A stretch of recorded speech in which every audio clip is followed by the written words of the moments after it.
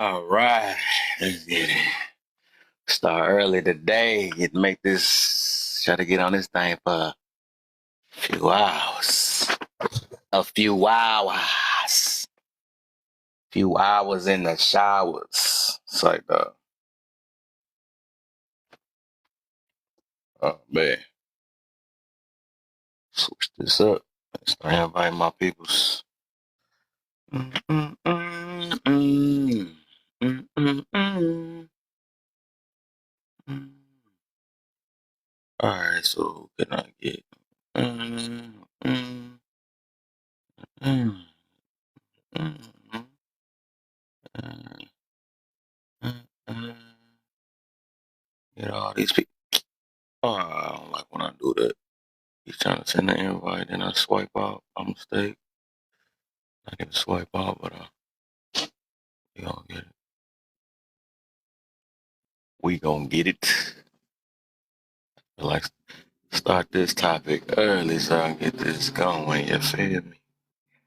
You feel me? Next time I gotta start off with. Boom, boom, boom, boom. People changing pictures around here. People out here changing pictures and stuff. Uh, let's get I follow so many people. I gotta see who. Yeah. All right.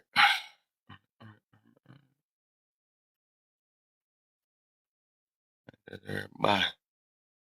That's everybody. Let me send it all right there. All right, let's get these lights up real quick. Started off real. I started off. So the topic, man, we see, man, why don't we fight for marriage as a whole anymore, man? We give up in a matter of seconds. When I don't feel comfortable, I gotta get up out of there. That's why I can't wait to get to this other one, the other prompt. If you are not happy, your children not happy, your house is not happy. Is this true? Is this really true, man? So the house is based off if you're happy. There's gonna be moments in your life where you're just not gonna be happy. So do the house gotta pay for you not being happy? That's the question right there. I just really want to know that. Do the house gotta pay because you not happy? Hmm. Interesting. Hmm. If I'm not happy, I can't function. And when I can't function, my house can't function. My kids can't function. So I really want to know that. I want to get deep on this part though. That's a good one right there. I want to see everybody's mindset, different point of views on. If I'm not happy, my children is not happy, my house won't be happy, the world won't be happy. Next in a minute, so no. But I want to see that though. Is that true? Is that true? So the whole household is based off of one person's feelings. Like I get it to a certain extent, but hmm, I guess we got to really focus on why do we say these things. Let me get some more people up in here. Up in here. Up in here. All right.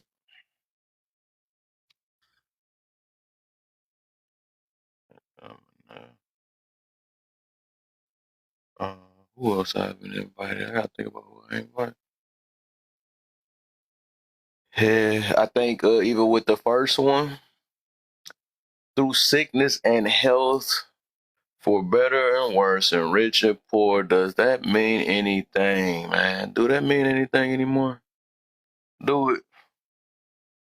Because people like, "Oh, I can't deal. Even they say with the stats, like, I think either number one or two is finances. That's the reason why, uh, what they say, irreconcilable differences or something like that.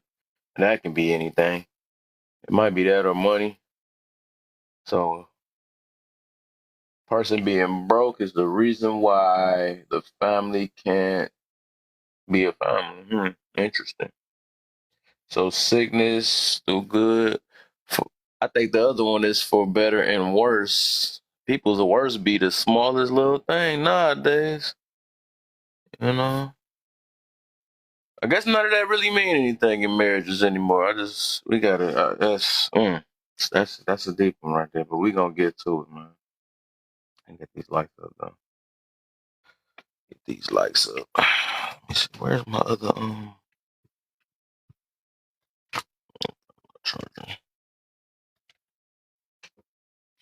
Charger real quick.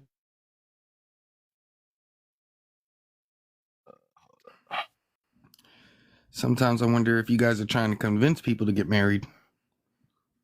You say convince them? Yeah. I think it's a good thing. Not really. Marriage was never really truly popular in America. True. I can see it now. You can tell. I think I would rather convince people to be married than out here sleeping with everybody and having kids and stuff. I would most definitely convince them to do that if you're going to do that. I mean, but you know, the basis of modern day marriage was on prejudice. It wasn't on matrimony itself. It was established through racism in the late 1800s. Prior to that, only people who got married were those who were rich enough, and they only got married in order to protect their wealth.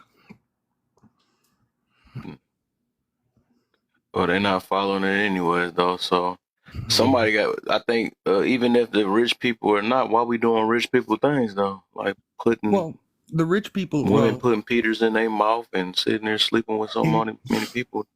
Because what happens is they make something that's good for them, and then when we get into it, they change it, and then they make it bad, and then they make something else good for them, and then it's like, oh, well, fuck it. We should have just been doing contracts, because now everybody doing contracts. Yeah, contracts. Yeah, that's a whole different thing right there. I'd rather do a contract. I'll get married in the church, but I won't get married in the courthouse. I'll do a contract. Yeah. I think the problem is we only look at marriage as the contract because things have changed with the meaning of marriage from back then until now. You know, people can't see beyond just the ring and the contract. Well, from us, as a guy's point of view, I can see how we see it as more of a labor-intensive practice. But it's like, it's also that idea that's constantly being sold to women that it provides a form of security that it really doesn't actually provide. You know, they keep trying to tell them, oh, well, this is how you stack up generational wealth. No, it's not. No, it's not. A trust is how you get generational wealth. A marriage is how you get taxed. You don't want to get that taxed because then you lose 40% of everything that you get for every generation it's passed on to. So you pass away, 40% gets taken from your wife. Then when she passes away, 40% gets taken away from your children. So by the time your children get it, it's only 20% of its actual value. Interesting. Yeah. So should people, since you by themselves?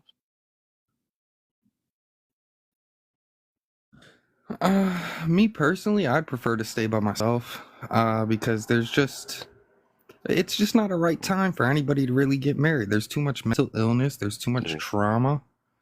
There's just, and it's not coming from the sleeping around. The sleeping around is a byproduct for some people. It's from everything else. It's from the politics. It's from the capital. It's from the workplace. It's from the daycare centers. It's from the schools. It's from, hell, even the fire department and the police department nowadays. They cause the trauma. And then when you want to get into a marriage, now you have trust issues. You have anxiety issues. You got problems with going outside for a lot of people, especially after COVID. COVID put people in the homes and they felt some form of security. Now people are just scared to go outside and touch grass. Like, I can't, I don't even see the point anymore. I go outside, I see more old people than I see people my age. I have to get online to find somebody. And then when I get online to find somebody, it's like, well, what do you do for a living? None of your fucking business. Talking to you. It's a conversation. We can hold a conversation. You can show me what kind of intellect you have. Maybe if you're smart enough to even understand what I do for a living, I might tell you a little bit about it, because there's honestly no point in telling people what you do if they don't even understand it. I mean, you might as well say you're the moon man. Yeah. I would think, But, even with that, right? Since you said that a lot of people ain't, because even that, right? I don't think marriage was meant to be an easy thing. I think a lot of us think that, but I also do believe that nobody should be just getting into it if you're not really ready for it. But we shouldn't be doing marital things. Even though I don't agree with that part. You saying that it's more of it was a race thing, why marriage was invented or whatever you said.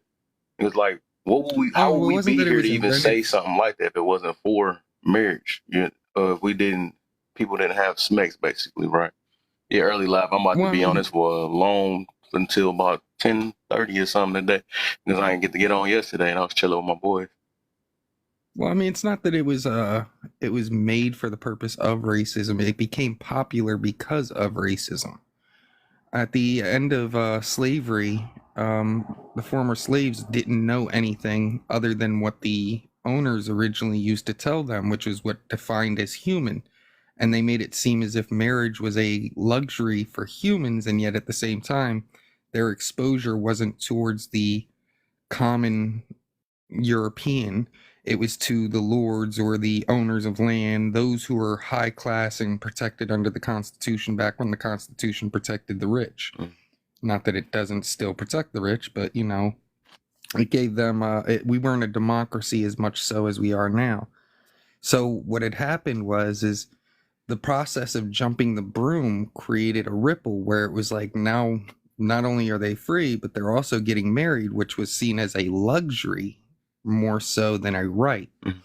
right? But black people found a way to make it a right rather than a luxury by doing it with no cost, which forced the Europeans, who were conditioned to be prejudiced by the lords and everything else, and forced into a state of competition, which then turned it into a whole capitalist system, which is why we get a lot of our jewelry that are specifically designed for marriage from Israel rather than Egypt, right? But then we get the other jewelry that we often see on television from Egypt. So it's kind of like they created this whole culture custom capital system just by exploiting two different demographics that were just, well, it was the mid 1800s. Neither could read. So, Interesting. yeah. Yeah, it's a history to it. I mean, it's not like marriage itself was established for racism. It was the fact that it was harnessed and used in this country for prejudice. Because even when it came down to people who were mixed, like my family, I had many family members up until the 1990s that couldn't get married because they were mixed, and they didn't want mixed people marrying pure-blooded people. So, like, if you were white presenting and you were mixed, you couldn't marry another white person, right?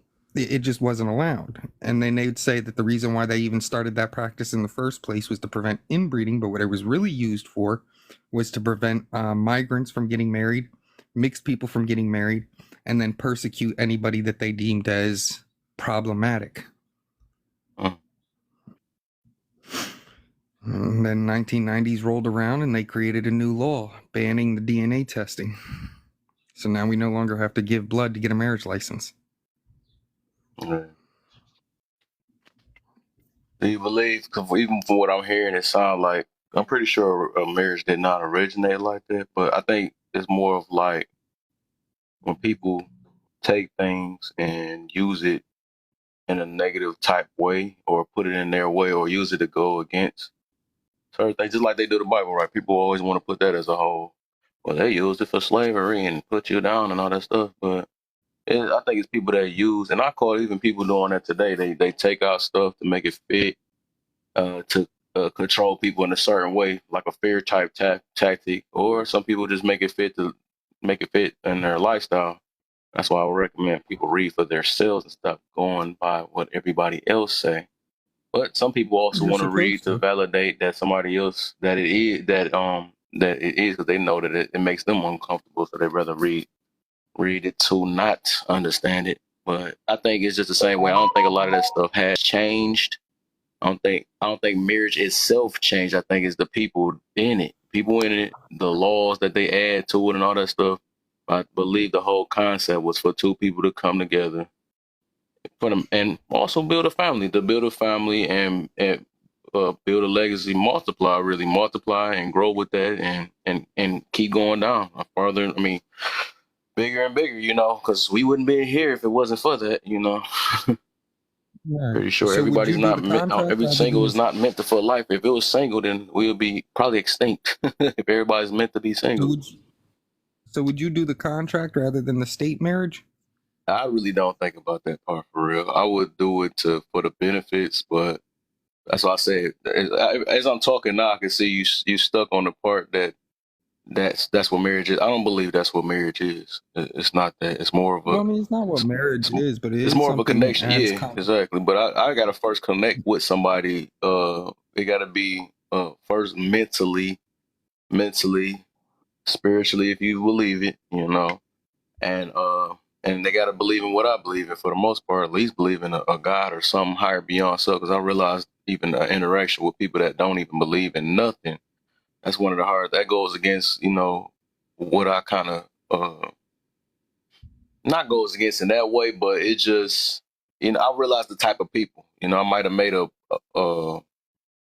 bias or whatever towards them, but it's just through my experience. I see they do the exact same thing. They think they run the whole world themselves and stuff. I can't deal with it. I need somebody that's I'm gonna say that word humble. hopefully shining in. I need somebody that's like I humble get enough what to realize that a lot of these things we can't do in our life if it wasn't for something beyond us. That's how I look at yeah, my life.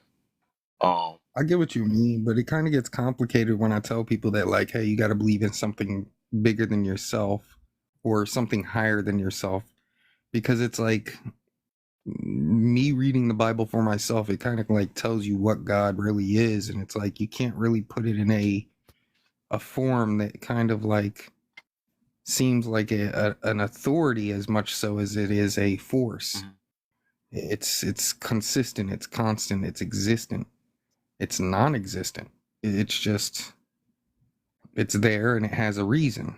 And it's like if I can get the understanding from somebody, if I could just simply ask them a question that isn't just like, do you believe in something higher than yourself? Because like you said, then you get across these the ones that don't read the book, and then they use different parts to sit there and justify their beliefs, which is just persecution of others. Yeah.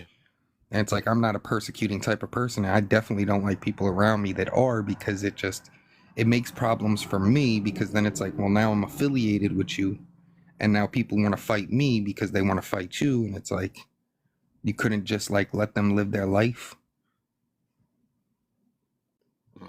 Interesting.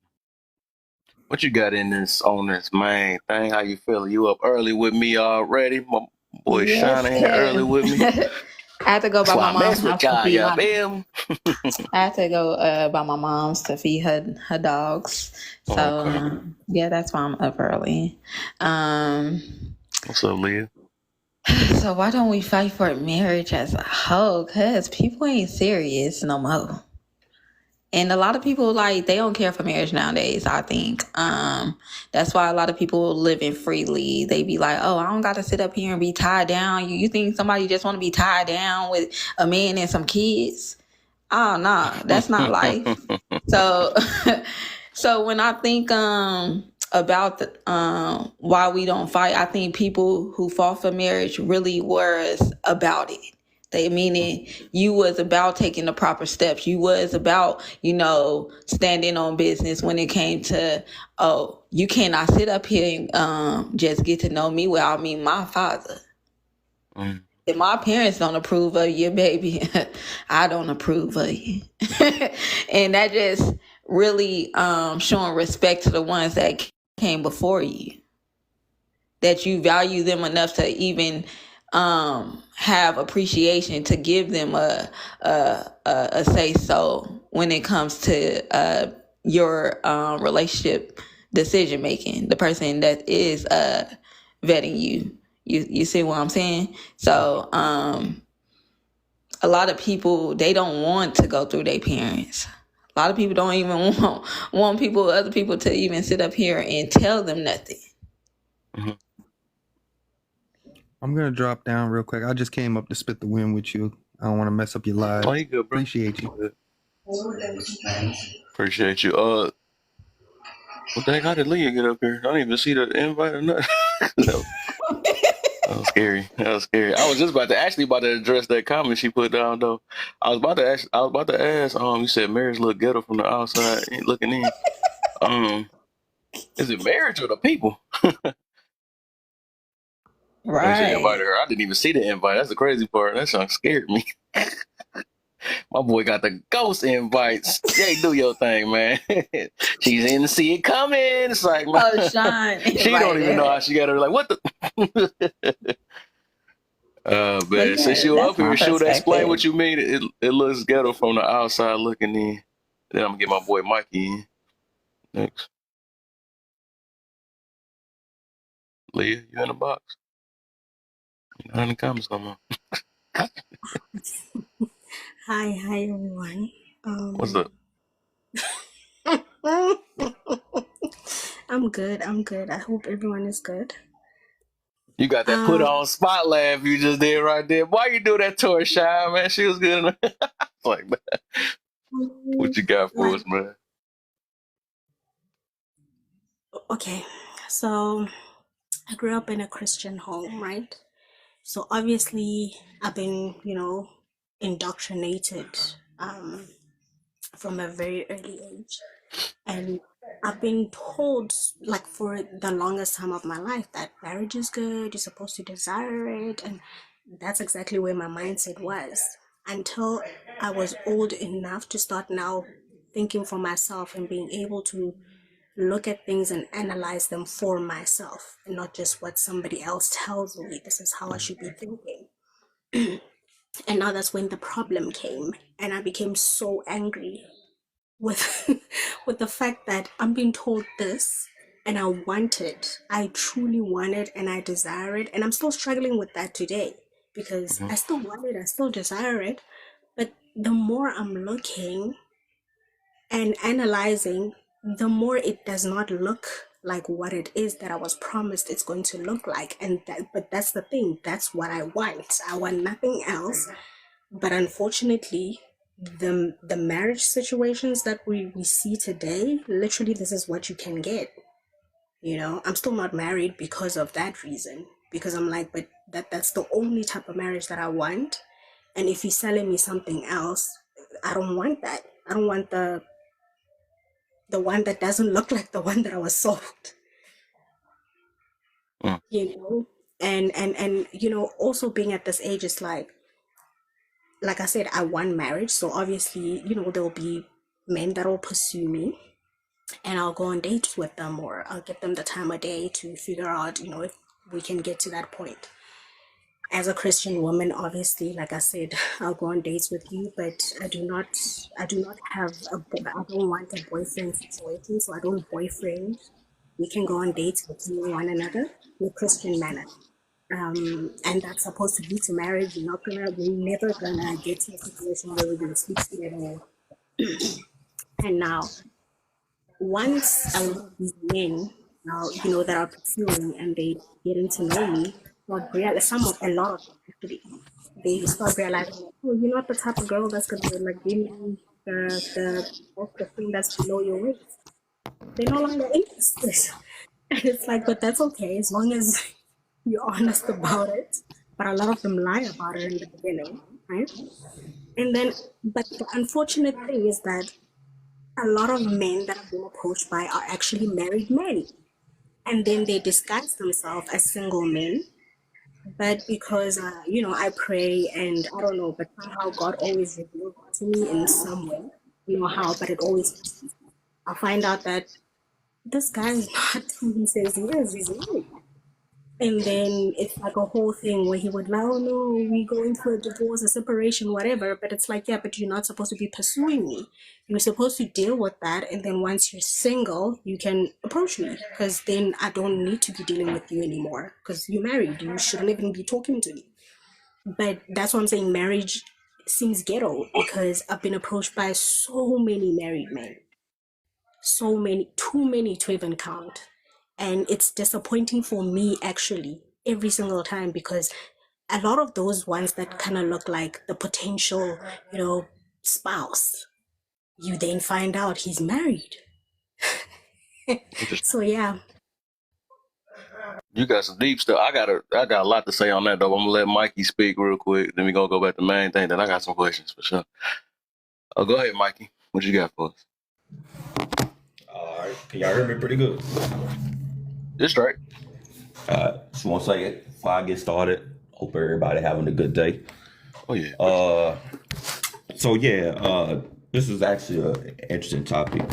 I talk about this a lot around people around me. No, they're not married, so you can just imagine the debate.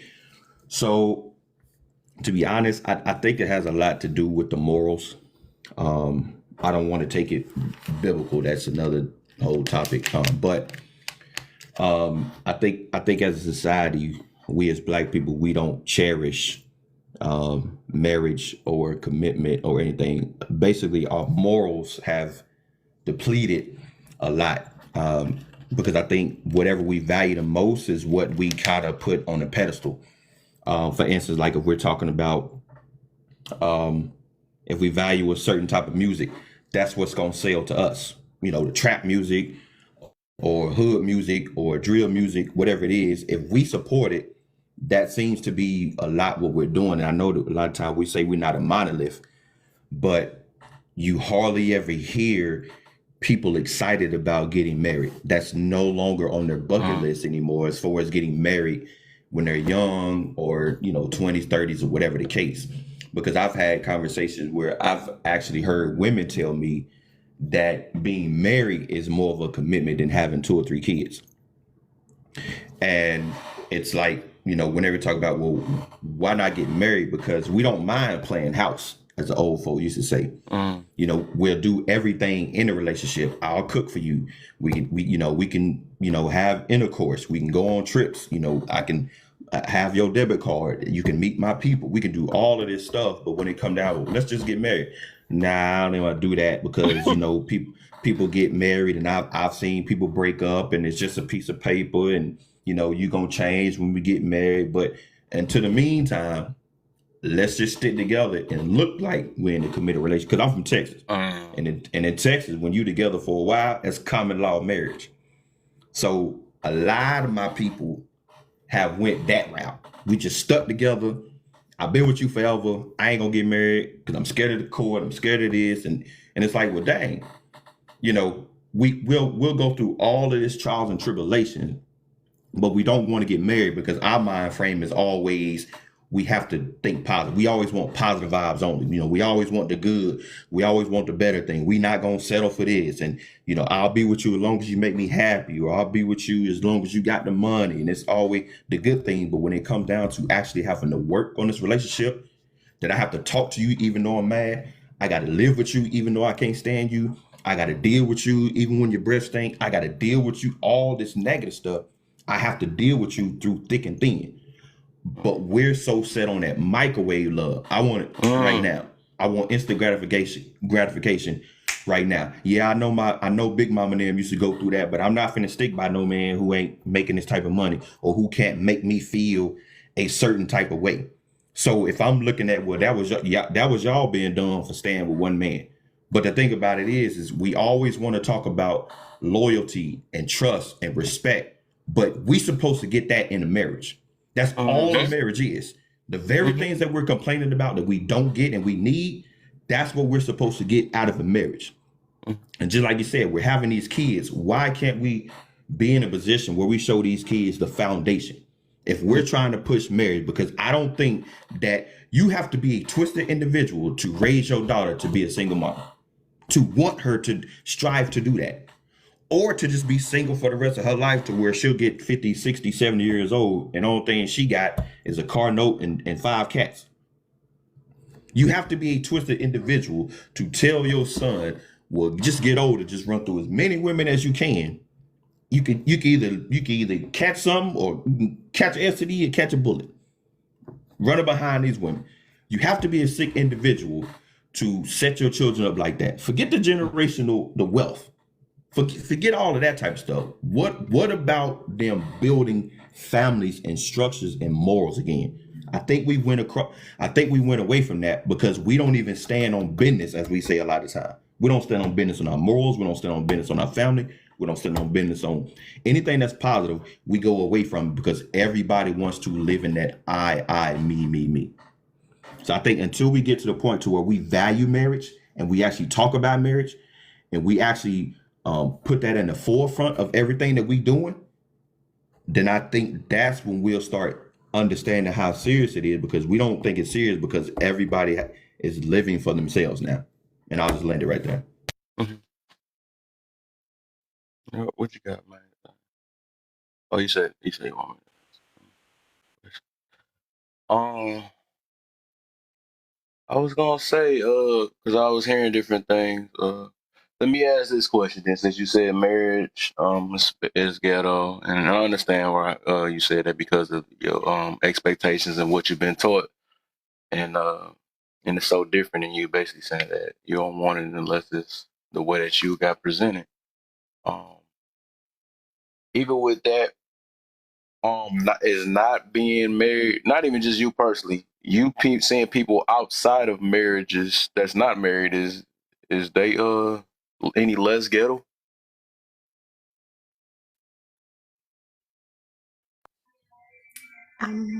I'm not sure I understand your question. Please just Basically, you rephrase. said being married is ghetto nowadays, and I'm like, is not being married, is that any more or less ghetto than that? Well, it depends, right? Mm, It it depends. depends now. Okay, I like that. How you did that. Well, the reason why I'm saying that, because you asking if being single is just as ghetto as being married, right? Mm-hmm. Yeah, So I'm saying it depends only because I'm a single woman, right? yeah. But in my singleness, so there's two different types of married people and there's two different types of single people, right? There's the Mm, one that the previous speaker was speaking about, which is the one that actually values the institution and everything that it stands for, and they respect that, right? mm, So their vows stand no matter what happens in the relationship. Hard times come, their values will stand no matter what happens. And then there's the one where when hard times comes, then they start being selfish and it's all about my survival, my individual survival. And sometimes when people are in survival mode, they tend to go out there and do the worst that might actually impact the marriage in a very negative light. And then same as the single person, when some people are single, they will turn into three or fours. They feel like it's their time of freedom to do anything in the world that is, if it can be done, they will do it. And normally it's mm, being promiscuous. You mm, understand? And then there are those that when they are single, they actually are like, oh, so since now I have so much time on my hands because I'm single, I would like to utilize my time to develop myself and in turn assist whoever it is that I can assist outside of myself in terms of developing them as well, developing your community, doing something positive out of this time. There's so much time that I have on my hands because I'm single, I'm not married. And in turn, they are not actually being promiscuous, like I said, like myself. If you just like, oh, I'm gonna be celibate, then that's what you're doing.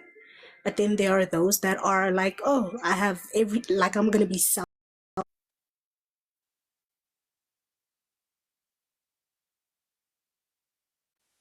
my body whenever with whoever, and I don't care who gets hurt in the process.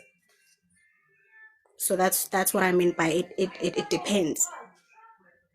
yeah.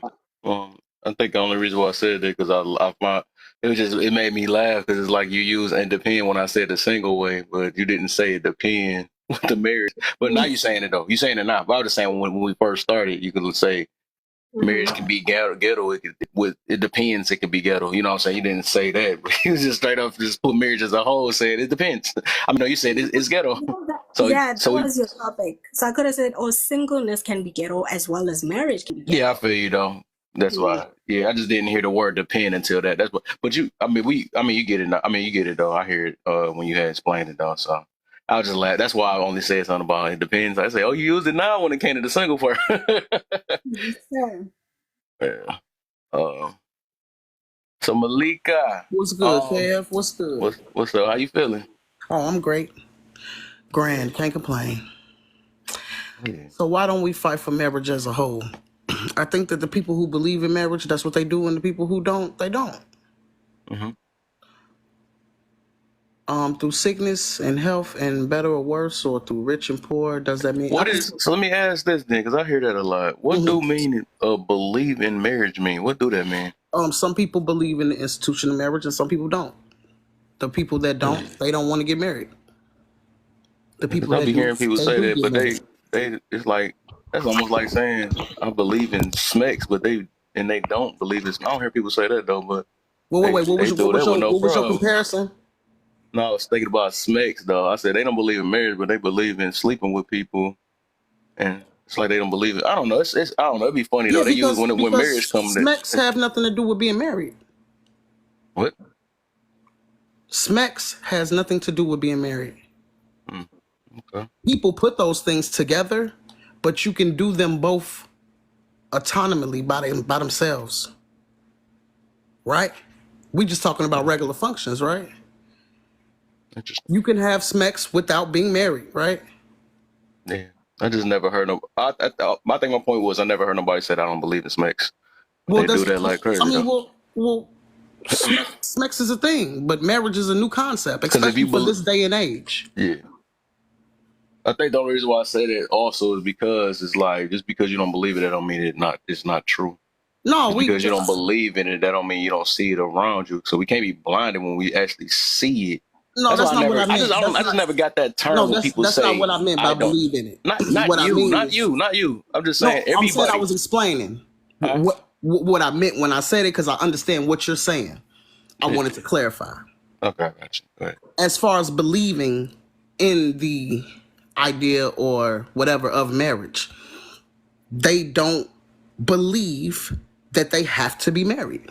And this is only coming from one woman that I will say, and one man that I have spoken to. They are friends of mine that stay in Chicago.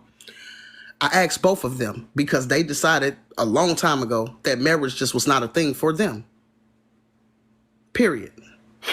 And today they're not married to no one, but they are some happy individuals. So what I mean by believe in the institute is some people do believe that I am here to be married to someone, and that is how I'm going to live my life and go down this road of being prosperous in America. The other side of that is exactly what I said earlier. You have people that do believe that they don't have to or even want to be married to somebody and still be successful without the marriage. Which they are. I get what you're saying then, because I forgot everybody.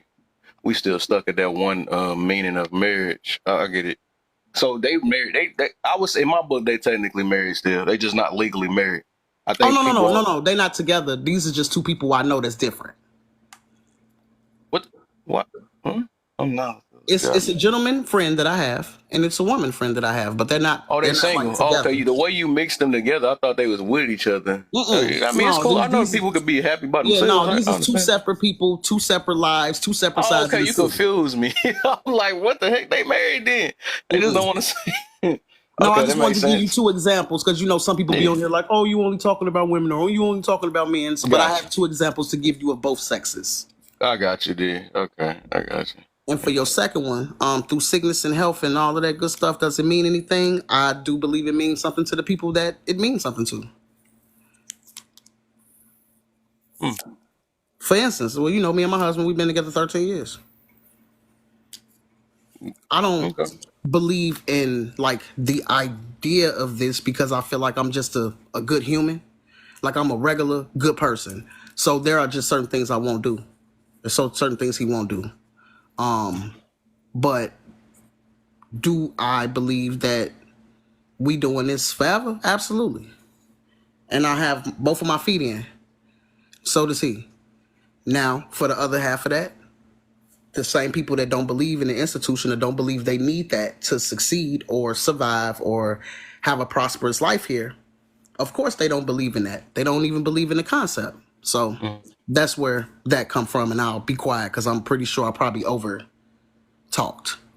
Thank y'all, though. You did go to the next prompt. We haven't started, but at least you started it in, so we Okay, can go well, my backwards. bad then. My No, bad. you I'm good. sorry. You good. You good. You did it slick smooth. I liked it. Let me answer this question then. You said, do you think sex outside of marriage is distractive to society? Yeah, most definitely. I think even based off what Malika said, I think because sex is so easily accessed, people, that's why they have that. They get to say this thing, I don't believe in marriage, or I don't want to do this, because they just feel like, well, as long as I can get the main thing, which I believe that it's really meant for that, because you realize what's happening now when we having sex without a commitment behind it. We see what's happening. And I mean, shoot, from this point, I would think people will learn that it should be meant for that, because we already see that, it's diseases. It's not meant to be free. not that I see, because we see everybody pay for that. But yes, I think that is the reason why a lot of people's mentality is like that. That's why people is also damaged, right? There's a lot of people damaged, and they saying, I'm not ready for this thing called marriage. And but just like somebody was saying before, we do a lot of marriage type things and then want to say that I don't know what it is, or I'm not ready for it and stuff. Well, if you're not ready for it, or if you're not ready for it, you need to stay a little to yourself. I will believe so. You know what I'm saying, or deal with. So yeah, I believe that is most definitely distracting, and it's clouding our heads and our judgments, and it's giving us this thing where we feel like that. I can toy with marriage or not when I want to, and I could choose to believe in it or not, as long as I got this main thing. You know what I'm saying? I don't need no paper. I don't need none of these things for me to get this real good feeling that I really want. Yet you're getting the trauma and everything that's behind it. So how y'all feel about that one, though, for that question? That's what we're going to answer this question then that Leah put down. Okay, I was going to hit on something else, but yeah, go ahead. I was just going to add to, I was just going to propose a question. Well, actually, it was a response to the statement that was made. I was just going to touch on that, but we can. Go ahead. Yeah. So my thing is this. Like, I just find it fascinating. Like I say, no shade against Miss Malika, but I've heard that statement a lot of people say they don't believe in the institution of marriage and this, that, and the third. But that's kind of like somebody, because it's kind of like the cognitive dissonance. It's like, well, I don't believe in Christmas, and even though I know the history behind it, I don't believe that, but I'm still gonna do the Christmas stuff, the sweaters, the eggnog, the parties, the sweater, we with the gifts, the family, the song. I'm doing all of this, but even though I don't celebrate Christmas like everybody else, even though I'm doing it on the same day and I acknowledge when Christmas is, it's not the same. It's kind of like, what I'm saying? Like if I got an old lady and it's my girl or my wife or whatever, but I'm sleeping with other women, I'm not necessarily a cheater.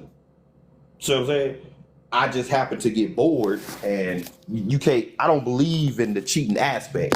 I just believe in me being able to, be able to have other people that I want to deal with. So it's kind of a disingenuous, because we know what it is. Even if we don't want to use the term, we know what commitments and everything is.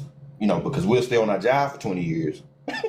We know what commitment is and all this long-term stuff, but it's like whenever you get to talking about, well, I don't believe in it, I just do a lot of the practices, but it's not necessarily the same thing. I'm doing mine differently. I'm married.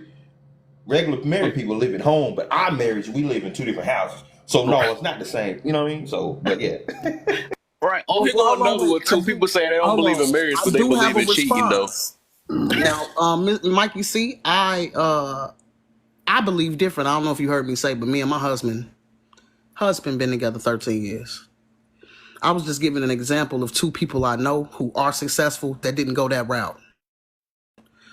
Also, I said, I got you. Hold on, wait. And like I said, marriage is actually a new concept, even for our era that we live in. For instance, everybody talk about how marriage is a thing under God. Did you know how people got married a long time ago before they were just traded off for property and family ship? It was handkerchiefs, actually.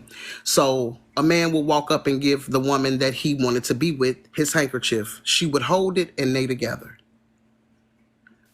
I, That's I just a regular relationship, though, right? can I ask you a question on that one, Malika? Absolutely. Wait, before y'all do, because I know main thing burn. This is getting deep now in a matter of seconds. I like this though. Let me get main thing with that. Then we can get the rest of them questions though. I know she And said she had to finish I up. was, it was a thought that because I was heading in another direction. Like I said earlier, when it came to the whole why we don't fight for marriage, I think when we have created a way of living, like nowadays we got people meeting each other through balloon poppings nowadays, and you trying to build something off that, right? And it's like you're not taking the proper steps to really get to know somebody. You're just like, oh, walk out. Oh, he don't look how I want him to look, pop. And it's like, hold on, what are we doing? This why we having the baby mama, baby daddy situations, because too many people not taking the proper steps to actually get to know the person they're that they're picking. And truth be told, a lot of people gonna constantly have this happen to them because you're just going off of surface based things. You're only going off of materialistic things. You're not really saying, oh, can I really see myself being with this person for a lifetime? It's like, no, you're seeing yourself with that person in that moment. Like, what can you do for me in this moment? Like, and it's like, that's what's damaging to to people, because if you ask some people how they meet nowadays, oh, Netflix and chilling, like what? Like, and it's like you're not going off of nothing. Oh, I like his mindset. Nah, he was 6 foot, six figure. You know, that's why he called me. It wasn't nothing behind it that actually said, oh, I got to know this person to where I can say, oh, I like this person. That's why a lot of marriages not lasting, because a lot of people, they don't even know the person that they married to. And you wondering why you got people at the altar standing up there talking about some, oh, obey. You ain't know she wasn't obedient before she came up here. So it's just like, yeah, like it's just crazy to me. I'm like people, and then you got those people who sit up here and be like, oh, I don't take people serious. like how you expect to get somewhere if you already leading with, I can't take you serious. You playing with me? What? How can I show you my authentic self if you already leading with the mindset of not taking me serious? It's crazy. Like, I don't know. I'm looking at too many things when it comes to our specific community, to where a lot of people, they're not taking their time. It's like, oh, I want to rush to get certain titles. But I'm gonna land there. I'm gonna let somebody else go. Okay, she gonna cook like that and go. Go ahead, Sean, real quick, and then we can open back up to everybody, because I know everybody want to say something on this one. I wanted to ask Malika, when we think about the concept of marriage, how would one know if the information that they are reading is correct, because the person that actually wrote down the information could have been wrong also? So does it make that when someone write information down, does that make them correct even though it was way before our time, or could that person who wrote it down actually be wrong also? I believe that things are correct can be proven to be correct. So if you see something that cannot be proven, neither way, correct nor incorrect, then that's probably something you shouldn't read. Okay, so let me ask this, then I'm gonna land. I'm gonna let somebody else go. Do you believe that the book, the Bible, is a YT man book? I believe that the Bible is like any other type of religious doctrine. That's what I believe. I believe that it's information in that book that can better people. Like in all the other books that there is information in those books that can better people. to make us better people. And we incorporate those things in our life and disseminate them to the people that's amongst us. The things that do not make us better people, that's some stuff that we shouldn't listen to. Okay. I called. Well, I called this. I asked where you're going, and you tell me where you're being. Right. I didn't ask was it true or is it helpful. My direct question was, do you believe that the book is a YT man book? I don't believe that a book has a color of a person that don't exist. So no, I believe that it's a book of information. I don't care who wrote it, and I'm not that type of thinking individual. So I don't know what road you wanted me to go down, but I definitely answered that question the best way I can. Okay, and as far as the information that could be traced about marriage, are you 100% sure? Are you 100% sure of the information that you acquired, or you think that there's a chance that the information that you gathered could be possibly wrong, or you're 100% sure that it's actually correct? I'm 100% sure that the information I gathered is correct. And what I gathered is that marriage has looked 1,000,000,001 different ways before we are here now. Meaning it was 1,000,000,001 different versions of it, but it was something that existed.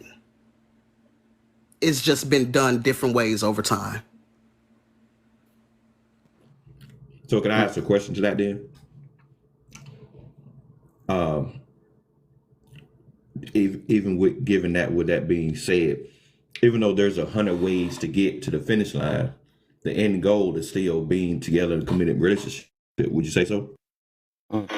Yes, I would say so. But also, like I said, it's 100 different ways it was done, right? So you have some people that believe in communal,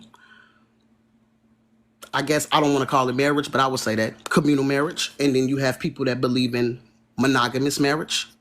But that also explains the history of having so many different variations of the same thing. So that's why I believe the way I believe. Some people feel how they feel, which is very different than how other people feel about one-on-one relationships with monogamy, polygamous relationships, still a form of them being together and just them, marriage, and bigger groups of people coinciding, doing the same thing. So as far as your information go back, I like the conversation, by the way. As far as your information go back, who invented the concept of marriage? Like, where did it actually come from? Not Mesopotamia. I know it's probably me, a little bit before other, Mesopotamia. Say it again. A little bit before Mesopotamia. Okay, and who were those people? Like, when you think about were the land, Mesopotamians. who were those people? They were Mesopotamians, but I'm assuming that was in the African region. Or Middle East, what they call it today. The concept of being together has always been a concept. Okay, I like the information. I guess I'm more of a, if I was to find out like where something derives from, right? Even if it was called the Middle East, I would like to know the name of it before it became the Middle East. Like, the Middle East is not, that's like a biblical term, but... Well, that's why I gave you 3 different names, because technically the Middle East is in Africa. Okay, there you go. All right. But I said that before I said the Middle East. Okay, so even though there's different variations of marriage, right? At the end of the day, you are married, right? Yes, I am. So what made you, like, before you looked at marriage, what made you, knowing that there's different variations of marriage, what made you be like, okay, did you decide to choose which kind you wanted, or you and your spouse decided that y'all going to do what's best for y'all, even though it's under that same umbrella? I knew that I wanted to share my life with somebody because I feel like that's why we're here. And this is just my personal opinion. I feel like we are here for other people. I don't feel like I'm here for me. And I wanted to share that with someone else, not multiple people else, not a group of people else, because I researched. That's what I do. I love to read. Been like that since I was a child. So I've always known about the different variations of how people got together, where the concept came from, why was it a thing, And I knew that I wanted to spend my life with one person. And it wasn't something that I grew up with in my household. I'm actually pretty unorthodox. So my mother wasn't married. My mother was a single parent and she was a lesbian. But she raised me to be a human being and treat other human beings to the best of my ability. So that's just how I interact with other people. But as far as me, I knew I wanted to be with a man and one man and spend my life in the things that I've learned with him. And whatever we acquire together, we can give that to everybody else who come in contact with us. And Okay. that's where I'm at. Okay, I respect the hell out of your views. You standing on it. You're standing on business. So I like that. I actually have a question for Leah. Well, I know she said that marriage is ghetto. Okay. Wait, before you go to her, I want to slip one in. Got a question from Malika though. I want to ask. You always want to get you your get on the ghetto with us. Go ahead, Kev. Go ahead, Kev. Yeah, I had to because it was. So the one I wrote in the I wrote in the comments though, and I hear the term and I use the term too, right? The Wait. Well, just tell me because I wasn't looking. So I'm about to get to it. Basically, I'm saying when we say do what's best for you, people should do what's best for them, and I feel it, right? And that's why I asked in the comment, like, don't you believe that even with that, what's best for you, don't it can affect people outside of you, around you, or let's get to the nitty gritty, your kids. So what if what's best for you is affecting your kids, and it might be, you might did it a certain way, and you know that your kids might not be able to do it the same way. Just like that, people say love at first sight, or you may sleep with somebody at the beginning. Yeah, we know the probability might not be able to work in their function. So wouldn't it be like best to teach them? It might have worked what's best for me, but you got a low chance that it might happen with you, especially how this world going. But how you feel about that one though? Oh, okay. Well, I do have my own beliefs, but my son has his own. He's 21. You know that, Kev. I've always told my son, because I was, like I said, I'm pretty unorthodox. My situation is what you might hear on here, people say don't exist, right? So I was a single parent. I did not, the young lady, Leah, asked me, do I believe in child support? I do, but believe it or not, I didn't put my baby daddy on child support. When I realized he didn't want to do what he wanted to do, I wasn't finna waste my time doing that because I can make money. I mean, eventually I went to school to be a mechanic. I'm a barber, so money was never an issue. So I didn't put him on child support. So it's a bit different. My husband came into my life and we just made each other better. But Kev, one thing I always taught my son is that I'm his worst and best influence ever. He will see the worst things that I've done, and I will tell him that shit's, don't do that. That was not a good decision, son. You seen the aftermath of what I did? Well, no, you seen what I did, right? And then you seen the aftermath of what happened from my decision? Yeah, don't do that. And as I've gotten better in my life, I've also been his best influence. So that's how I was able to manage. I never lied and put that cape on like I'm a superhero to my son. I'm a regular person with regular feelings. And this is how we gonna work this like regular people. So that's what I did. But as far as your idea in a whole, I would like to look at it in the way of the glass half being full and say that majority of people do what's good for their children. There is a group that don't, but I'm pretty sure that group is not as big as the group that do what they supposed to do to make sure that their children grow up and become respectable adults and actually contribute something to society instead of just be furniture in it. So I hope that was the best way I can answer that for you. Okay. Thank you guys again for even letting me speak. I appreciate you.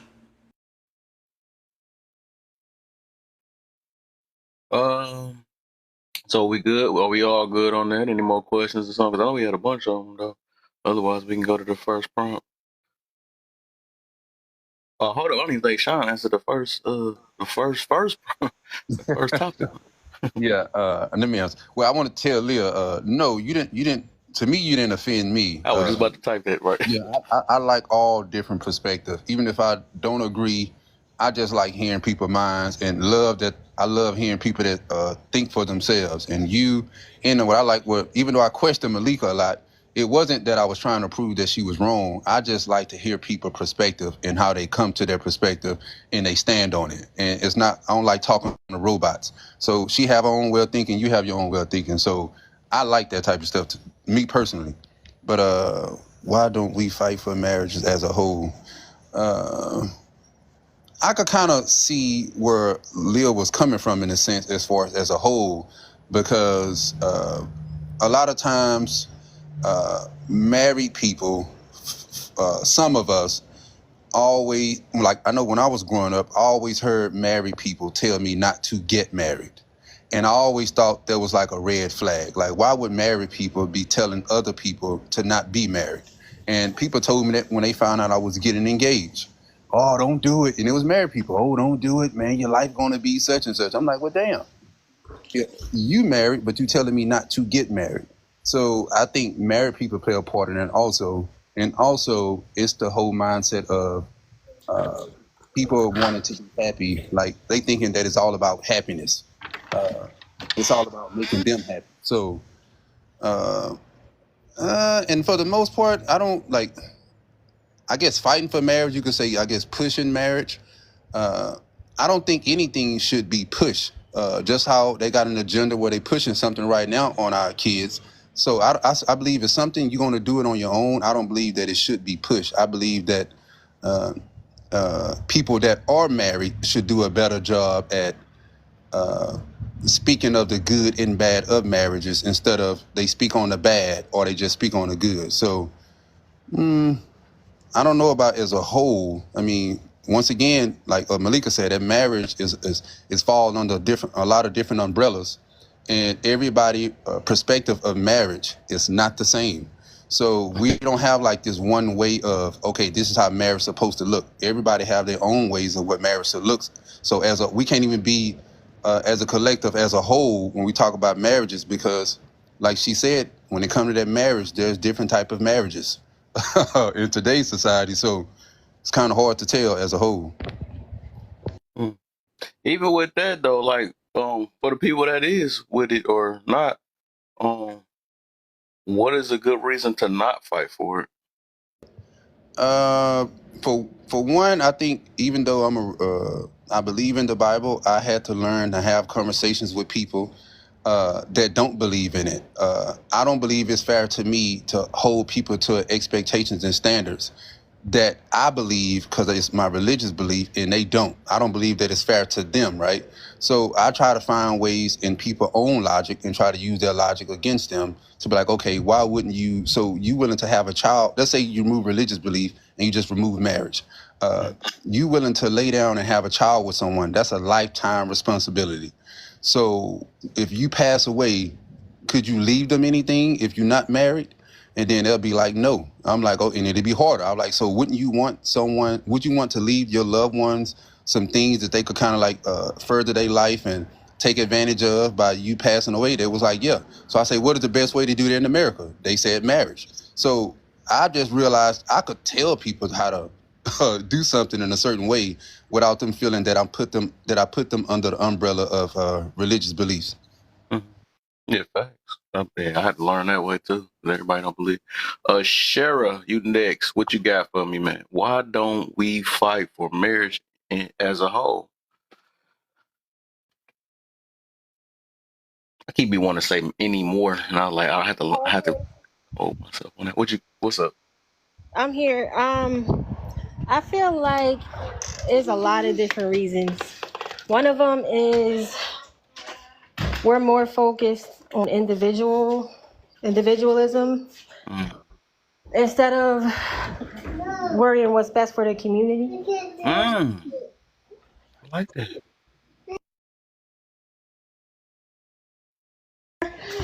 Sorry. Another reason is social media. A lot of people are willing to talk more about the bad of marriage Instead of the saying that used to say, what goes on in the house stays in the house. People are now coming out and talking about the realities of marriage. It wasn't always, like you said, happiness or peace and cream. There was a lot of trials that people nowadays are like, no, I'm not going to go put up with that. A lot of things that maybe our grandmothers and grandfathers put up with, a lot of people are not willing to give up themselves for the marriage. And one last thing I'm thinking, I forgot it. I forgot my thought, but those were the two main things. I seen you. You that's you on this picture. I mean, on this other page. No, that's just I have a fan page account of hers. Oh. I'm gonna say I seen your face before. I'm like, hold up. Ain't you like a celebrity or something? No. But all right, I like that point of view though. I like it. Let's see. Yeah, All right, there's a lot more options, especially women if they're not tied to their husbands anymore financially, where they have a lot more options to say, okay, I don't have to be here. I could choose to just go it alone and still keep afloat financially. Yeah. I still have a community outside of just my husband. I have other, maybe family, grandmother, aunts, whatever that can help me raise kids and stuff. I'll be okay without the marriage. I think it's swinging. It swung all the way the other way, where there was this ideology where you didn't need men at all. But I think we're coming back to the other way, where we do need men in raising kids. But it's still, they say, okay, yes, my children need you, but I still don't need you. I still could be, just be in the children's life, but I still want to be free. I don't want to have to be tied to you. Okay. So that's facts for sure. Okay. All right. We on the open panel. Anybody want to add a takeaway before we get to the next prompt? I do. I'm gonna say because there was something I want to shit. Give me a second. Yeah, because there's so much that's been said. I think also we wasn't taught marriage. A lot of people in our community, they wasn't taught how to be a wife. They wasn't taught how to be a husband. I didn't see a lot of people come from, if anything, I seen a lot of people talk about, how my mama got walked out on, how my, like, I see people talk about, how my grandma had to raise me. My grandparents had to sit up here and step in. My mama was always dropping us off over there, or, like, it was never, I learned how to be a good woman through my mom, or I learned how to be a good man through my father, like, because either your parents wasn't around, because, it was a lot going on in certain times. Our parents was addicted. So you got to understand, it was a community of children who didn't even get to experience having their parents at all. Plus, you got kids out here getting fostered, so they definitely don't got no examples. The ones that sit up here and like it's I swear I'm happy for this topic because it needs to be talked about. It seriously do. Like, and I think we don't fight for it no more because a lot of people haven't seen too many good examples of marriage.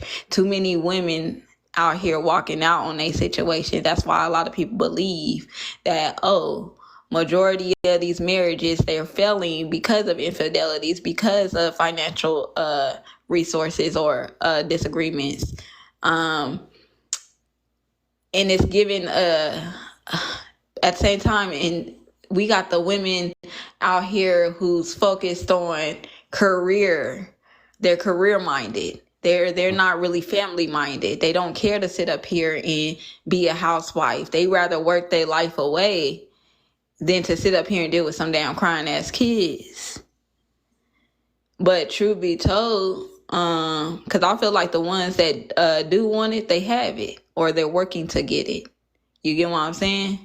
Like they're gonna put themselves in a serious position to if you want to be a mom, you're gonna be a mom. Shit, you gonna make it happen. If you want to be married, you gonna carry yourself like you want to be married. You gonna make yourself open to wanting to be married. Nowadays, a man can't even walk up to a woman no more. You can't even sit up here and say, how you doing no more. It got so bad to where women aren't approachable to even talk about, do you see marriage in me? Nah, I can't, because at the end of the day, I'm not even getting a fair shot at getting to know you, because either you're around me because you're looking for something out of me, or you looking to get something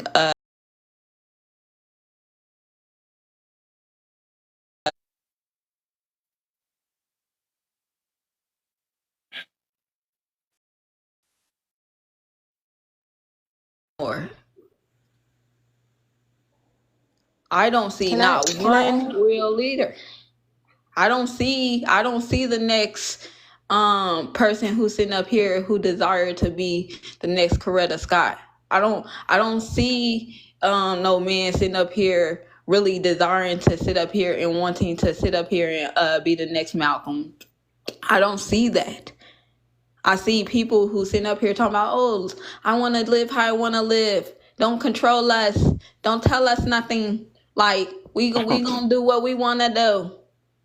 Who are you? like you getting treated like as if you're trying to harm someone's life versus help someone's life. And that's what's really dangerous to society. Too many minds being poisoned to think negatively on someone, or negatively about certain things. Like a lot of people look at marriage like, oh, y'all got some slaves. Y'all just want to run y'all women. The men just want to sit up here and manipulate their wives. Oh, you wondering? Oh, you think she want to sit up in that house with them kids? No, she don't. And that's why when you have people like that you just can't believe that she just wanted to be a mother. You can't believe that she enjoyed just cooking and cleaning for her family. You just can't believe that a person are capable of living and doing things the way that they want to. You get what I'm saying? You always want to feel like somebody is over here trying to brainwash a person. You remember brainwash? We was talking about that. But I'm gonna land there. Shira, you can go ahead, mama. Okay. I do want to get to the root of why marriage isn't higher. The percentages aren't higher in our community. There was a stat on Google, I hope it's true, that in 2021 of Black men that were married was around 34%. So that means around, I would say 65% of Black men aren't married as of 3 years ago. So if Black men men in general control marriage and relationships, if they really wanted to be married, do you think those numbers will be higher? Because you could marry anybody in the United States, outside of the United States. Do you feel like if their focus was really, they wanted to be married, they would be more married in more numbers? True. I believe that. No. No? No. Even though we control relationships and marriage, you gotta understand, a lot of women believe that we're simple, and we are. That you're what? But we're simple. Like it don't take a lot to please us as men. We don't want a lot. We just want like the little simplest things. But a lot of times the reason why a lot of the men are opting out of the marriage is because not only is it risky nowadays, but we value our peace over over any woman. We don't care how fine she is or what. If she's not coming in to be a helpmate or bring us peace, the marriage at the end of the day is not even worth it. Can I say something about that? But what about in different parts of the world where women are raised to be submissive, Yeah, wives? that's why I say I heard that part. That part. That's the reason why I said if they really want to. That's the reason why I do believe if they really want to. Because I don't think they do. Is they don't want it as bad. Because if you really want it bad, just like you said, you would go out of town and find it. But I think a lot of men, they want to play. They want to play for the most part, or they just, because like even with this, and that's on, like I said, on both ends. Two people trying to make something work that they want, and what the simple part is, a lot of them just all it takes is some buns, and they're willing to just sit there, for years and disrupt their peace just for that, because that's why they got that term happy wife happy life situation. Well, as long as you making me happy in that bed, that's all I really care about. That's how a lot of dudes is, and then until they kind of wake up or mature. But it just the fact that you said that if they really want to, right, and they say that men control.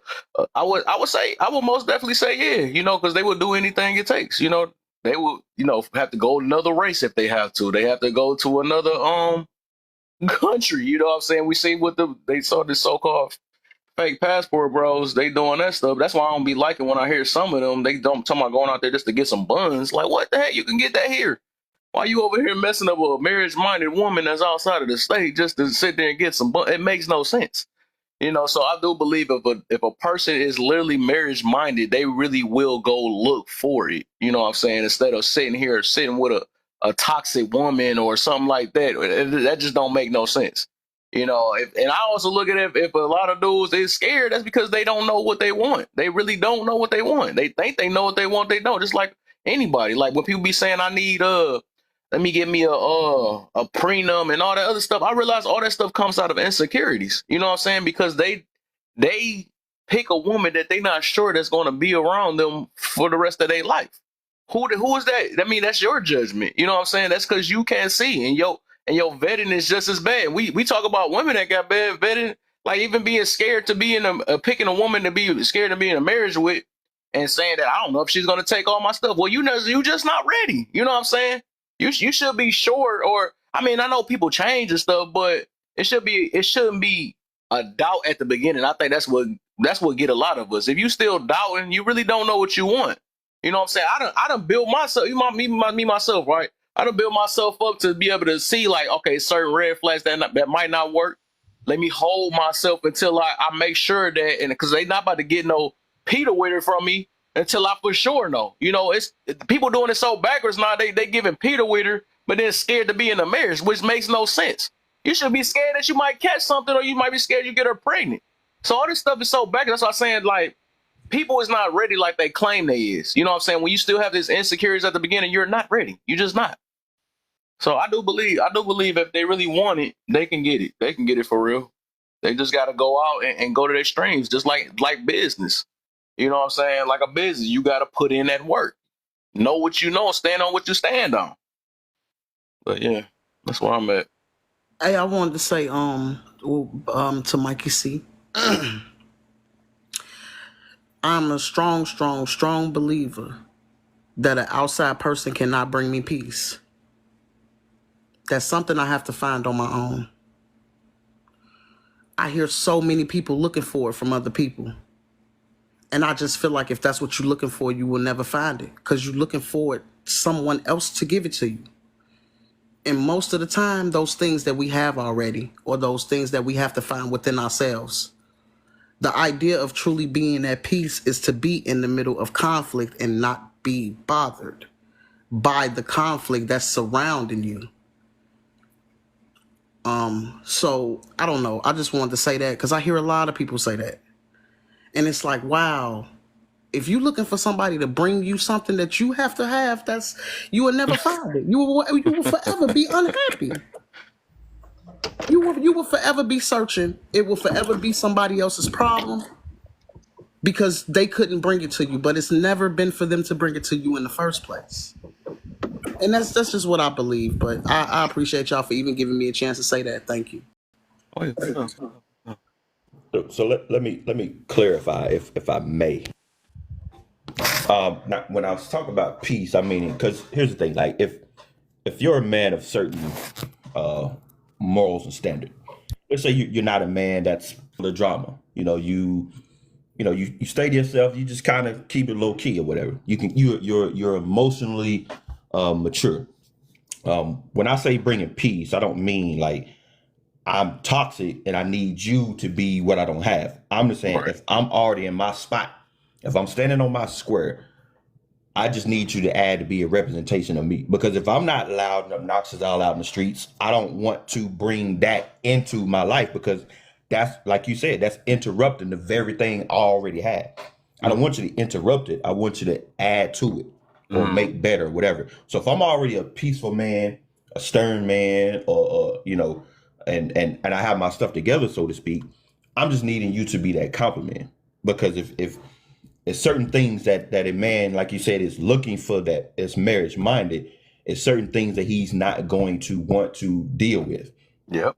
I.e., if you're not bringing me peace, if you're not coming into the situation of, well, let me be beneficial to this man, let me help this man grow. We always talk about behind every good man's a strong woman. Well, be that then. But you don't Yeah, have I to never enter. said You don't that. have. No, no, no. I I don't get what you're believe saying. that. I was just clarifying in the sense No, of. that's a fallacy for the 14 people that's listening. That is a fallacy, people. No, Don't I agree. I don't agree with believe you. that.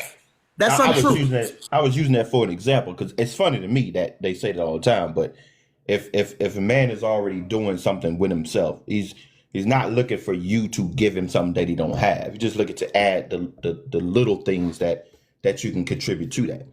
So when I say that man value his peace, if he's already in that particular space, he's not going to bring in something that's going to interrupt. Just like if he got a business, you're not going to bring somebody in or hand over your business to someone who's not going to take care of it. It's going to run it down in the ground.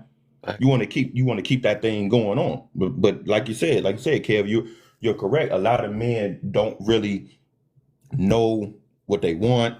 A lot of times, we're just out in the streets, just like you said, giving away free Peter. A lot of times, Right. and again, and the sad thing is, believe it or not, a lot of men don't know their worth, because we have never been taught to know what we're supposed to accept as a man. It's always what you're supposed to give to the world, give to your kids, give to your woman, but nobody ever says, "Hey, young man, this is what you supposed to expect as a man." It's always give, give, give, give, give, give, give, do this, do this, do it. It's never, well, you're supposed to receive it as a man. This is how you supposed to be treated. Don't accept nothing less. But our daughters, hey, and man, he need to open that door. He need to throw his jacket down on the ground. You need to go and fight 5 bulls for you. You a woman, you a princess. This is how you need to be treated. You a king. You go out there and fight and do all of this and give your blood, sweat, and tears, and you die, leave your family with everything. But I'll land mine right there. Nice. I like it. Cool. Yeah, anybody want to add or something to that before we go to the next? Well, I was just gonna go through the prompt. Oh yeah, before we go there then. Yeah. Because I got a few people anyways ahead of you. So if we go into the prompt then, I think. Do you feel like? Oh, I did want to. Go ahead, Sean. Do you feel like people realizing their worth now, not putting up with a lot of stuff? There's a lot of men that are finally starting to realize their worth. A lot of women are starting to realize their worth and the breakdown of relationships and marriage, because maybe they're like, well, what am I still doing here now that I value myself? I'm putting up with too much that I shouldn't be. That's true. Yeah, most definitely. Them boundaries and all that stuff. Once the people said that, that's when them friends started escaping. Your family, everything, your circle gets small. That's why I be still questioning when people got a big circle of friends. I'll be like, what the heck is going on? That's scary. You ain't changed nothing about yourself. Something is like, for instance, my parents were married 35, 40 years until, unfortunately, they both passed. And because of that, there's 6 of us. 5 of us are married.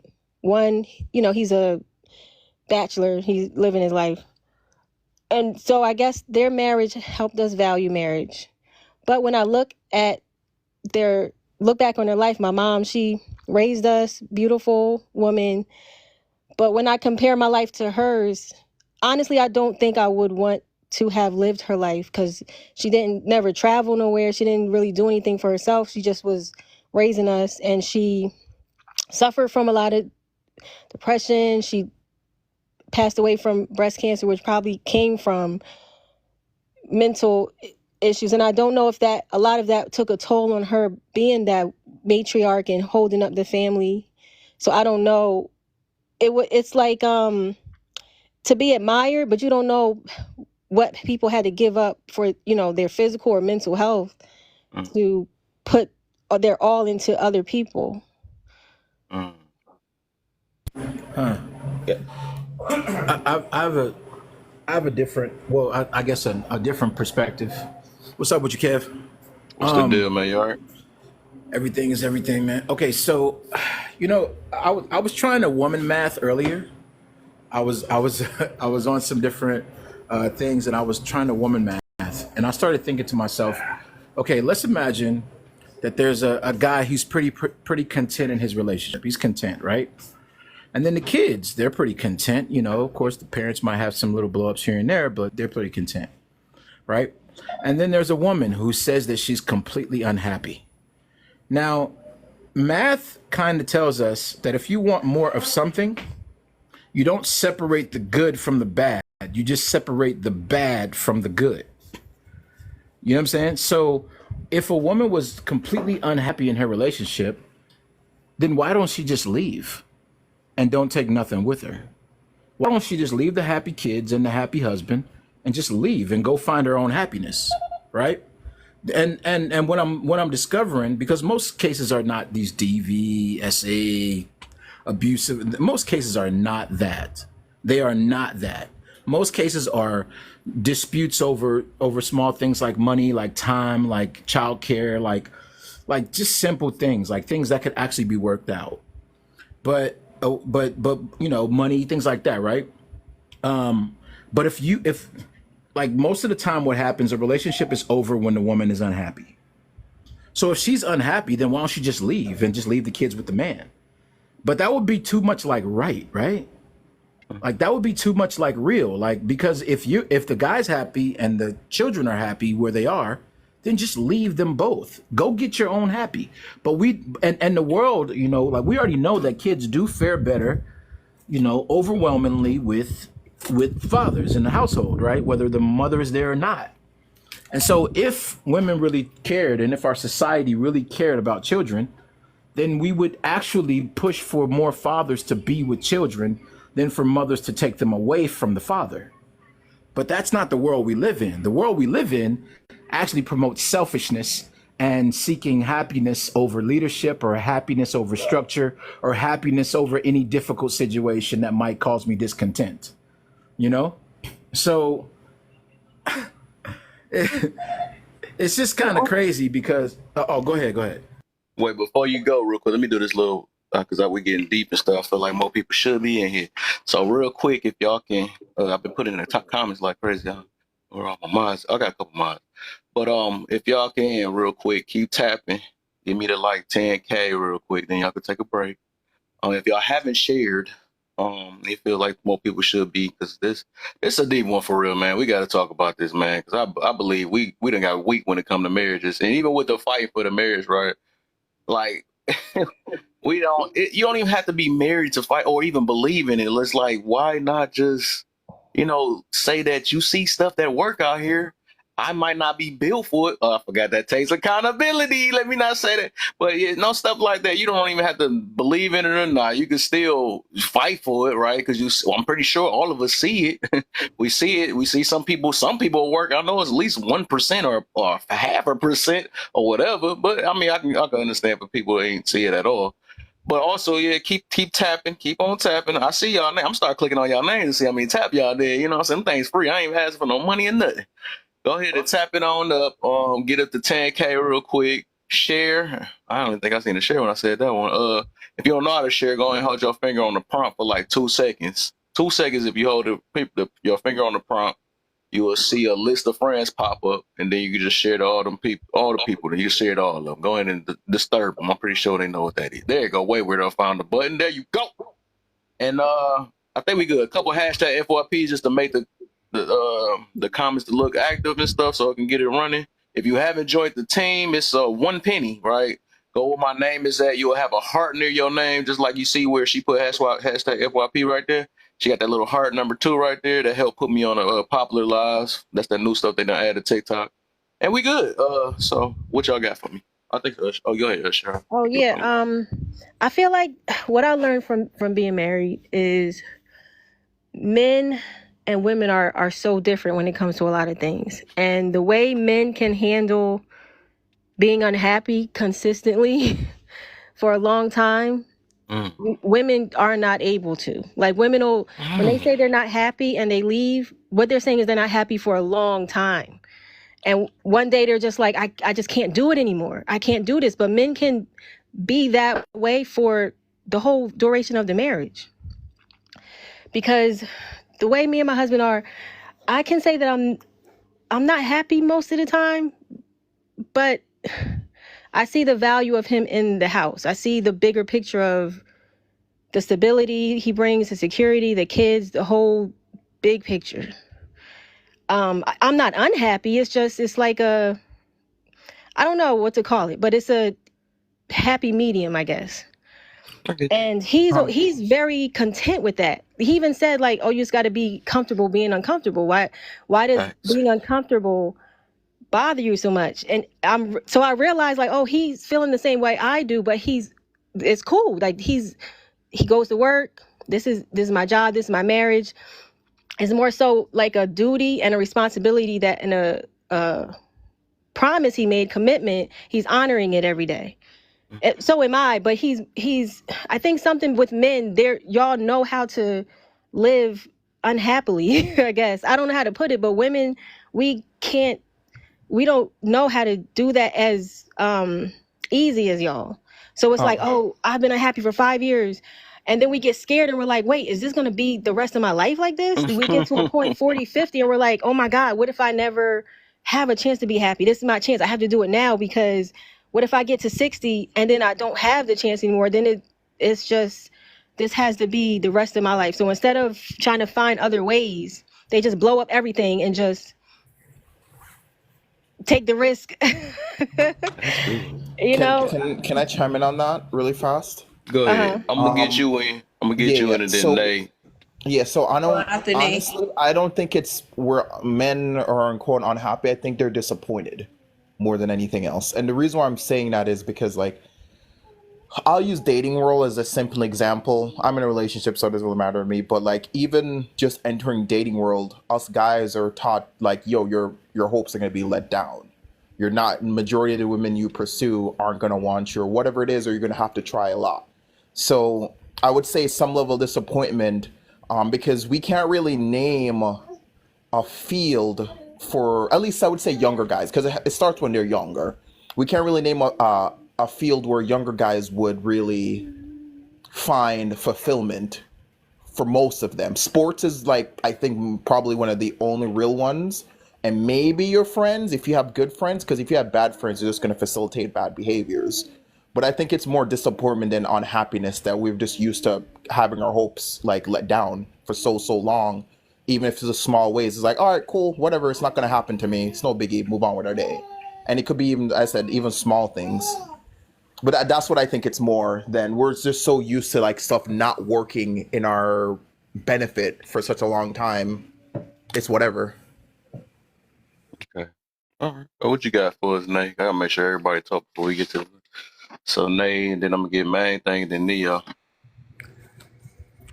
Okay, so, like, I just think, like, that, like, people shouldn't even get married, like, if they're not gonna, like, even go by, like, what they said, like, their vows, like, just because, like, you may not be happy or whatever, like, I don't know, like, that don't mean, like, so that don't mean, like, I'm just gonna, like, disregard my spouse.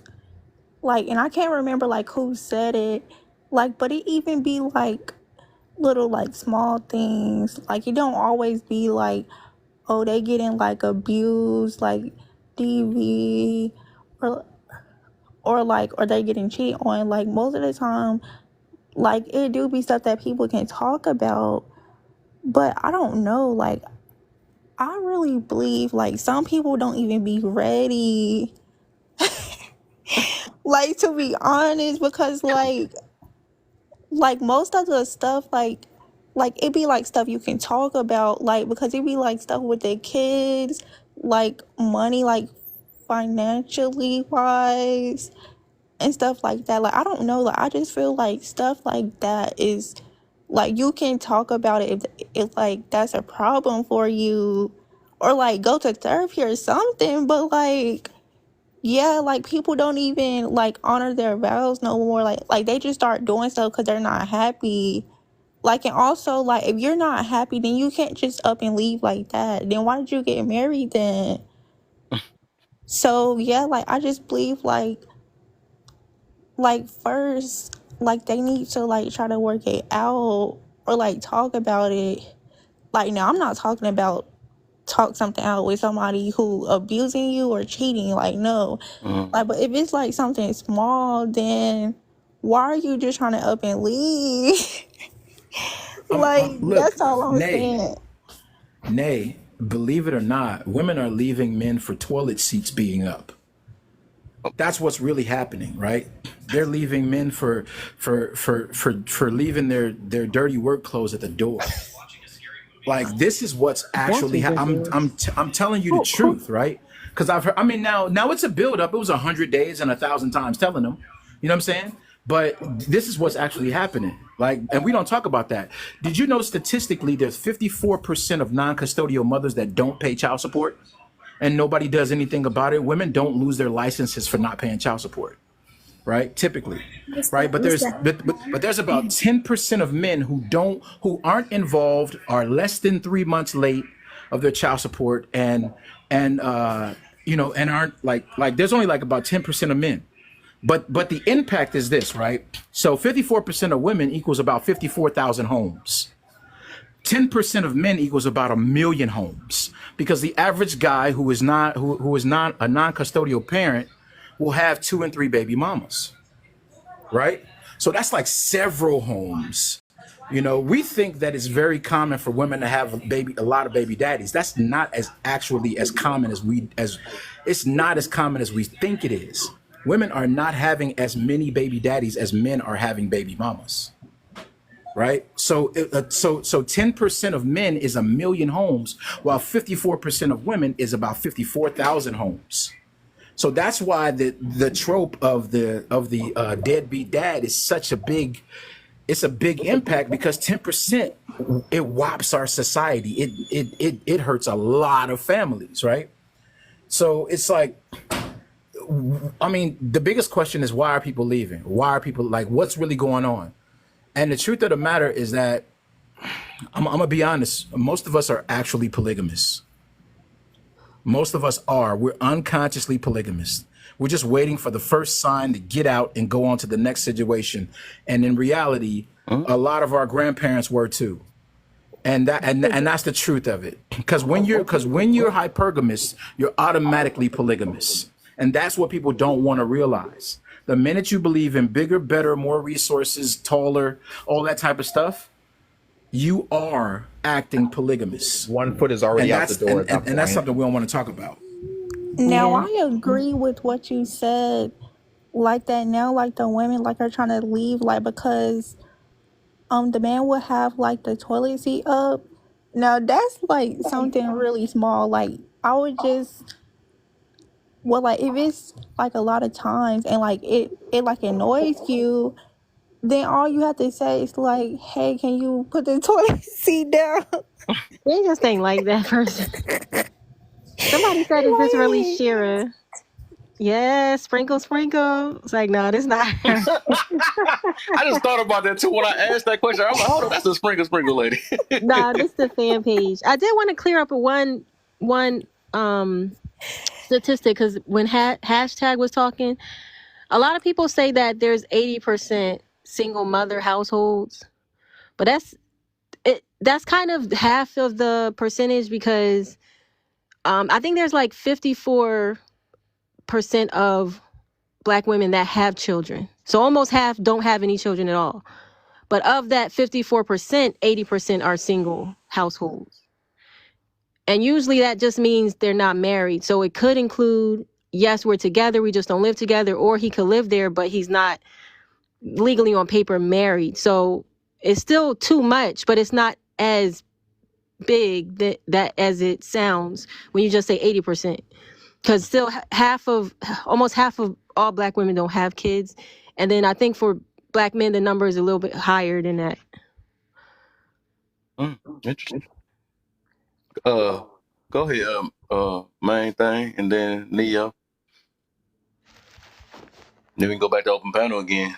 Here you go, man. I was about to say, it's called on you, you gonna block. And then she got the one bar on the way back. What's going on? I know. Phone acting crazy. So wait, we still on 1 or 2? I thought you had a question. No, we haven't really started for real. We still on the first. I think we still on the first. I got a few people that still gotta answer that. Okay. Yeah, just go ahead, because I thought I had a question too. I think you had. I thought you did. You probably forgot it or something. You had something though, because you said you wanted to squeeze in. It's gonna come back to me. All right, just put your hand up. Neo, what you got for me? And then after he go, then we go panel. I just want to make sure everybody talk. So what question are we answering today? Oh, it's nothing you wanted to add. So you can start off with the topic. The topic itself, huh? What question we were just going around the time. It was like just an open. It was just open panel. We were just vibing off what each other was saying, and then adding and disagreeing and agreeing. That's what we was doing. So from what I apologize. So from what I heard so far, it's like we were talking about relationship dynamics and how that plays out in how that plays out with couples being together, and we can see it in two different ways where some women are looking for, I think I might have mentioned this on another live somewhere else, where women are looking for the father that they didn't have, and some men sometimes are trying to fill the void of the mother that they wish they had.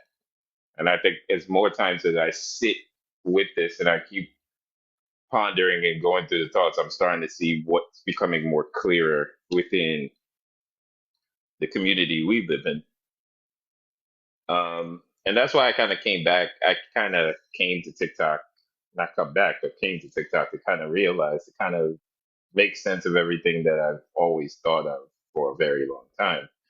And just to see where the temperature is of where everybody else is. Because just to see where the thought processes are going. And I see that there's a lot of people talking at each other and not talking to each other. And I think that's what you're seeing play out in a lot of relationships outside, is that we're trying to feed these things inside of ourselves, and we're looking for somebody else to provide that to us. And when that person doesn't provide that need that we've been in search for, we tend to gravitate or go look for it somewhere else, because it's a void. It's a void left there probably from, like I said, from early childhood. And until it's filled, you're just going from place to place, because then you think, where the old conventional wisdom where we hear all the time, where we think the grass is going to be greener on the other side. Some people, not all, will stay in it to try to work through it to see if they can find it and create it there. Some people, for the most part, will try to look for it and not wait to create it within their own dynamic. They'll just go somewhere else and see if they can find, if it's there already set there, and they can find their fill. So it's wherever you fall within that spectrum gives you an idea of who you are within that argument. Are you the person who wants to just go look for it? and then when you find it, that's when you feel fulfilled? Or are you the person willing to work and grow it yourself and see what that looks like? So that's the way I kind of sit in my mind. That's the way it works. Some people are trying to grow grass with apple seeds. You know what I'm saying? Like, it's a crazy thing, because I think the majority of relationships actually can be reconciled, but there's something that's happening. People are saying that they're growing and they're changing, and then some people are changing and they think they're growing because they've been hiding what it is that it is.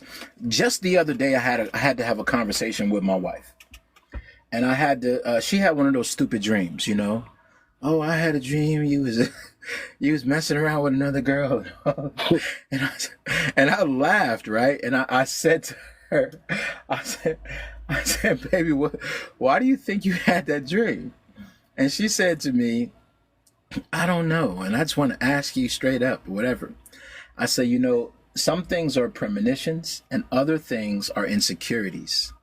Do you think, I said, do you think that you're insecure right now and it's okay to be, or do you think that this is an actual premonition? And she was like, well, I don't think you would cheat on me or nothing like that. And I said to her, I said, baby, I'm not going to cheat on you. I don't want it. I wouldn't have married you if I was going to cheat on you. I told her, I said, let me ask you a question. Do you feel like you've been giving me what I deserve, or do you feel like you've been leaving me in this space of just wondering where you are? And she had to admit to herself, but this was a conversation that she had never had to herself, because she needed to have it against someone. She needed to have this conversation with someone. And I asked her, I said, do you feel like you're taking care of me? You know, do you feel like you're enough for me? Do you feel like you're giving me what I deserve? Do you feel like, you know, like I had to ask her these.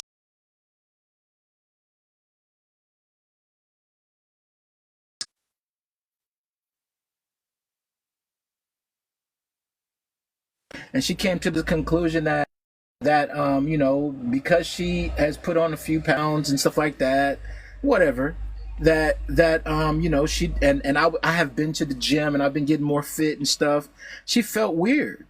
She was like, she felt a little bit more uncomfortable, and I never made her feel uncomfortable, but she felt uncomfortable with me going out to a certain event and I dressed and looked this way and she looked that way and she didn't fit her clothes like she would normally fit them. She was constantly tugging and stuff. And I said, baby, I said, why are you fighting against me? Everything that we have been, you know, if you want to do this, if you want to change your diet or whatever, this and that, if you want to do all these things, if you want to, this stuff, you have help. We're all here to help you. But you are like, what happens to people, just like with my wife, right? What happens to people is they self-sabotage. They self-sabotage because of their worthiness issues. And I'm glad that she talked to me about this stupid dream, because then we couldn't have gotten to the root of her self-sabotaging herself. She's been keeping me away from helping her work out, keeping me away from helping her with her diet, keeping me away from telling me health issues that she talked about with her doctor, keeping me away from, not letting the kids work out with her and go on walks with her. All of these types of things she's been doing. And then she turned around and blamed it in her mind on something that she was making up that I must have been doing because she dreamt about it. And I'm telling you, this is what goes on. You know, I was reading a book a few years ago. It was a magazine, and I was in a hospital with my kids, and on the table was a men's health magazine and a women's health magazine. And inside of it, it talked about internal dialogue and how women have twice as much internal dialogue as men. In other words, it said that women on average spend 35 to 45% of their day imagining and creating scenarios and problems that don't exist, and actually having conversations with people and answering for the other person who is not there. And then they go back to their perspective relationships, whether it be a sister, brother, cousin, uncle, husband, and get mad at people for not answering in the dialogue that they had with themselves when they weren't even around. That's the type of craziness that men deal with. That's the type of craziness that women do. And it's men do this too, don't get me wrong, but insecurity will have you doing it even more than you ever thought. Worthiness issues or not feeling like you're enough will have you doing that as well. And these are the things that we don't talk about. These are like, I wouldn't say it's a mental health issue, but it damn near falls into that category. You know, all that internal dialogue that people are having with themselves about what other people think and feel. And then they say they don't care about what other people think and feel and then blame them for things that they never said or did. It's crazy. I feel like you gaslit her. Give that woman your password. No, I'm just saying. She has everything. She has everything. She has my routing number to my account. She got everything. She has nothing. Like, my wife has access to my medical records. Like, she got my Kaiser password. You know what I'm saying? She know what happened in my last physical. You know what I'm saying? Like, yeah, no, there's nothing for her to think about. Yeah, I do think women we suffer from a lot of insecurities in relationship and in our head a lot. And I think for some of us that don't accept ourselves, it's hard to know that our partners accept us, because we don't even accept ourselves. So we try to hide parts of ourselves and be a certain way for our partners. You know, we're so focused on them accepting us than of us accepting ourselves. I'm gonna give you a story that happened with my husband that was like a breakthrough in our marriage, because we went through a lot. We were separated for a while, and then just recently we were like, all right, that's it. We gonna call it quits again. Because we were arguing, nitpicking with each other, couldn't get it right. So he put on a calendar, he circled, big circle in a calendar of when we were gonna separate and I was gonna move out. From that moment, the next couple of weeks, we didn't argue at all. There was a calmness, there was a peace. And I was like, what is going on? What was going on is that we didn't have any expectations for one another anymore, because we're like, we're not together anymore. We're just living together, right? And that started to rebuild us, because I think that was the issue. We were trying to change each other and be like, you need to do this, you need to do that, or he needed to do this. And when we just fell back and accepted each other, like, listen, you're not gonna never change, I'm not gonna never change. So how do we live with each other with acceptance of each other, instead of trying to change little things that we didn't like? And we just became friends and didn't focus on a relationship. You know, in your friendships, it's like we automatically know how to accept each other. But when we come to relationships, all of a sudden it's ownership. You're mine and you got to do it this way, that we both got to be the way I want you to be, instead of looking at someone and saying, okay, this is what you're weak at. So in those weak spots, I'm going to cover those weak spots, because I just got to accept that that's you. And the same thing for the other person. So my husband helped me to accept myself, because he'll tell me, he's like, listen, you're crazy. He'll say that because I do like have some issues, but he's like, listen, that's how you are. I accept it. He's ex-military, so he's very like orderly. Everything has to be this way, a certain way, and I'm not that way. I'm like chaotic. I'm more disorderly. So he stopped nitpicking with me about certain things, like if the dishwasher wasn't loaded a certain way, or the sheets weren't fitted a certain way. That he used to be that have to be a certain way, certain things, but he just let it go. And that allowed me to breathe and me to be free. Like, I didn't have to walk on eggshells or make sure everything's clean the way he wanted to. So I think he learned more about the experience. Like, okay, yeah, I gotta let my wife just be these little nuances. I can't just try and change it. I gotta accept and love her that way. So I think when oh, my bad. Go ahead. Sure. No, yeah, when you bring that to a relationship, acceptance and open communication, that is gonna help. That could help a lot if you're having problems. I mean, that like the biggest thing that you said was expectation, right? I've completely removed expectation from our relationship. Like I did that a few years ago, and I just like inside of that, the pressure completely released. As soon as I took the expectations out and I replaced expectation with gratitude, Yeah. my relationship just got way more fulfilling because I just became grateful for whatever she was doing. And if she could, she did. And she didn't feel bad about telling me no, and I didn't feel bad about telling her no or whatever. And it became more of a design friendship. I put this thing up, I just because I'm at the gig right now. But I put this thing up because as soon as you said this, I looked across the way from me in the parking lot and I seen this. And this is the Target logo, right? And the slogan. And it says Target, expect more and pay less.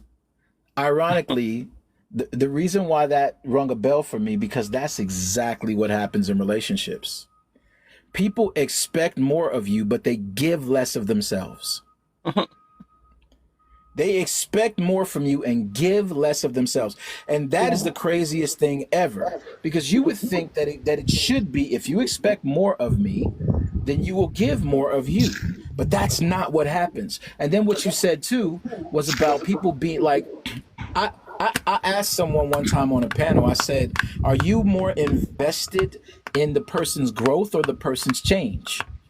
And they were like, what? And I said, let me just make it distinct for you. I said, growth is the existence of something that's Share your already background. there. Change is the sudden, change is the sudden, change is the sudden existence of something that wasn't. And people had to come to the admission that a lot of people, believe it or not, are more invested in your change than they are in your growth because many people don't even know who the hell you are, and y'all in a full-blown years of relationship, they don't know what the roots of what you even have in the ground are. So how the hell they gonna water your grass or your apple tree or whatever it is if they don't know what you got in the ground? They're invested in your change. They want your apple tree to go oranges, and then when it don't, they treat you like something happened with you. Like, what's wrong with you? What's wrong with your apple tree? You like, I never was growing an apple tree. You know what I'm saying? Like I was never doing that. What are you talking about? You know, and it's crazy, man. It's crazy. Okay, I just want to jump in there, and what you're saying obviously resonates with probably everyone on the platform, everyone who's listening in on the comment section. Literally, you could go out on the street, every single person would probably relate with what you just said. But do you not think the reason why every single person in the entire world, if we could take every single individual, right, one by one, every single one of them will actually say, yes, I've invested more in a relationship and I got way less out of it? Do you think it's actually possible that every single one of us would have actually contributed more and gotten way less out of it? Out of all of every single one of us will say, yes, I'm a victim. I'm a victim. They took more from me. Wait, they took more from me than I put in them. But unfortunately, that's just how we as human beings were designed. This is just how we are, right? And this is I don't know if this should, I'm trying to say this should be a wake-up call if you haven't had the wake-up call yet. This is for the people who haven't had the wake-up call yet. Well, Every single person will always feel like they deserve more out of a situation, right? Every single person will always feel like they poured more into a situation. We could probably measure it, and we will figure it out at the end of the day, who put more and who put less, right? But nobody really takes the time to do that. But what I'm trying to say is that it does not matter how much you put in. Every single person, you and your partner also will always feel like I poured more into you than you poured into me. But that's not the truth, because in relationships, even if the other person poured 5%, by equivalent, if I as Leah comes and I'm evaluating like a couple, for example, let's take Neo and Shara, for example, say they're a couple. If I'm evaluating their situation and I'm like, okay, let's see, what did you give in and what did she give in? And then I'm like, okay, according to my analysis, it seems as if Neo poured, Neo, I'm going to say it as Neo because I'm South African, we would call it that. It seems as if Neo poured maybe 65% into the relationship, right? And then Shera poured 35% into the relationship, according to my analysis, right? But that's me. Mr. Hashtag might come in and his observation might be the opposite of what I think, which would be Shera poured in more than Neo did. But it's because we're two different individuals and we're coming from two different perspectives, dependent on also our life experiences, demographical, it could be anything, right? And also them themselves. Sometimes I, as a person, might even say, oh no, I feel like my partner poured into me more than myself. I might say it today, and then 3 years down the line, change my mind and say, I think I actually poured more into the relationship than my partner did. And that's because my mind has shifted. At the time when I said that my partner poured more into me is because I was at a different mind frame than I am right now. But should it actually ever matter? It shouldn't. Because at the end of the day, what we should focus on are the lessons that we both actually gained from the relationship. Relationships are supposed to be about growing the both of us. Whether I gained 10% knowledge, 20% knowledge, 30% knowledge, 100% knowledge should not matter. I entered the relationship to grow as an individual, and guess what? Even if it's 1%, I grew. That is what it should be about. The amount should not matter. Thank you. Before you go, Okay. I seen who Can muted I before I say muted something? first. I seen who muted. So it's, I think I seen it was sure. Well, I seen sure. Then it was main thing. Now I see hashtag now. So sure, main thing, then hashtag. Same people been Okay, I talking. do want That's to. all. Oh, who's going Uh, first? it was you. It was you. I seen you Oh, earlier, and then it was main thing. Then it was hashtag. all right. I'm gonna try to keep it short. I do understand what you're saying. Like, you pour a lot into the relationship. You pour so much, right? But what are you actually pouring in? We gotta be mindful if we're pouring into the relationship things that we think it needs or things that we want to pour in, or are we listening to our partner about what they need out of the relationship? Mm. Because a lot of us as women, I'm going to be honest, we don't really listen to what our partner needs. And that was a big thing. My husband used to always say, you don't listen to me, you don't listen to me. A lot of us give to the relationship what we think the relationship should have and not really listening to what our partner needs. Like, we'll say we're a good woman, we'll do this, we'll do that, and we think we're good women, but our partner, they also might think we're a good woman, but we're not meeting their specific needs, and we don't care about their needs because we don't. So it's like, you can be a good woman, you can take care of the house, keep the kids fed, cook, clean, everything's running great, but you neglected your husband in a certain way. Maybe y'all didn't have sex in 2 weeks. Mm. You think he's gonna be satisfied with the relationship at that point? So yes, you need to pour in, but you got to check in with each other and see if you're pouring in what they need from you at that particular time. So both of your needs are always met. And it's not just you're a good woman based on your own description of what a good woman is, or say, oh, I don't cheat on you, so I'm so good, but you don't listen. You get defensive when he tries to talk to you. When he tries to bring a problem to you, you flip it about how you feel about the problem that he presented to you instead of what he was presenting to you. So now he can't even talk to you anymore. Now he's shut down, but you didn't cheat, you're faithful, you're honest, but he's unfulfilled because he can't even be he doesn't see you as a safe space. He's not vulnerable with you. So that breaks down things. So are you really listening to him? Are you really checking yourself and your emotions to where you don't get in the way of him being honest? A lot of us, we take honesty and we don't like what we hear. So that's it. You don't go any further than that. So it's That's way more. It's way more than that. nice, nice. Ooh. So main thing, hashtag the shine. Anybody else? Y'all got to put your hands up. That's gonna be hard. I'll be trying to remember the order.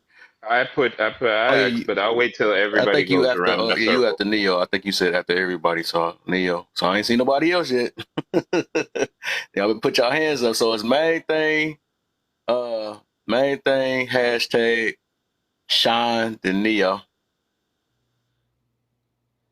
Um, I'm gonna say this that because I hear the pouring into each other stuff. In reality,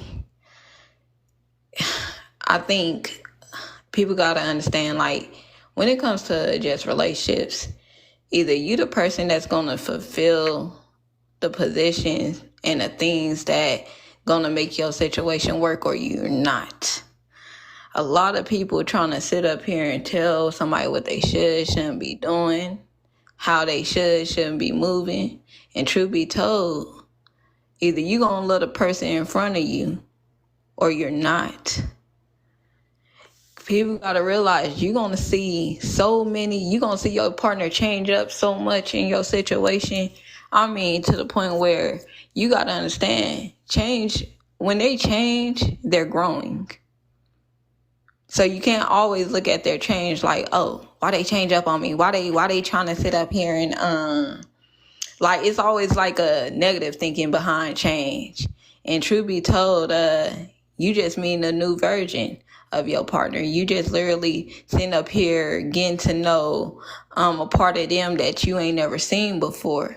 And it's like, either you could handle the person that's like I said, just a different just another different look of them. Because truth be told, people will see some, like, I got a cousin, she married, and her husband, they done sat up here and broke up. I said, damn, you breaking up in your marriage, y'all breaking up, getting back together, breaking up, getting back together. And I was like, this shit's so unhealthy. Like, they had recently just had a full-blown wedding, and again, they're not together right now. So a lot of people got to understand, you're trying to sit up here and force somebody to be a part of your chapter. Truth be told, and then a lot of people ain't even healed. I'm always sitting up here looking at people talk about how healed they are, how this and how that they are. But truth be told, you be up in the most unhealthiest situations. You be the main one with the most unhealthiest mindset, and you wondering why you arguing so much in your relationship. It's because you literally don't like the person. And I say you don't like the person is because you're trying to, when you find yourself sitting up here telling a person, oh, you need to clean up more because I'm tired of the house being dirty, or you need to sit up here and stop walking around in your pajamas all the time. Like, you need to actually dress up or something, like, get yourself together. But it's like, when you try to be truthful with people nowadays, they don't really want the truth. They'll try to sit up here, and it's like, I think basically what I'm just simply getting at is, a lot of people is dealing with people that they really not genuine towards. Meaning, if I'm with you in a relationship and you see a problem in majority of the things I do, what does that say about you? Like, who wants to deal with somebody who constantly pick at every little thing that they do? You see a problem in everything I do. That let me know you don't like. That let me know I'm really not a person who's really fit for you, because you're trying to make me be uncomfortable to make you comfortable, if that makes sense. And if you're the only person that want to be comfortable in this relationship, let me know. Because if you ain't trying to build a relationship that makes both of us comfortable, then that just I don't know. That shit just sound crazy. Like, some shit just be, I get the whole pouring into each other, but a lot of people don't be pouring into their partner. And when they do pour, it be negative shit.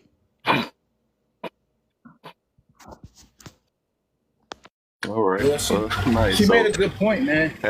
You next, then Neo, then Mikey, was you trying to get in? I know you asked with your hand up how to put the hand up. Was you trying to get in? She makes a good point. Some people want you to love them the way they want you to, while they want to love you the way they want to. So I'm gonna love you. No, you need to love me the way I want you to, but I'm gonna love you the way that I want to. And it's so crazy. It's selfish as hell. Like it's like and then if you don't, gaslighting is the biggest form of distraction. It's the biggest form of distraction. It's like it's gaslight magic. It's like, you know what? you know, I'm gonna tell you that everything you're doing is wrong, and we're gonna argue about what you're doing wrong so that you don't never have a voice to say what I'm doing wrong. It's like it's crazy, man. Bills, please, yeah.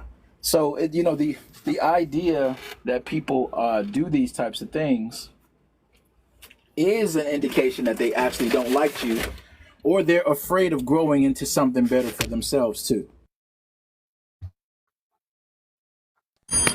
But One wait, last thing I'll say. hashtag.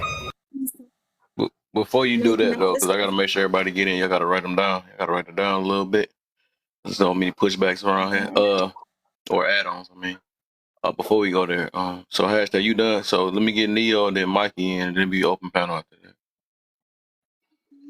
So, from what I've been hearing so far, is something that happens with a lot of couples is where you end up with this codependent relationship, where there's a lot of young relationships always start out with is the codependency relationship, where the couple depends on each other to, like I mentioned earlier, to provide something that the other one is lacking. And now that could look so many different ways because when, like the young lady before was saying, you start pouring into somebody and you're pouring the most uh, negative, I would say, let me make sure I'm saying this right. Your your negative behavior that you've learned from when you were a child, if that's what you're brought up with as an adult, which then matures in itself, evolves, and then that's what you go into a relationship with because you didn't resolve all those traumas before you met that other person. Then that's what you're trying to work out through that person, is pouring that negative emotion into them and trying to see if you can almost see if you can get the same, to see if the person's going to react the same way that you do. It's some weird, crazy pseudo way that you're trying to figure things out for yourself. And it's unknowing too. You don't know you're doing it. It's unconscious because it's just something that's just innate inside you. You don't know, like you mentioned, like somebody who's obsessive compulsive, who's got OCD, who just wants things the way they want it. They don't know that that's what they're doing. So for them, it's a regular behavior. For you, it's an unknown behavior. So when they exhibit it, they're trying to, like you guys for the most part are saying, trying to get you to be like them, and you in turn are trying to get them to be like you because you're trying to find that relatability, that compatibility, where it's never going to happen because that's not what a relationship truly is supposed to be. It's supposed to be a union of two people coming together who are from opposite sides but find a common goal to work with each other to work towards something. It's almost like when you put a football team together, a basketball team. These people are freaking strangers, but they got to figure out how to work together to get to that championship. So once you leave the idea of the codependent idea, where you're not dependent on somebody, and you walk into starting to think into your interdependent, where you can kind of manage yourself and understand you and be able to live within yourself, how you just can work out your own emotions and everything and you don't need that person to do that. Then you can find somebody who's similar to that also, that's interdependent. Or if you choose, you can look for a codependent person and you can become a caretaker or somebody you're going to pour into. And if you have the energy to do that, you can. It can become exhausting because you can end up with the thing where you're pouring in and then you start running out. That all depends on how much stamina you have, but that all depends on the individual. But if you can find a way to be interdependent between two couples, then you find a very healthy relationship. So the healthier the relationship in that sense is, because I prefer on the next time I go around that somebody not need me, but misses me when I'm out there and I go do, because if you miss me when I come back, you're going to show me the ultimate love. And that's what we're all in search for at the end of the day. Versus you need me, and then when I don't meet these unrealistic expectations, then you're trying to find a replacement. So that's where the thought keeps pushing me towards a little further. But There's a song, right? Actually, there's two songs. I hope I didn't interrupt anybody, but I only have a minimum amount of time to speak because I'm at work. But there's these two songs, right? One of the songs, me and my wife, we like went back and forth over wedding songs. We were trying to figure this out. It was like, she was like, I want this song, I want that song. And she was like, that song sounds like it sounds like an unalive certificate. Why would you want that song for our wedding? And I was like, you don't understand. This and that, this and that. Now this song is one of her favorite songs, and she relates it to our to our wedding. There's a song called "I'll Go Down with This Ship," right? I won't throw my white flag up and surrender or whatever. I forget who it's by. I think it's Ditto, right? And when I first said that I wanted that to be our wedding song, when we were leaving, whatever, because that was the whole thing. We were leaving. She thought it was the worst song ever. She's like, I'm gonna let you have this one. I don't want to fuss with you about it no more. Now it is the song for her. The song, right? And there's another song, because we have an anniversary coming up. And the song I want to do is a song by her called Hard. It's called Hard Place, right? I encourage you because I like her. It's a song called Hard Place, right? And I think it sounds almost like what she was saying earlier. She just be talking. What she was saying, it's like a hard place, like really like realizing that, you know what, this is what love is, and this is it's tough sometimes, but this is what it is. What if nothing ever changes? What if, like, not like a settling misery thing, but the idea that this is what you're doing and this is what you're committed to. So accept it, get into it, grow with it. And I think that's a hard place for people to get. I think a lot of people walk into relationships trying to change people. I'll land right there. Can I speak real quick? Did everybody speak or walked away? Oh, wait What for up, the Kev? next. What up, Alex? Hey, everybody. Hope you guys are doing good today. What's up, Vela? I just did a leg day at the gym. Whew. Neil, I love you, man, but I was listening to what you said. We would do better as a people if we stop using these buzzwords and talking points. It's an American thing, right? In America, when it comes to sports, esports, there's a personality in our play style where we're very individualistic. And because of that, we are lacking when it comes to being a teammate in every sport. This is a thing. I'm an analyst, right? There's this talk about codependency and all that. Dog, that's not a Let's create a conversation in relationship, Asia. though. Wait, Neo, that's not a conversation in Asia. That's not a conversation in Latin America. And they have the best relationship rates. Those are And codependent relationships. they're very codependent. Not a healthy way to live, though, in America. Neo, wait up. In Asia, Latin America, and Eastern Europe, this is not a conversation. And they have the best relationships. We need to get away from these talking points and trying to create a scenario where there's all these rules and regulations to be in a relationship to make it sound smart and intricate.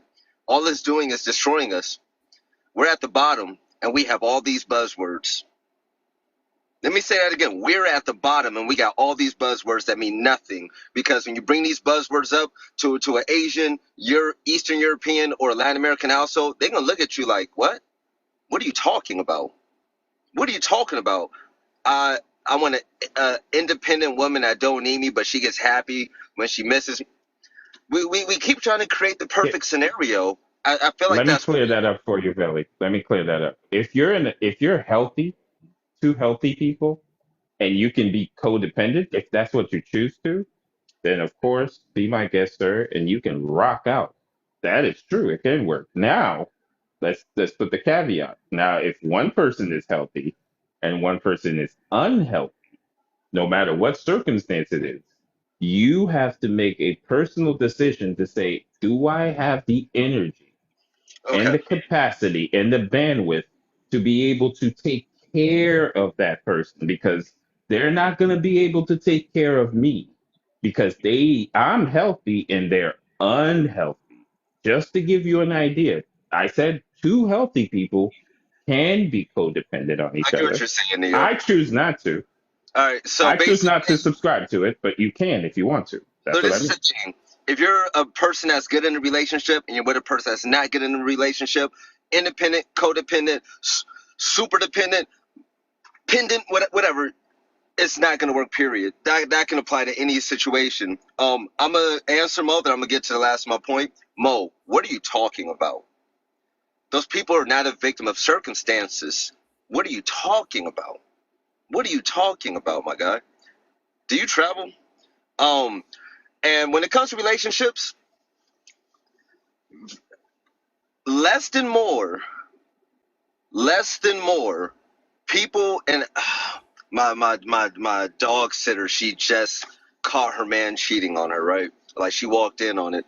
And I've known people that were divorced, and when they talk about, this conversation about healing, this comes from people that are forever always finding a way to be single.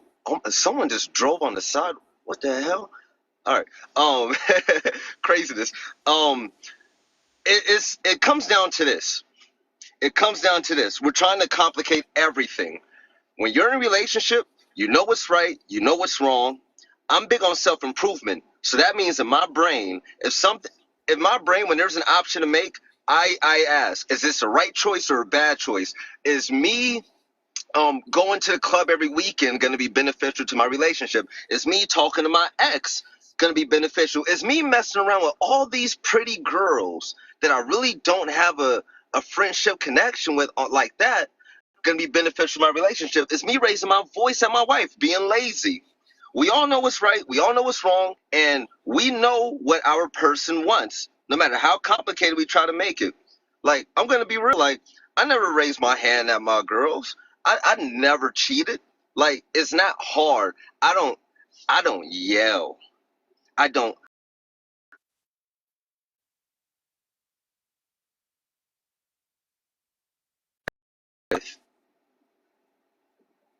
So I think that it all comes down to all of this complicated talk. It's either a person doesn't want to do right or they want to do wrong. And all of the in between, to me, is for the birds, because it should be easy. It should be easy. That's that's all I gotta say. I just think is foolish. Like, I guess, and I'm gonna end it here. I guess that's why my mind is blown when it comes to the dating field, because we all know, every single one of us in here, we know what we should and shouldn't be doing in a relationship. Now the question is, why aren't we doing it? Some people just, some people just like to run red lights, and some people just like to do hard drugs. And even if they know it's bad, they still do it. Unfortunately, us as people, we don't always make the right decision. But as a man that believes in self-improvement, you have to ask yourself, am I working towards my goal of being the best wife or husband, father or mother possible to my person? That's all it is. That's, yeah, like when people act up in relationships, that's just trivial to me. I don't get it. I'm dead. May I hop in for a All right. few seconds? I think Thanks for Mo Money wanted to defend himself because I'm pretty sure he came up here. She was talking Sorry. about him. So I gotta let Mo Money talk because I know he want to defend himself because Belly was talking towards him. And then I also, Mike, did you get the chance to talk? Because I walked away. I don't know if everybody got their turns. I'm pretty sure I said a order that was up here. I don't know if it went in order. No, I'm gonna wait for the next cycle. That's All what we right, I'm did. just trying to make sure everybody talk. All But right. go ahead, Mo Money. And then I think Lee got a question. And then Kiera, she know I got to make sure she talk to. What's up, Kev? What's up, everybody? What's up, brother? You all right? Yeah, everything cool, man. How you? Veli, so my statement to you was more so when you made a reference to people in other countries who are happy. So, first of all, to answer your question, do I travel or have I traveled? I've lived in other countries all my adult life. And what you find out when you live somewhere as opposed to visit a place, you find out what the real interworkings of those people in those quote unquote families are. They look good on paper, but when you are around people long enough, you start to see the cracks. You start to see that the husband is getting his groove on in other places. The wife ain't happy. They're taking care of the kids. It looks like the utopian relationship from the outside because what we tend to do is pay attention to people who look like us, right? So what I hear a lot on TikTok is black people talking about, oh, our community is messed up, blah, blah, blah. Well, the white tea community is just as messed up as ours, but they're not on here talking about their community the way we are. But my point to all of this is until we start learning to relate to one another, and I didn't get this revelation until I was in my 40s, right? So relation is the basis of the word relationship. If I can't meet a woman and figure out, okay, this woman needs my support. She doesn't need me to buy her flowers and candy.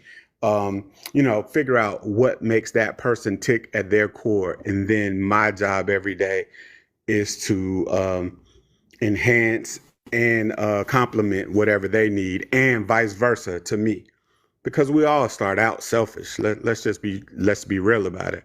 When I was in my 20s, I was more concerned about what you gonna do for me, and none of my relationships, including marriage, during that time in my life didn't last because I was more selfish than I was thinking about, hey, what can I do to enhance my partner and encouraging her to do stuff to enhance me, right?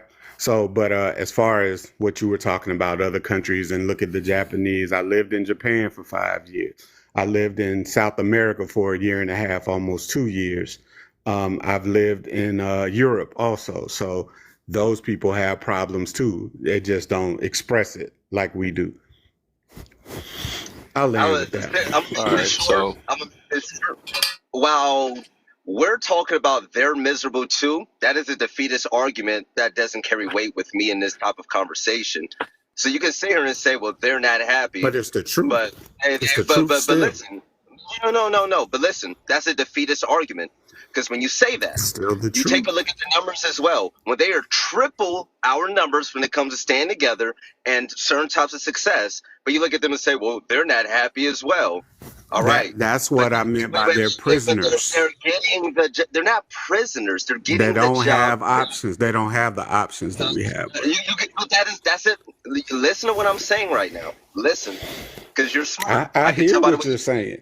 No. I'm good. That is wait. That is the defeatist argument. You can You label it whatever you like to label it, but no, it's still Mo. true.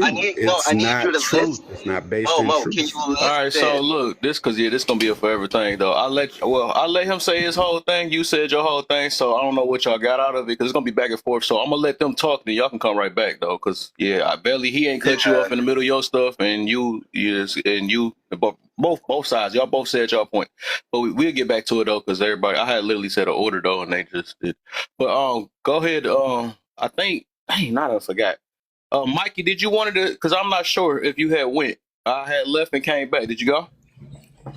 No, I was gonna Yeah, wait I'm for gonna the. let y'all. I'm gonna let y'all squash that a little later though. I just wanted to make sure everybody talked though. What you No, say, I was Mikey? gonna wait. I was gonna wait for the next round, for the next cycle, or whatever. Okay, for sure, for sure. Let me get Kiarian. What you got for us?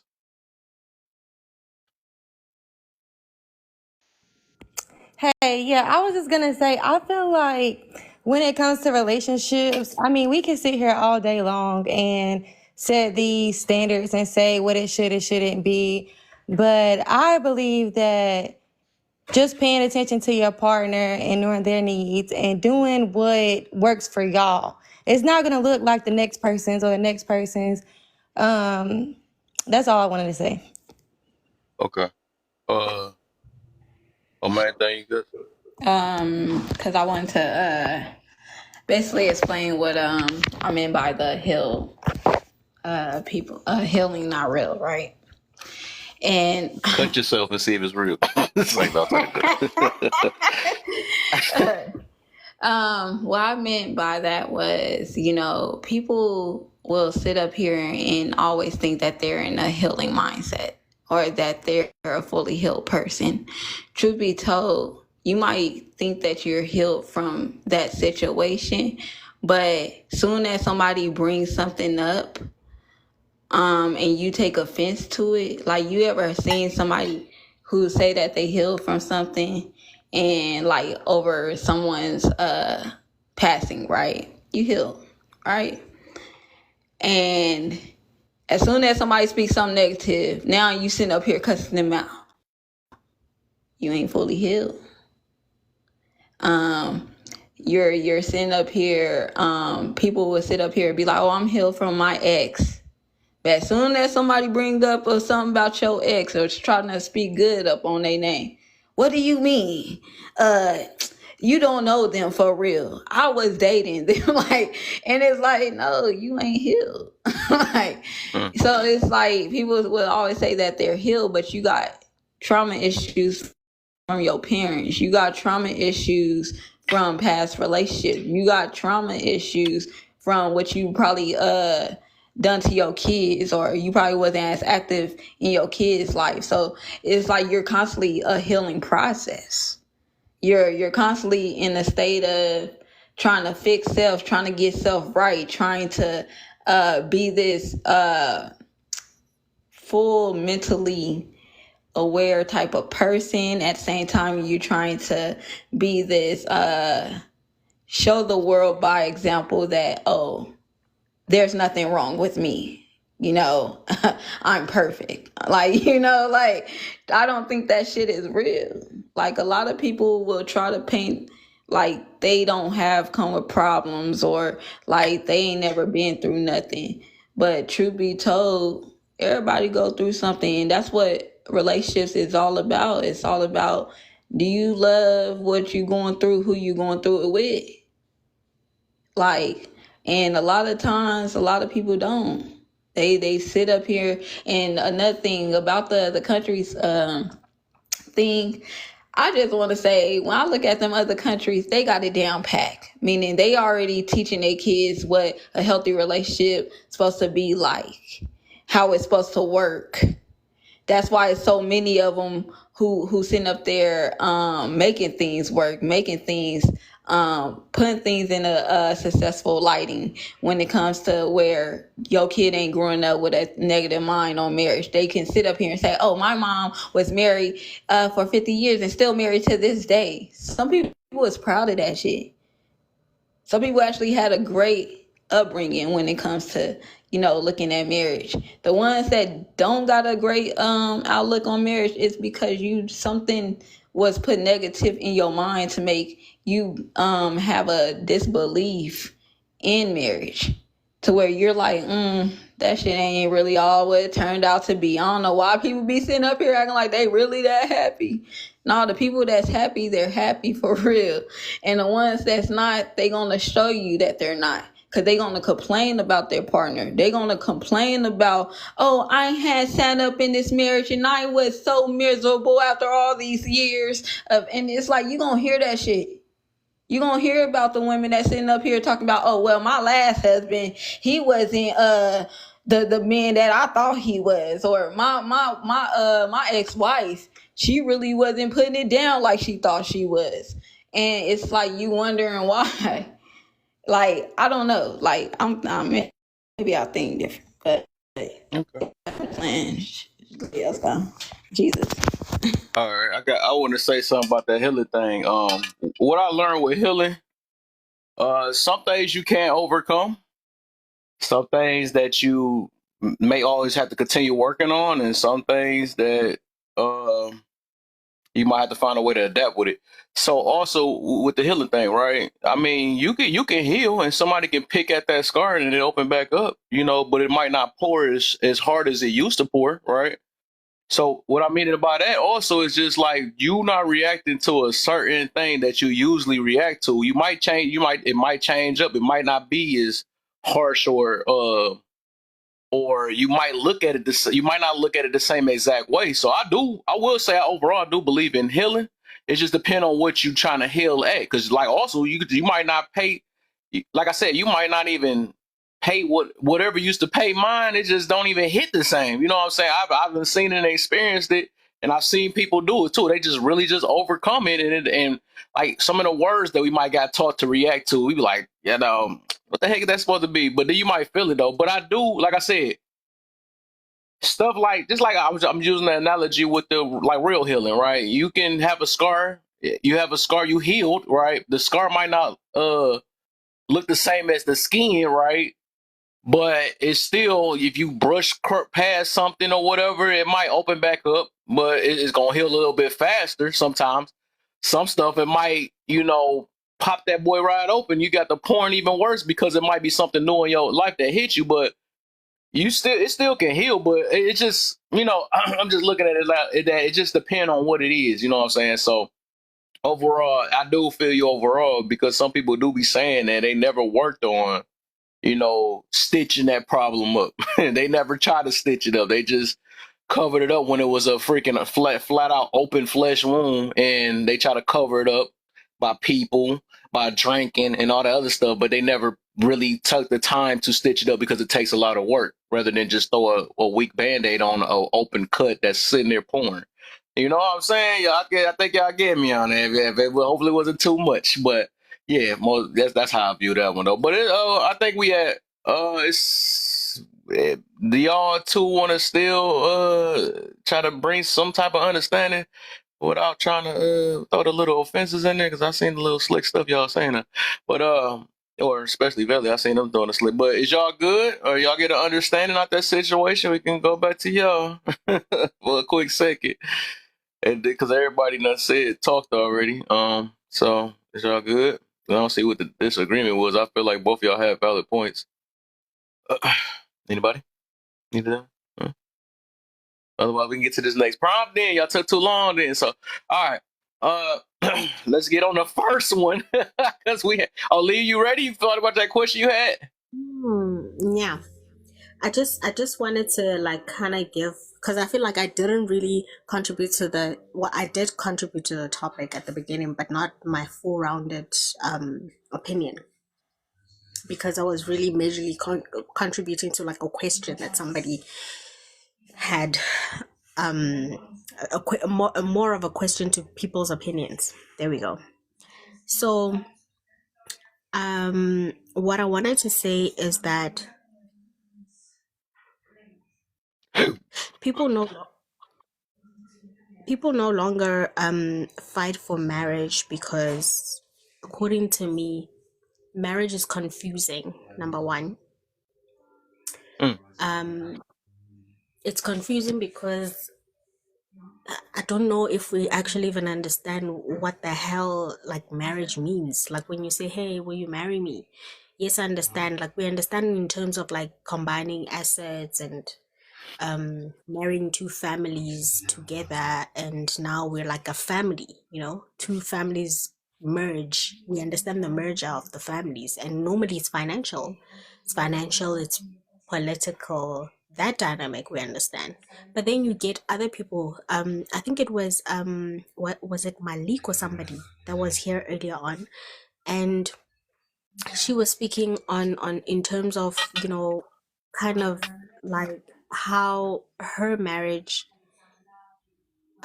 there's a particular definition that she has for her marriage, and she has an understanding with her husband. Together they have that mutual understanding. But now on a broader base, there's like a broad understanding or a broad definition for marriage. And then there's now, especially with the whole LGBTQI plus community coming into play, marriage also is being redefined, after centuries. So that entire thing, it's not, we understand the LGBTQ plus, and then there's heterosexual relationships. But that also now, with the marriage thing, now being for both, right? You can be Ooh, I married. don't want to go down that route. Yeah, I ain't know you're No, gonna go there. I'm just saying because I don't of want to that mess with as them people. well. Yeah, but that's the thing. Because of that inclusivity as well. Now we are merging together. We're in one community and we're having conversations amongst one another. And like I said, inclusivity. I cannot separate you from my community just because you belong to a particular group, or you're a homosexual being married to, the same sex. For example, if I, as Leah, am married to Kiera, for example, you cannot exclude me. Now we are in your community, we are your neighbors, we are going to have to engage as a community. You have now us, and our idea of marriage is probably going to be slightly different, also depending on our personal views as well. So there's a lot that goes into play. And then earlier on, I said marriage is ghetto. And the reason why I'm saying that is because of all of these differences that are coming in, being intertwined. Marriage is no longer looked at the same, like there's no one definition for it. And because of that, you also get people who are married and they will tell you that, oh, me and my wife have an understanding that we sleep with other people outside of our marriage and it's okay. Either if we let each other know we only get one partner per week, or we get one partner per year, or only 3 people per year that you can sleep with, somehow you clock in, it's a system. And then some people will say, as long as we sleep with a person together, so it's a threesome, and we only get to do it twice a year. There's a lot that happens. It's confusing. This is what I mean by it's confusing. The marriage dynamic is very confusing. And for a person who is single, like I said, I've only been taught one as a Christian woman. That's the only one that I desire. But because of the confusion that's happening and a lot that I'm seeing, right? The exposure that I'm exposed to, it does not look attractive to me. Honestly, it does not look attractive, and it freaks me out. And I'm struggling with letting it completely go, because I feel like at this point I want to completely let go of the idea of marriage and just be okay with knowing that I'm going to be a single woman with no kids my whole life, and I'm going to, perish someday without giving birth to children, and I'll be okay with that. And I would have given so much love to, my nieces, my nephews, my own siblings, other, children throughout the world. I would have been okay, but that's the battle where I'm at. But I am closely leaning to literally forgetting about ever, thinking of myself in a marriage dynamic, because it's freaking scary. It looks scary. None of the married people that I've ever seen until today actually make me feel like, oh my God, marriage is such a beautiful thing. You are not good advocates. If you're like, I don't see good married people. I don't see married people as good advocates of the marriage union. They aren't. Most of them that I see that I think are good, I learn to think that, oh, they're actually making a pass at me and they're just trying to sleep with me, and then it tarnishes the whole thing, because then I'm like, this is not what I'm looking for. Thank you. What you got for us, Mike? Yeah. Um, just to hit on, I remember what I was going to say now. Just to hit on what Miss Leah was saying. What y'all talking about earlier, as far as like the morality and the what we have. See, the thing about it is the reason why we don't have an idea about the marriage and the way that they look is because we don't have a set system no more. Because everybody wants to be the exception to the rule. It's like Yep. I don't know how y'all was growing up, but I remember when I was growing up, when you would play games or whatever, and in my crib, it was Monopoly. Everybody loved playing Monopoly. You pick your pieces, you get your pieces. If you had the good one, you got to get to them first, call them, whatever. Before anybody ever played the game, before Monopoly got popular, you had to read the rules. The rules said this how much money you get. This where you can buy this. If you get caught on jail, this what you gotta do. You stay there, pay it. Everybody get this amount of money. You can accumulate this, da da da. Everybody knew the rules. In order for the game to work, everybody had to be okay with the rules. Now, people got mad when you wanted to start cheating with the money. Oh, you taking too much money. Oh, well, you moved too many people. Oh, you ain't rolled. All that wasn't a double. Everybody was holding everybody accountable because everybody wanted to play a fair game. They didn't want you. Okay, if your card say you won this X amount, the bank give you $200. Everybody looking. Hey man, you gave him too much money. Said 200. You gave him 300. Stop cheating. Everybody was being held accountable, but everybody went with the same rules. The thing about it is now, and just like you say, I'm a Christian man myself. So the thing about it is, as a Christian, and I'm not speaking for, I don't know people's background, but as a Christian, we have certain rules that we have to follow if we're talking from biblical principle as far as what our marriage is supposed to look like. Now, I can't speak on if for people who don't believe. I'm just speaking from the Christian principle. We're supposed to have a set rule and set standards of marriage as a man and as a woman that we supposed to follow. God didn't say, okay, y'all have a marriage one way, y'all can have a marriage this way. You can do your marriage this way. You can do it was one way.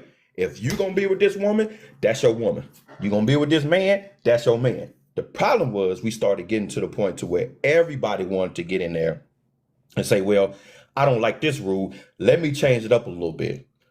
Even though I'm married to you, I kind of want to have a boyfriend on the side, a girlfriend on the side, or let me bring some inanimate objects in, or let me have if I'm a dude, let me have a dude to I could be with. We started changing up the rules, but ain't nobody saying, man, hold up, man, you can't do that, man. You cheating the game. That ain't the rules of the game. Now we're just doing it. Oh, I see you taking extra money out of Monopoly pot. I ain't gonna say nothing because I don't want nobody saying nothing to me because I done snuck another hotel on my property. So as long as everybody cheating the game, ain't nobody gonna say nothing. So we can make the rules up as they go. But as soon as somebody say, man, hold up, man, this game getting out of control, man. What's up? Like the game ain't even fun no more because now you can just do what you want to. And I think that's what it is when it comes to marriage. Everybody do what they want to. Everybody think that the marriage is supposed to look a certain type of way. That's fine. But again, if you claim to be a Christian man or woman, you can't say, well, I'm gonna do the rules how I want to, and then try to claim that you following the Bible or following God's law. The minute we deviate from what we're supposed to be doing, that's when it starts being confusion. We all know that God's not the author of confusion. We're not doing it the way we're supposed to be doing it. We want to do it to our own understanding. And that's why we have so many marriages failing. And that's why we had the youth who don't give a dang about marriage, not even looking forward to marriage because they're either scared or don't know or this, that, and the third. So we don't have no morality code that we follow no more. And that's why we're in the shambles that we're in. And I'll end it. All right. Nobody else? We good? All But sir, right. I'm sorry. I feel like that's the problem because this question has been posed for years, like way too many years to say, why are you not holding one another accountable? Why are you just not doing it? Like why have you stopped? Because that's how you put it. Why are you not holding each other accountable? Why are you not stopping your brother from doing what it is that you know he is doing, that you both know that is wrong? Why are you not doing it? Why Ask your can't you father. just do it? It's that simple. If you just do it and y'all actually hold each other accountable every single time, y'all will probably stop doing that. And probably, Leah, I don't know, if it would may I resolve. may I add that to you? I would say ask your father or your brother or your cousin, who's are males, to hold these men. That's what I'm You asking can't here right now. go Sorry? hold strange men. No, when you can't ask strangers to go ask strangers to be accountable. But you have people, I hope, within your family structure, within your village, that can hold those men accountable that you're seeking to hold accountable. But you can't ask But the strange men to go ask strange men to be accountable to something that we're not aware of. We're not. I'm not in charge of any of the men on this panel. They're in Well, charge of themselves.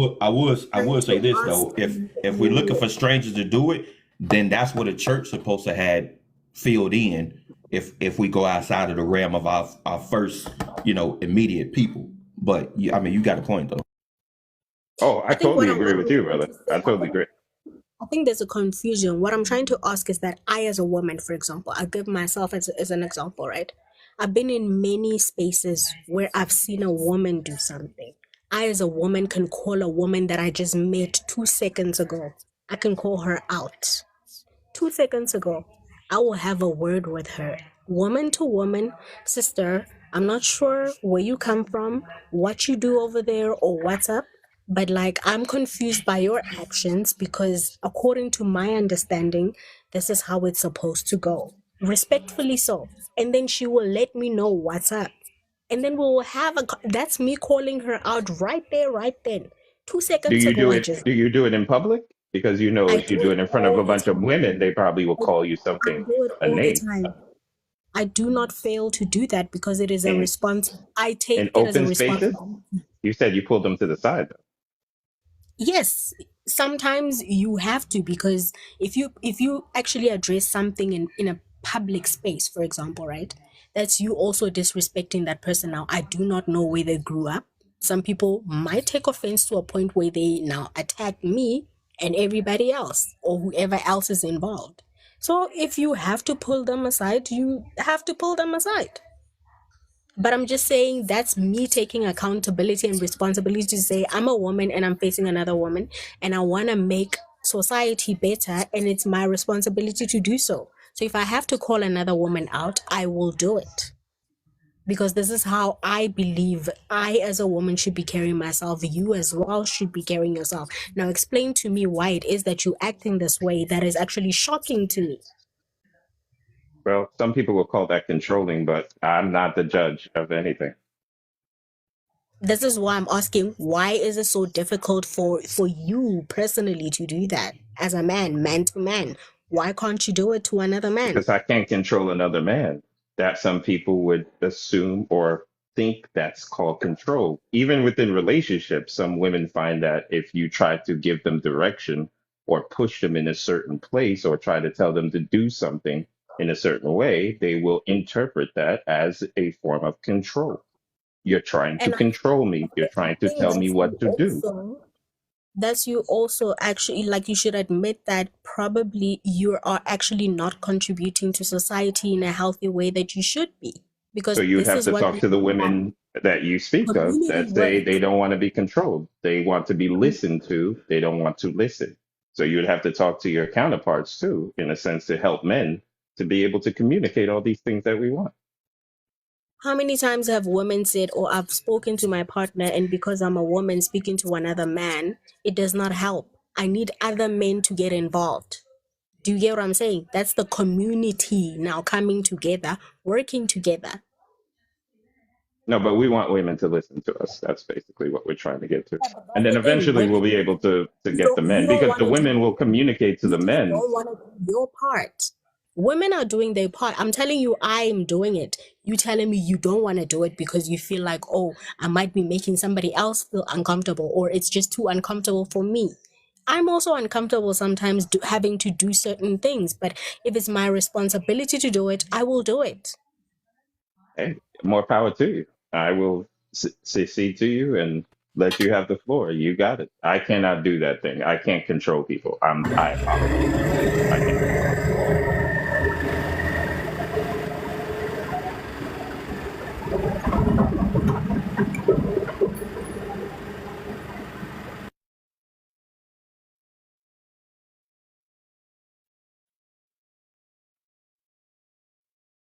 Oh, Everybody that was good? it. That was it. I'm good. I'm Okay. definitely not good because my answers, well, it was answered from Neo. Neo says he does not want to do it. He's not interested in doing it because he's not comfortable with being uncomfortable. So I'm asking now, other men, do they also feel the same way? Because I still need to understand, why are you just not calling your counterparts out when you see them doing something terrible? Like, hey, like, we're trying to achieve this as a community. Stop that. This is where your head should be at. Why are you not calling each other accountable? No, I definitely agree wholeheartedly. What you're saying, and that definitely should be. And I know myself personally. The guys of my immediate circle, um, I hold them a lot accountable, which is why I respect them so much, and why that we have a friendship that we have, because I don't pull no punches with them, and even with other people that's around me. Um, I hold them accountable if we're talking about from that relationship standpoint. Like a lot of times, like I'm not even gonna contribute to you doing something foul to your old lady, whether it's you cheating on her or whether you putting hands on her or whether you just gonna string her along for 5 or 6 years. Like, I'm not even trying to be down with that particular thing. So it's like, what you gonna do? What's taking so long to marry this woman, or why you putting yourself in this particular position? So as a man, I feel like I gotta hold my brothers accountable, and I would, and not saying I expect it, but I know that they'll do the same for me. But I absolutely agree with what you're saying. In order to be able to move it to a better position, we have to be able to hold the people around us accountable, as well as the people that's in our immediate family. Your wife, your kids, things of that nature. The charity starts at home. But I agree wholeheartedly with what you're saying, and we need more people. Um, like you, that's doing that with the people in our circle. And I think that's when we can start see more of the change, when we're absolutely able to be honest, not just in the marriage, but just the people around us. 'Cause like I said, since we were talking about pouring into each other earlier, are we pouring into them changing, pouring into their growth? And I think if we're holding accountable of this thing that we're having an issue with, that's contributing to their growth, because then we'll see more healthy relationship. We'll see more, better kids with the better foundation. But I agree wholeheartedly with what you're saying. I think that we should be holding each other accountable, and the people that love us the way they should hold us accountable as well. I'm just gonna give one example, right? I just wanted to say this. I felt that I needed to say it. Um, for example, I'm a single woman, been single for a very long time. I've decided to have children, but like I said, I don't know if I'll have them. I'm getting older, and there have been, like I said, married men who have approached me countless times. Most of them are men that are, they well off, they're attractive, and some of them have said, oh no, I want a second wife. But I know that some of it is BS. Because we know men lie, especially if you married. I'm not interested. But I could have been typically I know a lot of women that would take up such an offer, right? Because there are men that are comfortable enough to have, for example, a marriage life, and then because financially they're well off enough, they can sustain a second home, but that would be like a secret second home, right? So I've been in situations like that where I could have accepted that type of thing, but it is my responsibility, like I said, as a woman, to say no. Do you get what I'm saying? This is something, it's a package deal that also includes something that it is that I desire, to have a child of my own, to have a family of my own, and whatever. But no, it's my responsibility to say no. That's me. That's me taking accountability and responsibility and saying, I'm going to contribute to the community, and I'm going to say, this man is married. I will not exercise in this activity that you want to do in terms of you cheating on your wife with me. I'm not going to do it.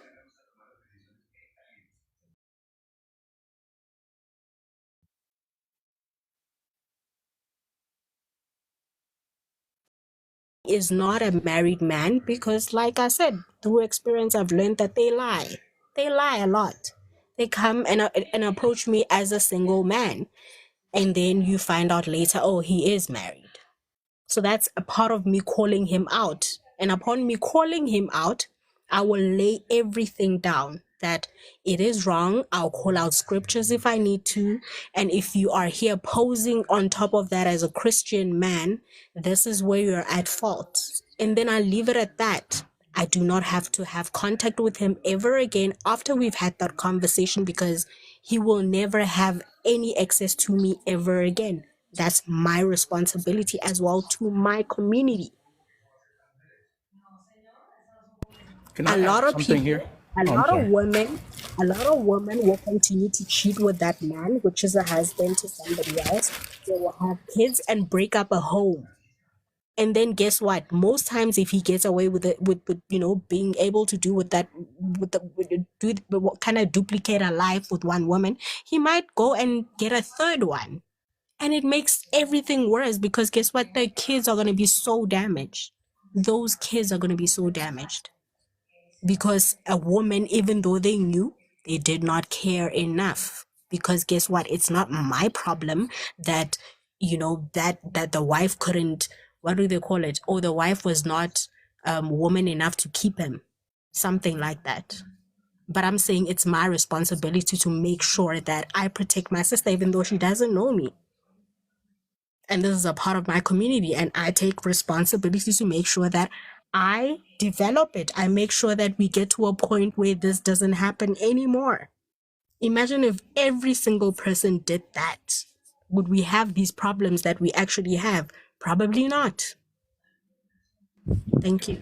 Can I say, Leah, that I'm inclined to think, and I think it was another creator who actually said this, I'm inclined to think that we're living in such a reprobate society that if there was a law against side pieces, that there would be people marching against it.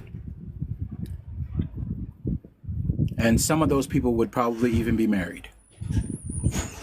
Because it's literally like how you were talking about. It's literally to the point to where we're so inclusive. Like, you can't be inclusive and exclusive at the same time.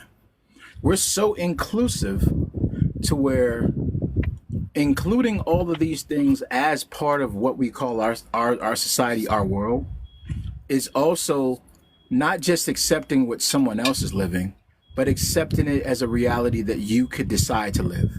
This is why you have to be exclusive. We have to practice exclusive mindsets and say, that's not included in my idea of what this is, of what marriage is, it's not included. And so the minute we start to include things, then trust me, that's why we got things like slut walks. That's why we got things like gigolos for Las Vegas. Like, that's why we got these types of things, because people literally will literally march against the very thing that is destroying them. I know, and I've heard women say that their preference of a suitor is a married man. And we've seen on these red balloon shows or whatever, right? I know it's entertainment, but it's edutainment too, that if women are not choosing single men, then they must be choosing taken men, right? That's the conclusion. If they're not choosing single men, then they must be choosing taken men, right? And it was a spoof. It was a joke that I put up one time, and you should have seen the comments. The comments was like, that's what I'm talking about. Man, you ain't got to worry about being out here with every other woman except me. This is the mindset of, my wife got to the point to where, when we first got married, it was like, oh, you got to wear your ring everywhere. She's at the point now, after she's seen how women react in stores to rings, that she's like, I don't care if you wear your ring or not. I'm glad you're committed. Because I attracted more women with my ring than I didn't. When I didn't have my ring on and I'm in the bread aisle getting some bread, women didn't even look at me when I didn't have my ring on. The minute I walked in the same aisle, seeing some of the same people, now women are giving me attention and asking to help me to get things off the higher shelf when I'm the taller person. Hashtag dig. It's a fact. Go ahead. Like, I don't want to sorry to cut you off, but So I realized that they do that like to men and women, like because they would see like you have somebody and like all of a sudden like they want you. Like I don't know what that's about. May I add something to this for you guys? You know where the word bastard comes from? The Yeah, origin? explain. No, Of yeah, I just thought it was a childless, Fatherless kid. fatherless child. Yeah, fatherless child, yeah. yeah. So it comes from the Victorian age where, women of virtue who, the woman of the house was married to the man, he would go venture out and look for somebody to sleep with. That woman would then have, knowing that this man was betrothed or within a marriage, would engage with him, knowing that she had a wife, and would And then have the child, but then the child could not be accepted because in those days there was no child support, there was no courts, there was no nothing. So you literally had to hold that child to yourself, yeah, or but in it hopes kind of of, sounds like, yeah, but and in hope, with or the in hopes of that wife who was in the house would then accept that bastard as their own, but usually they wouldn't because it was a betrayal. But they would look at the woman who did it as the betrayer, even though the man per- perpetrated the act. But you knew for a fact that that man had a wife. You understood that, but you engaged in the act because you were looking for the benefit of trying to win whatever prize she had versus what you didn't have. So since it's been a tale since the dawn of time, so you guys have had control since the beginning. Is just you tend to not want to take the accountability of having that responsibility of control of yourself.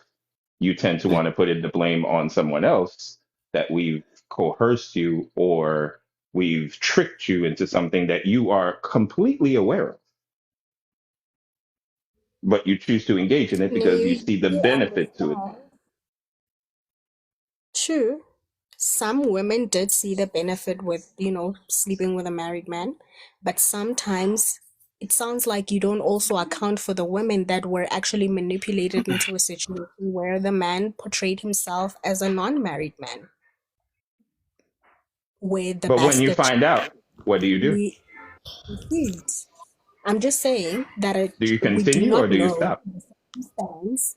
Now, I'm saying in terms of those circumstances, it could be that the child was conceived with a woman that knew that this man was a married man, or conceived with a woman who was either a prostitute where this man paid money to the woman to sleep with her, All things or could be true. with a woman that the man lied to and perceived, I mean, the woman perceived him as somebody that was a single man, that he never disclosed he was married.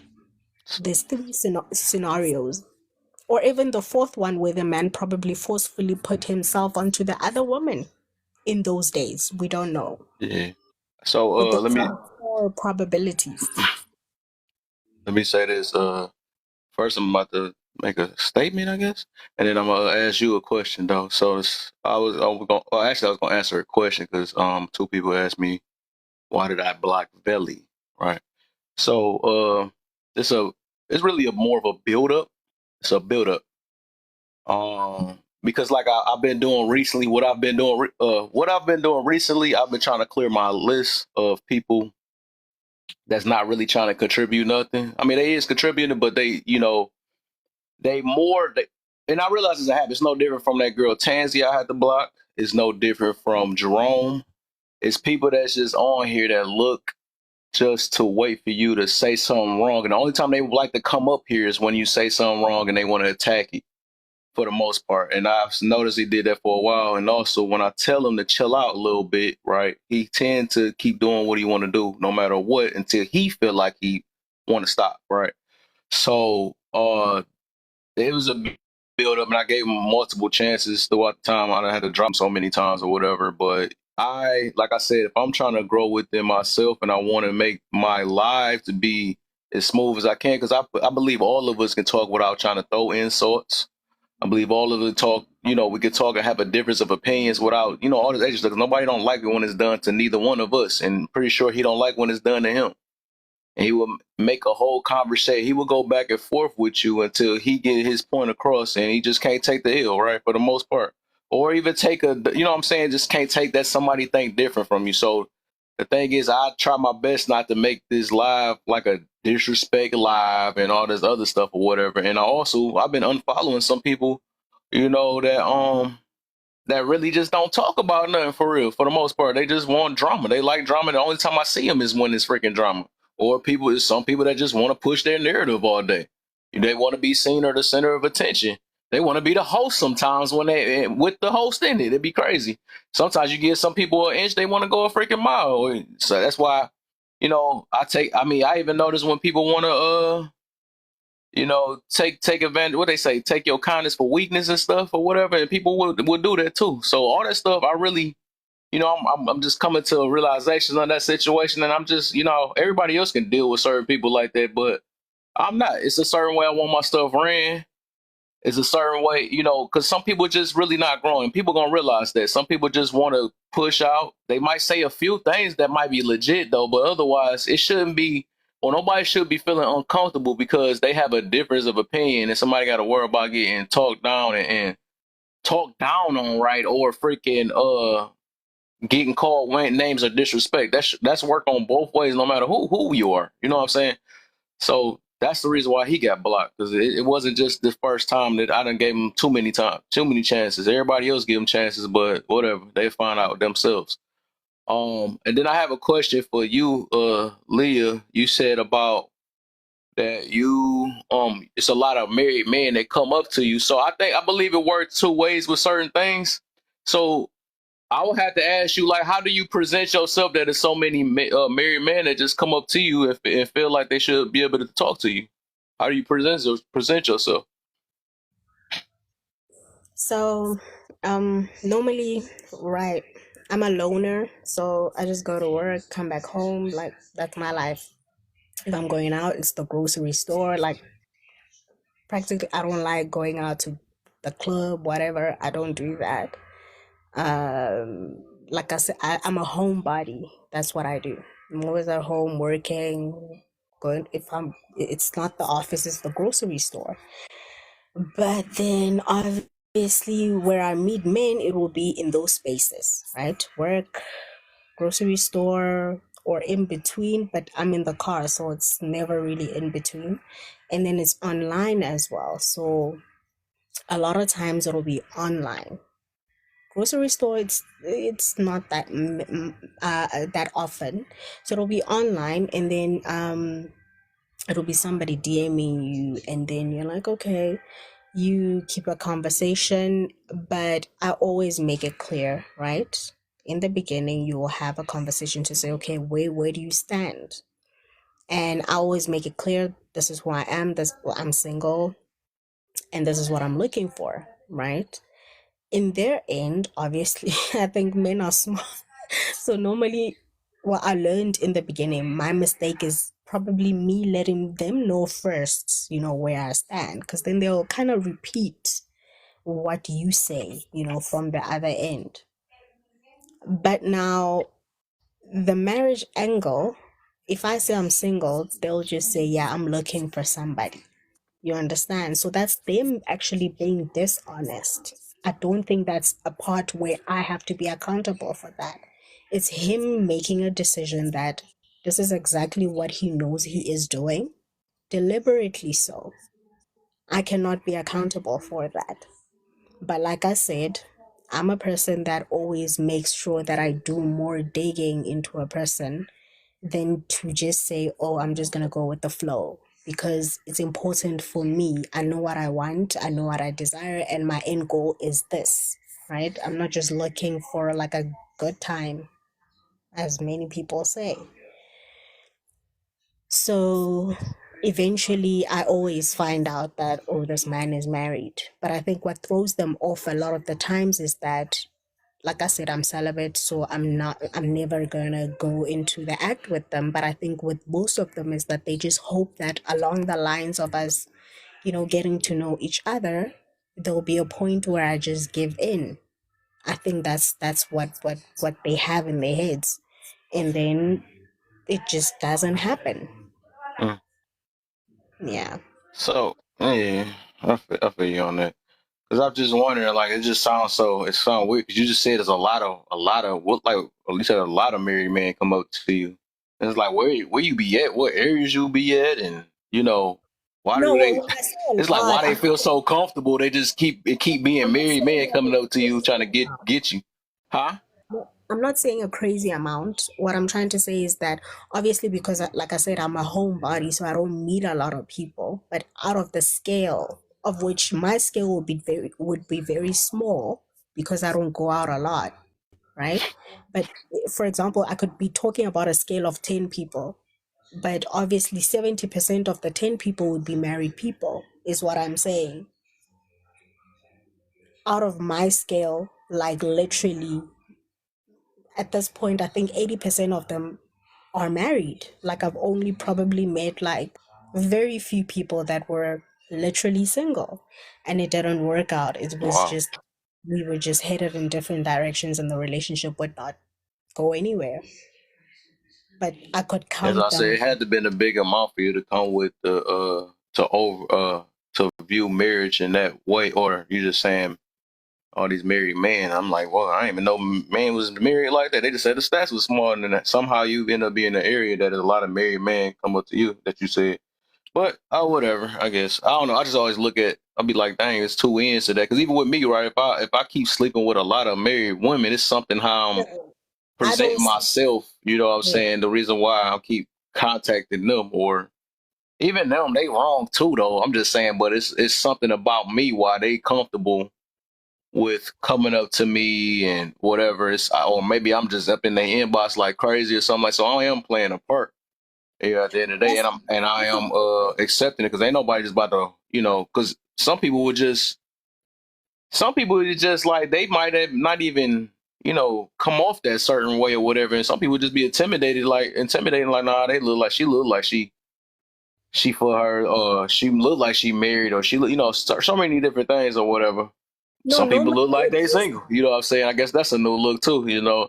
So that's why I say it's always something behind certain things like that. So it's like I always be trying to think on both ends. Like, man, why is a person coming up? Why are so many married people? No, Just like if I was like, why are so many, you know, I understand. I ratchet women understand. keep coming up to me? I would have to question myself after that. Like, why is there so many of them? Why? What That's areas am what I I'm going saying. in? Huh? I get you, and I've asked myself that question a lot of times, right? Because I'm like, I'm not out there. I'm not out there at all. Mm, So why is it that this keeps repeating itself? And then obviously you lean into, okay, the ones that already know, we've discovered you married and this is not going to work. You say, okay, let me lean into actually asking you, because now we've figured this is not going to work out. Maybe you'll enlighten me so that if there's something that I don't want there, right? Because I don't want a repeat of another married man approaching me. Can you enlighten me? What made you, you know, come to me so that I can change that, so I can attract more single people, because I don't want no mm. married people around me. I And think they that say, I no, think that's you got to do since you said they keep running into that problem. I would just say ass off rip if they married because that's scary. yeah, but Yeah. that's the thing. I'm like, okay, what's up? Because I'm not like a 3 or 4. I'm not out here presenting myself as like the type of girl that you can just go I feel out, you. take out some days, I like feel you. whatever. And like, I still don't understand why I'm attracting these men, and I'll still get nothing, zero. I'm still at the point where it's a question mark because I don't understand what the hell is happening. Yeah. And the fact you say you be in a whole full conversation with a lot of them, Yeah. interesting. All right.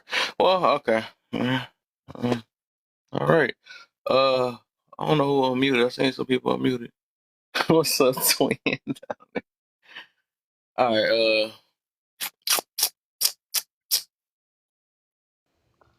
All right. I What you said I got, man? wanted to answer through sickness Oh yeah, and we on it. Let's health. start it. Let's get it. So through sickness and health, for better or worse, through rich and poor. Does that mean anything anymore? I think it means something to the people that value it. To the people that really don't value it. They don't care for it. It's really something that's really not as meaningful. I think those words, when you say those words, you got to stand on that. And a lot of people don't, because a lot of people, they're only probably in a marriage for just to live or experience a certain moment with certain people. It's like you only see a person in your story just for the good times. It's like, oh, I'm not about to stick around too much for the bad, because, you know, who wants to do that? And I think you got to learn to love. I wouldn't even say learn to love. Shit, either you love them or you don't. Either you gonna see yourself with this person for a lifetime or you're not. That means, can I love you past your looks to the point where if you don't look like that no more, can I still be the one to say, oh, I love kissing this face still? You know, could you sit up here and be the one? Yeah, like, could you sit up here and be the one if your partner needed a kidney or if they went brain dead? Could you still love them? Like, a lot of people don't love people to the point where you will struggle with a person, to where you will literally try to build a person back to a certain mindset, a certain condition, or you'll, even if they had Alzheimer's, you'll sit up here and would you still love them through that? Like, some people would love you just to the point where it's like you're not. I think the moment you become too overbearing to them, they losing love. Because it's too much for them, and that's why you get some people who be like, oh, you know, I done went broke. I lost my job, and I lost my wife. I lost our kids. I lost everything. It's a lot of men that experience that. Because it's a lot of women who aren't genuine. A lot of people that's not genuine. And I think that's scary to sit up here and to pour all your time and energy with someone, to know that, you know, you see forever in them, but they only see a moment in time with you. And it's like, damn, why can't this be really a forever thing? You know, I just think, like I said, the ones that get it, they got it.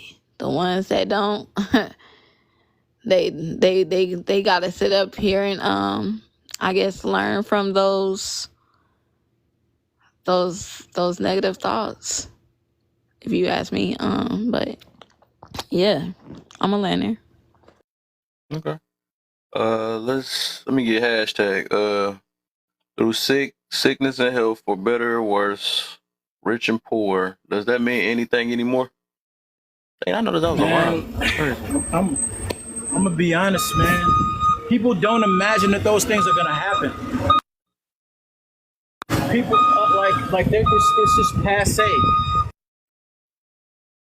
But people don't think that those things could possibly happen. A lot of people, what they do is they'll say those words, but they don't actually mean them. They don't actually conceptualize them. They don't actually say, you know, I'm of service to this person. I'm signing up to serve them. That's why it's a really big difference from a man wanting a wife and wanting to be a husband, and a woman wanting a husband and wanting to be a wife. It's a really big difference, man, because that involves the dedication to the service, and the service is the value. You know, like, do your children ever become a burden to you when you really want to be a parent? They don't. Your children don't become a burden to you when you want to be a parent. When you're done parenting or you think that I've parented enough, then suddenly your children become a burden to you. You're like, oh my God, I can't do this no more. Like, so I don't think people actually want the things. I think people are actually term based in their mindset. Modern marriage is terms. That's why I think we should just go ahead, man, for the majority of people, and just say, you know what? Every marriage needs a renewal license. You know what I'm saying? Like, we should start instituting 5-year marriage licenses and shit like that, because then people, marriage would be like, we'd have a much higher success rate. Because then it'd be like your car. It'd be like, your registration for your car or your license or something. People would be like, oh, okay, well, I'm gonna get married for like 2 years, get this thing together, and then I might renew or I might not renew. But what if it costs something for you to do something? Like, people should keep paying into their marriage. They should keep paying into their relationship. You should keep paying into it. And if you really wanted it that much, you'd put your money where your mouth is. Like, if we had something like that, I think we would see more commitment, because people are like, hold on, I just put $3,000 on this marriage. Shit, we gonna make these 3 years great. You understand what I'm saying? So there needs to be an institution. I mean, if part of it is legal and part of it is love, then we need more legality to be implemented. Otherwise, there got to be some kind of something you would lose. And I mean, for the person who is filing for divorce too, there has to be something that person is definitely going to lose. So yeah, that's my point of view. All right, man. Neo. Go ahead, Neo, then Leah, then Mikey. I swear that was gonna go a different direction with I thought it was gonna be Mikey, Leah, and me. But all right. You ready? Or Yeah, I'm ready. I'll do it that way. I'm ready. All right, So through sickness and in health, for better or for worse, through richer and poorer, does that mean anything anymore? Probably not, because like everybody mentioned before, and I think somebody mentioned on the earlier, that we've redefined what marriage is. So just to kind of borrow and piggyback off of that, that's what's happening. We've come to a society now of people who want to do things the way they want to do it, not the way the majority wants to do it. They want to do it their way, but want the majority to apply it. And that's why you get all these confusions, because everybody's trying to make their reality everyone else's reality. I don't know how that happened.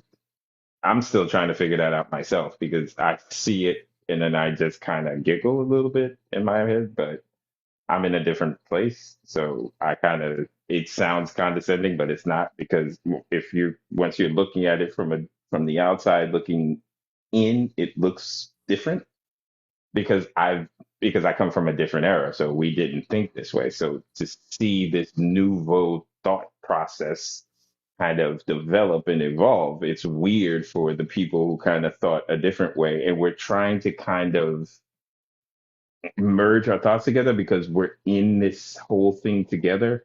So it's almost like a friend of mine we were talking about. It's like when they went from that traditional conservative 50s idea, and then the 60s happened, and then the flower power children came in, and then that whole society had a clash. And then we kind of seen what that evolved to the 80s and 90s. And I think that's what we're seeing now, a new evolution of thought that people are kind of shifting to. But we've come to a culture of more sensitivity. People are really highly sensitive now. And I think with this highly sensitive culture, people are frail and fragile. And my generation didn't come up as fragile as this new generation. So their sensitivities are very high, and they're still trying to figure out certain things. So marriage to them is completely different. Because if you look at your marriages from in those days, people really stuck it out versus what you see today. people are so much of into their own feelings and how they feel, and I have to feel good about everything, and you can't hurt my feelings, and all these things that you end up. People say they don't, their feelings don't get hurt, but inside internally they have their feelings get hurt.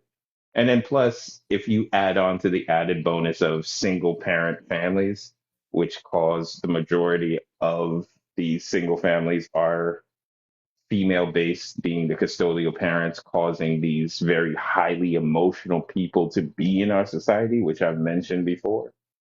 That's why when you're trying to make these unions happen, you have two highly emotional people trying to make things work. Nobody is not emotional. So it's always a battle to see whose emotions are supposed to be in check.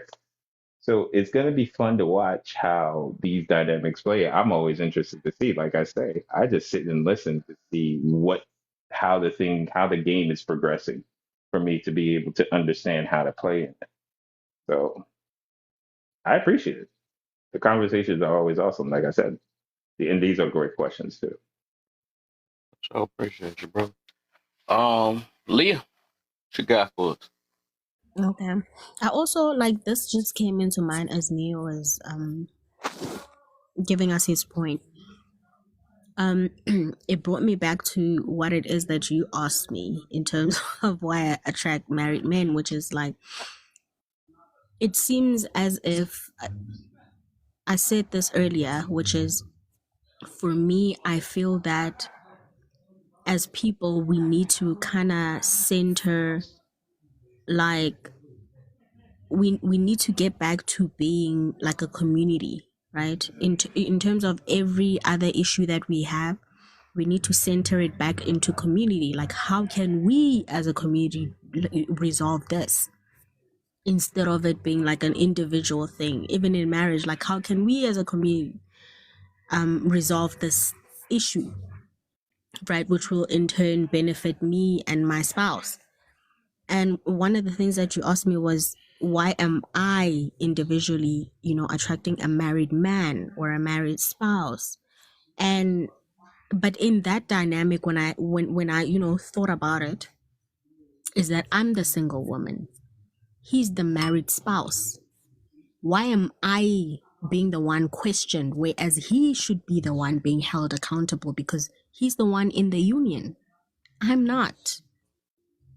Yes, at first value, when we first, like I said, when we first get to interact with one another, when we first meet, nobody knows anything, a lot of information is hidden. But eventually, gradually, as information gets revealed, I'm always the person that says, okay, once I find out that this person is married, I cut it off immediately, and I make it known that this is the reason why it is that you and I will no longer speak. You are married. I don't do this. I still don't understand why it is that you feel that you need to be doing whatever it is that you are doing. It's unacceptable. It's disrespectful to your wife, to me, and yourself, and the families that are involved, right? And that's where I leave it at. I make sure that he knows this is how I feel. Because I can understand that a lot of times, probably a lot of these married men will go out there and they feel that every woman, that they will interact with, they don't have the same sentiments. So I make it known that this is how I feel. I don't condone it as a single woman. So when he runs around saying, "Oh, I've been cheating on my wife with, pretty girls," well, I'm not one of those pretty girls, and I'll never be. And there are probably a lot of other pretty girls that look like me that will never want to be in a situation like this. That's me taking responsibility in society, right? But what I'm saying is that it seemed as if, like, you saying, okay, but why am I attracting them? I wouldn't know. Maybe he just saw a pretty woman that he wanted to sleep with, but I wouldn't know at face value until I get to know who this man is. But why are we not more so holding him accountable, because he's the one that took marriage? He decided to take a woman. He got married. He probably has children. He's in an entire marriage. He is the one that is not single. Why am I being questioned? Why am I attracting him? that's also like an issue in society, like where you say, oh, it's because probably I as a woman, I'm upholding myself in a particular way that attracts men that are already taken. It's not my responsibility to make sure that taken men don't go after me. It is the responsibility of the taken men to make sure that they do not go after single women because they have no business going.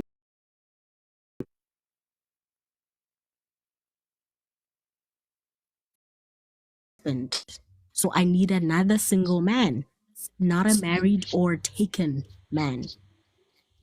Yeah. That's All right, let me explain. Let me yeah. explain now on that though. Why? You said why?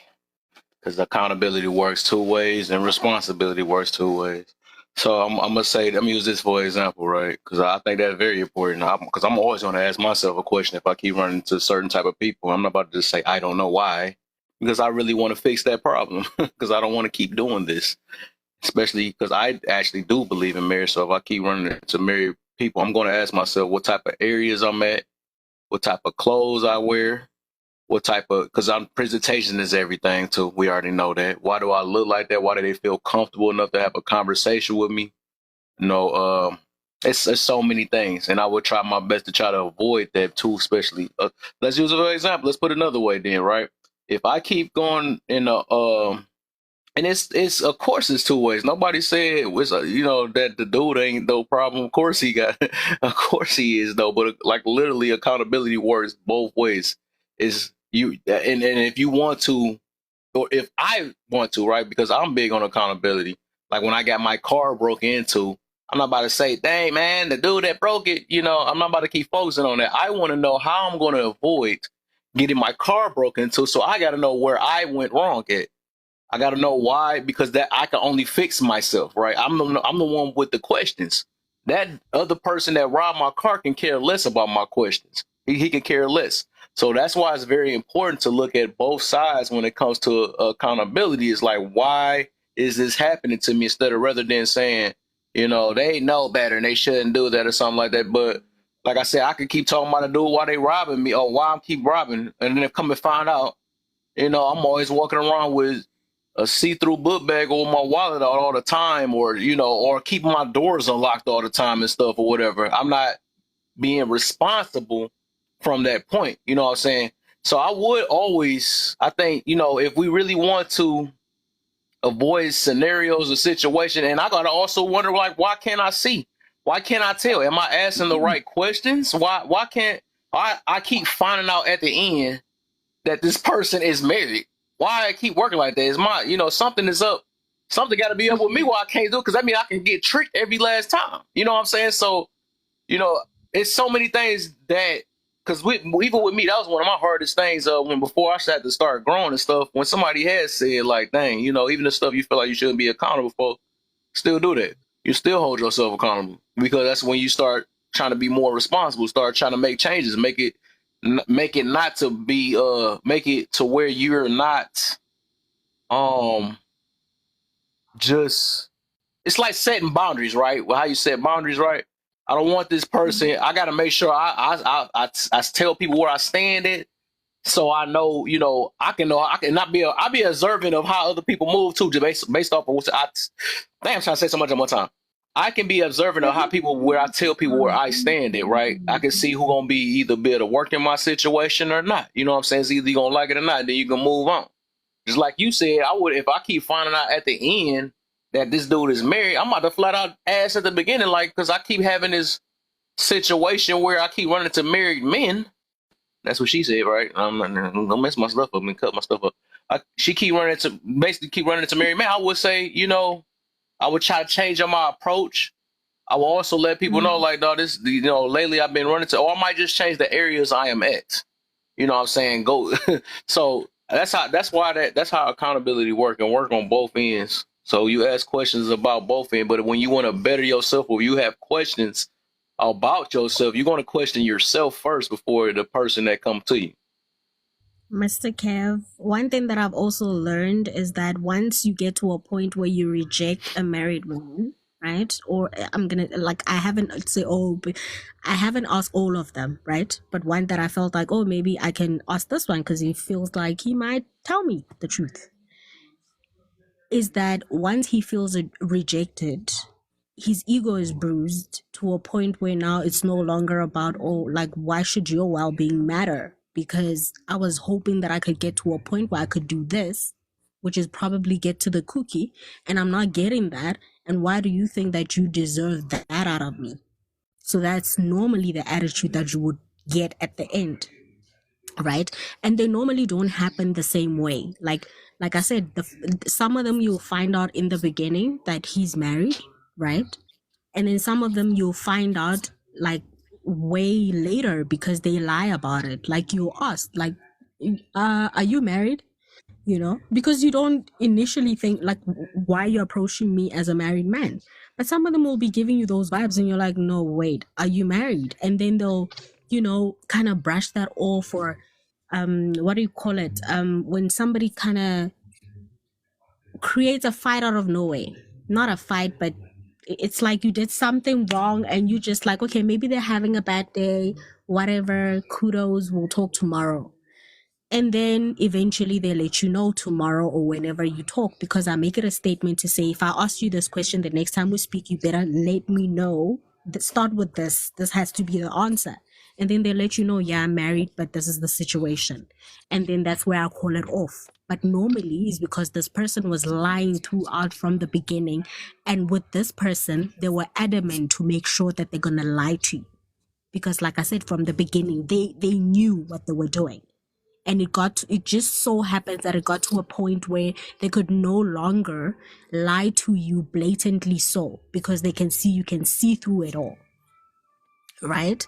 Now they start telling the truth. Oh, I'm married, but it's a situation. It's, you know, I'm getting a divorce, or I've been going through a separation. It's normally those, but I also know it's BS. No, normally all the time. I mean, most of the time it's because probably maybe it is happening, but still, you're still married. What do I have to do with it? You know, but that's what happens. It's not the same all the time. But even when you ask, should you ask, it's always like, oh, I don't get what I wanted. Why must I care about your well-being? Why must I help you anyway? You know, like, oh, I'm not gonna do that. It's just that's what you met with. and and May and I? and there's another one, or there's another one where it's not even, you know, this man trying to date me. It's a married man knowing so that he is married, he is taken, and he's not even trying to say, hey, let me have a date with you or whatever. It's a man that literally stalks you to a point where this man this man will follow you to your home. It's those situations where I'm just What the? like, I am a woman that is so simple. I don't dress I don't dress like that. I don't give those vibes. And I'm still like, why am I M- attracting that? Because I don't Leah, dress can like I? that. I don't talk like May I? that. I like none of that. I understand where you're going, but I'm getting more and more confused as you go further and further into this Because there's a conversation. lot. There's a lot. Where there is a lot, but what I'm trying to understand is that you're not entertaining these people, but entertaining them at the same time. Because I think that's what Kev was trying to say, but you kind of Okay. said No, no. no, And then you're no. saying you are Yeah. entertaining them, but unless they're not giving you the attention because you're not complying to what the demands that they're making, I feel then the like, okay, situation changes. okay, let me now, because it's like you're asking me for clear details and I didn't want to go into that. So maybe I'll give two examples, Did right? you know this person? And let me before you do that. It sounds like you knew this person already, and then you using Yes, like so this one. It sounds like you one using this one example. guy as the whole thing of married men because of one guy you might have dealt with. Because that sounds just too deep. And if you done that more than one No. times, I think that's more of a self problem. If you talking that deep to married men, Yeah, it's a Okay, pattern. but I'll give one example of the married man, married man scenario that I've met online, right? So I will meet maybe one that, you know, DMs, hey, what's up? Can we meet? You know, we've been following each other for a while, whatever. And it's like, okay, cool, let's meet. What do you have in mind? Date, place, whatever. And then before even the initial date, I don't know what I saw or what I felt. And then I just felt the need to ask the question, are you married? Then they initially say, yes, I am married. What does that have to do with anything? I'm like, okay, no, it's cool. Cancel the entire date. We don't need to do this.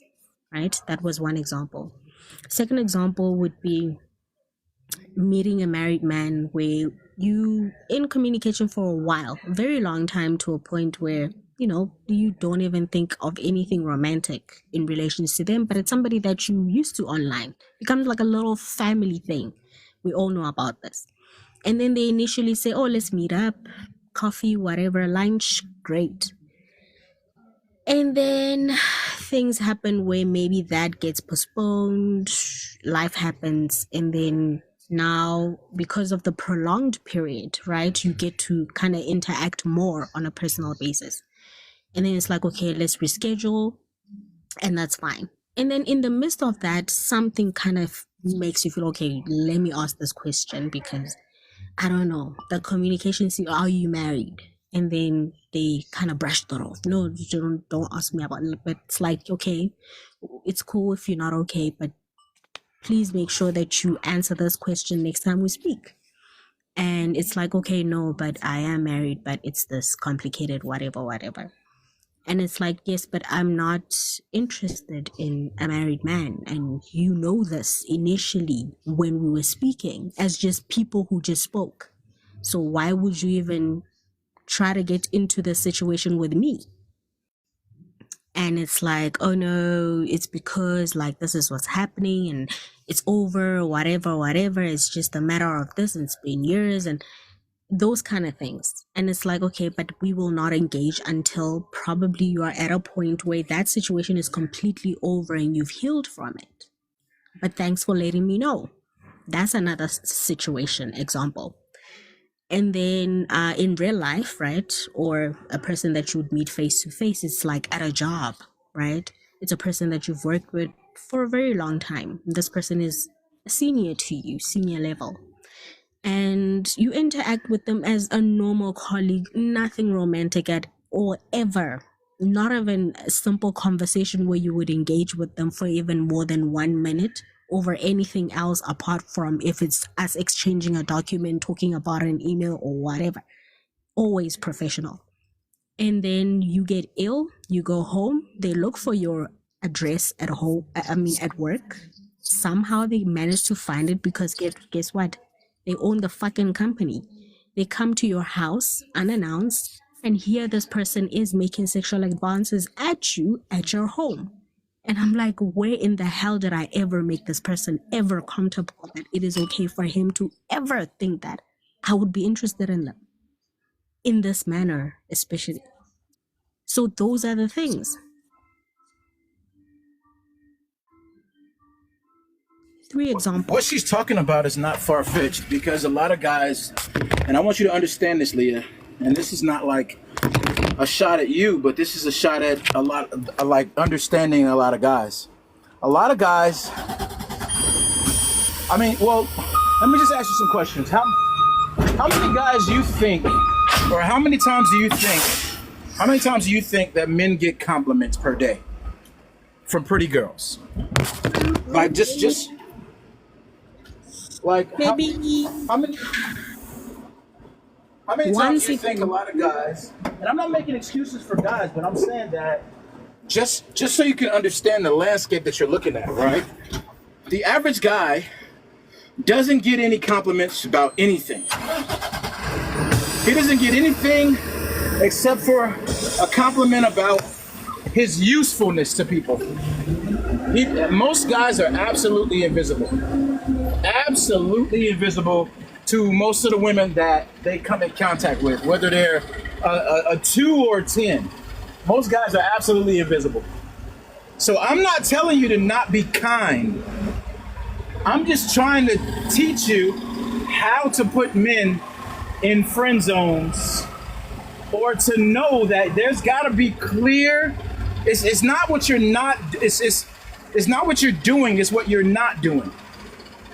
You know, I've had to disassociate with myself because I've had to disassociate myself with a few guys that I knew early on that were in quote unquote serious relationships that would go out here and they wanted me to go out and hang out with them. I'm thinking it's like gonna be like a pool night or, you know, go shoot some pool, go to the bowling alley.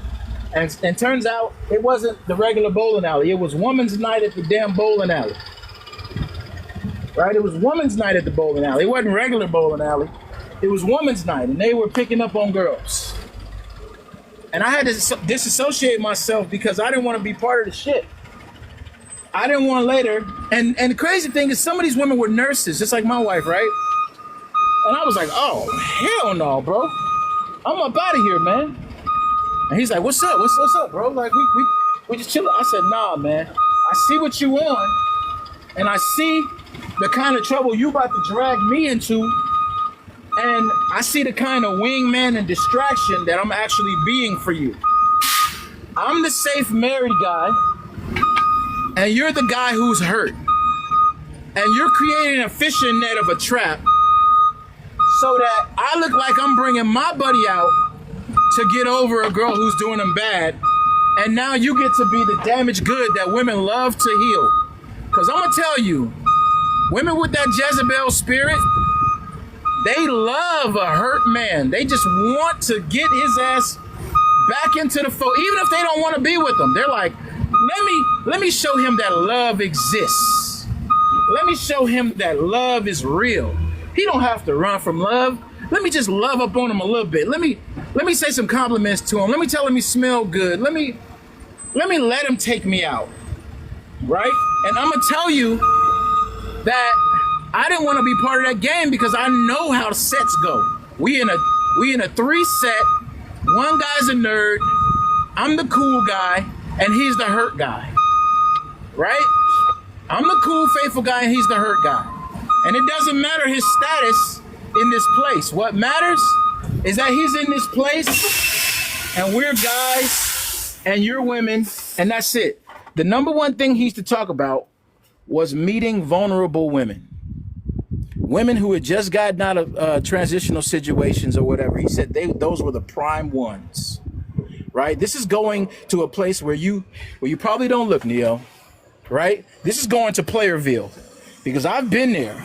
In fact, I was probably one of the fucking citizens. I mean, one of the councilmen in Playerville. So I can recognize all the sets that happened. I know how to, bro. I was a 7 for 7 guy. A 7 for 7 guy. And I'm not bragging about that. I'm just telling you that I was very skilled when I was out there. So all I'm trying to say is that I know the sets and I know how games are played. And I'm telling you, the number one thing that vulnerable men who don't think they're getting what they deserve in their marriage, or they don't feel fulfilled and stuff like that, though, the number one thing that they're looking for is empathy, sympathy.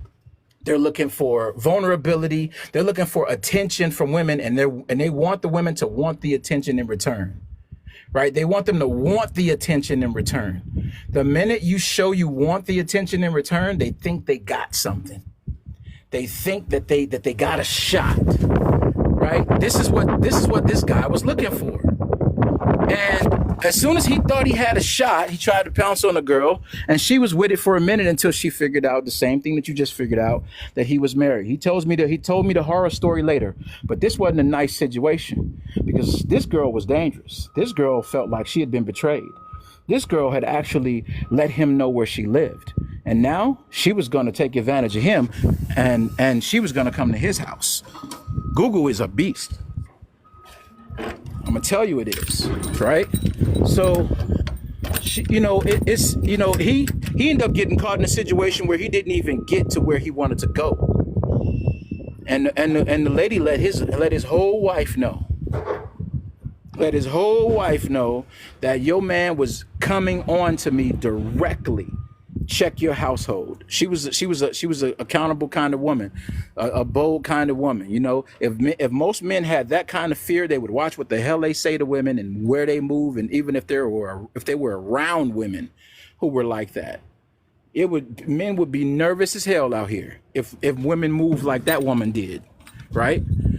But I'm telling you, what might be attracting you, what might be attracting these guys is those simple things. It's a very nonchalant thing. It's a thing that you're not aware of. It's a thing that says, "Oh, I'm vulnerable and I'm looking and I'm available, and no one at this moment is giving me any attention and time." And all of that could be literally written in your giggles, in your chuckles, in your laughs, in your taps on the shoulder. And all of that stuff can be written in those small little things that I'm going to call it as it is, that predatory men who are married are looking for, right? Because I'm going to tell you, flipping the script, when I was single, one of the guys who was going out with me was actually a married guy. He was part of the set that I was in. These 3 sets, we ran them regularly. And it's terrible. And I don't even want to give this, like there's a code to the game, but the game is so cold.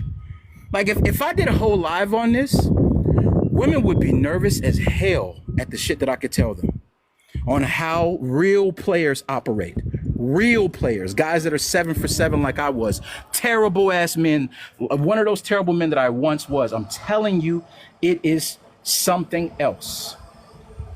It is something else. So I want you to just be more cautious and tell men where they stand. It's okay to be assertive, and you can be assertively feminine. You're such a good friend. I'm glad we have this relationship and I don't have to worry about you trying to push up on me. You need to say clear-cut things to men, because these clear-cut things, right? These clear-cut things are going to stop these men in their tracks. It's going to stop the boss from trying to create, what is that, homina, whatever. It's a form of sexual harassment, right? I forget what it's called. Ad hominem, I don't know what it is. It's a homina, whatever, right? The people, executives know, right? I don't have it offhand. It's gonna stop the guy at the grocery store from trying to follow you home. Telling that guy, hey, man, my brother's, maybe another night, because my brother's always stopping by unannounced. You need to say these things because men need to know that other men exist in your life. That is one of the safest things that you could do, is to put men in their spaces and let them know that other men exist in your life. I'll land right there.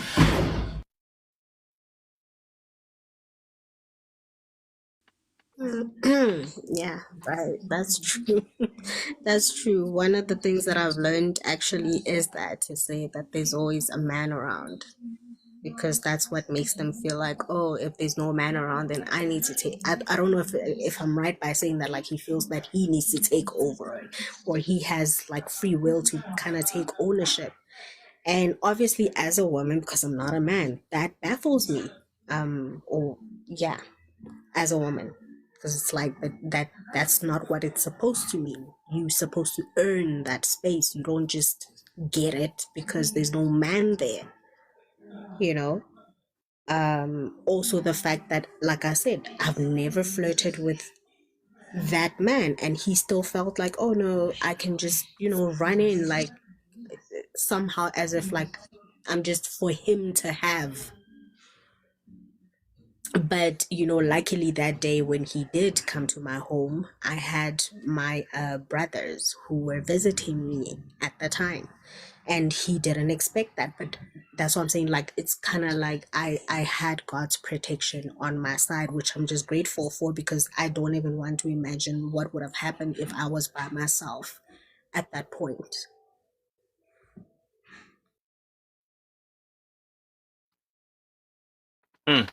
Okay.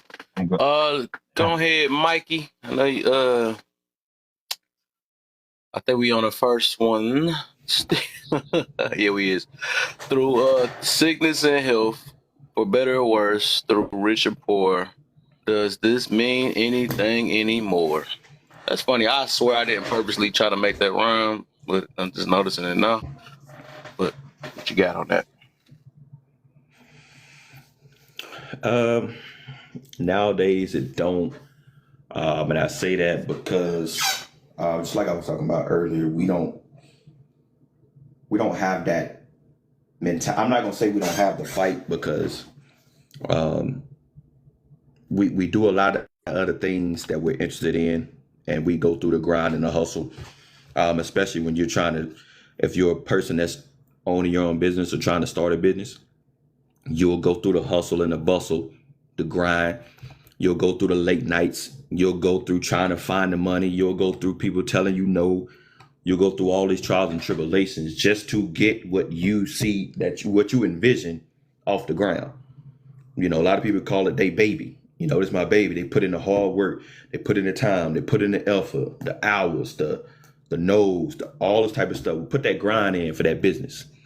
I've seen single mothers that go above and beyond for their kids. The working 3 jobs. The trying to make ends meet. The walking in the rain. The doing odd jobs just to make sure that their child has clothes, food. Go to get their teeth fixed or whatever. So I can't say that we don't have the fight for it. It's just we're not interested in a long term for whatever reason. Marriage is the only thing that we don't see as to where we need to fight to keep it together. And if you notice, I just want everybody to kind of look at what it says. Through sickness, health, better or worse, through rich and poor. Now, one thing that people is not realizing or haven't really caught on yet, there's nothing in that says happiness. Through happy and unhappy.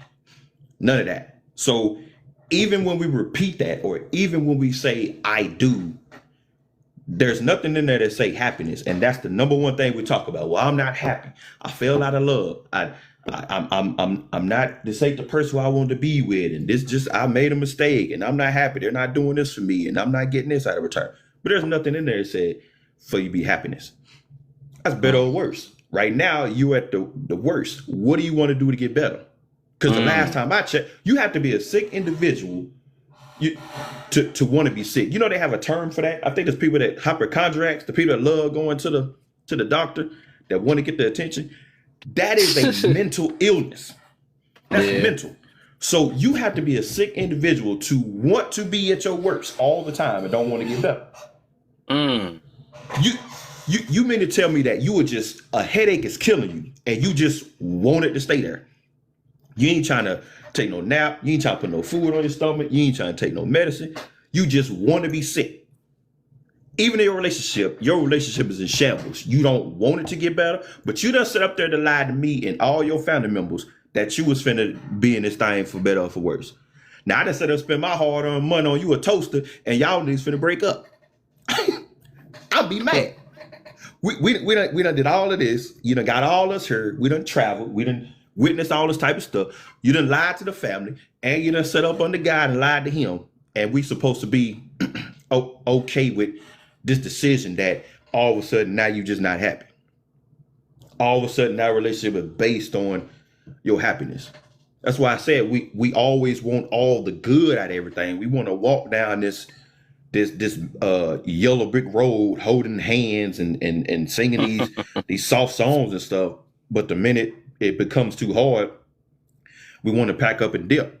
But we only had that mentality when it comes down to marriages. But every time we want to do something else that we passionate about, we don't ever give up. How many people done started from the ground up, even with sports? You done started from the ground up. You trying to make it to the pro league. You done lost sleep. You done got injuries. But man, I'm finna go pro. That's what I'm focused on. I want to go pro. I want to do this for my music career. Stuff that we're passionate about and we're putting time into. But if you notice, a lot of stuff that we doing like that, it's always about self-gratification. How very rare it is for somebody to put that type of love and passion into a relationship, but they'll put all of that in something that they want. If they want a new car, new house, want to finally get them shoes, buy their college or get in college, whatever it is. If it's about self, we'll go above and beyond. But try putting that same type of effort into your marriage and see how better that is. But we want to do it because of happiness. But everything else that we done got it out the mud had nothing to do with our happiness. It was stuff that we knew we needed to do because if I don't do it, it ain't gonna get done. If I don't get up at 6 in the morning and go ahead and make these ends meet, I'm not gonna be able to have this money for this house that I'm trying to get, or whatever goals that we set. But when it comes to this marriage, then it's like, oh man, I ain't doing that. Forget that. They gonna have to do this and that. What? But if it's about self, we 100% in it. Anything else we gotta, like we keep talking about, pouring into somebody else, then that's what we want to weigh out the option. Oh man, it's too hard. Man, I ain't finna do that. Oh well, how'd you get to your start? Oh man, I remember when I was sitting on the corner, man, I was begging for scraps, man, but God got me through, and now look at me, man, I built this. Come on. But I'll land it right there. They done poured it to you. Now you don't want to. That's crazy. I like that though. I get. Go ahead, hashtag. I'm gonna do my point of view on both the first two after that. Is he talking? Am I tripping? No, I couldn't hear anything too. Nah, I can't hear him. Well, it's like No. it's just glitching and it ain't saying nothing. Oh shit. Okay, let me get. Okay, yeah. I say what he just said was real, and the part that I keyed in on was the support system, bro. You know, I think the most important thing that you and the other person should establish before you take steps into any direction is a support system, right? One of the key things, like I'll give you a small example. One of the key things that I have in my life is I have places where I can get money from, emergency money from, and I didn't create them. I signed up to them, right? Like I didn't create these places. I just signed up to them. I opened the accounts for them, right? Why do I have these things? I don't need them right now, but I signed up to them. These are support systems in case I hit a snag somewhere, right? The same way I might have a Dave or a earn in or a money trap thing or whatever, where I can get a few $1,000s or something like that. The same way I have these things set up in case shit fails, there are people that are 100% for me that I have in my life that help me figure out, how to stay in what I committed to. Those should be your groomsmen and bridesmaids. They should be, but that's not the way people operate. They're just like whoever looked good in the dress and whoever looks good in the, whoever was there when I was transforming, all the homies, right? Whoever I shoot basketball with on Sundays at the gym and shit. Like that's how people pick out their groomsmen and bridesmaids. But my homie, one of my homies from Africa, that's not how they pick out theirs. He picked me out. I'm not from Africa, but he picked me out because of my character. So when he called me and said he was thinking about a divorce, I told him I didn't support it. And they literally have a system where they vote on it, and you don't go and try to do nothing unless the people that you go and you do what you need to do. Like you got to run it by these people, and why? And these people help you to get it together, and they bring you back together, you know. And you got to literally get a vote or whatever. The same person that I went to for counseling, premarital counseling, is the same person that I go to now whenever I have an issue, right?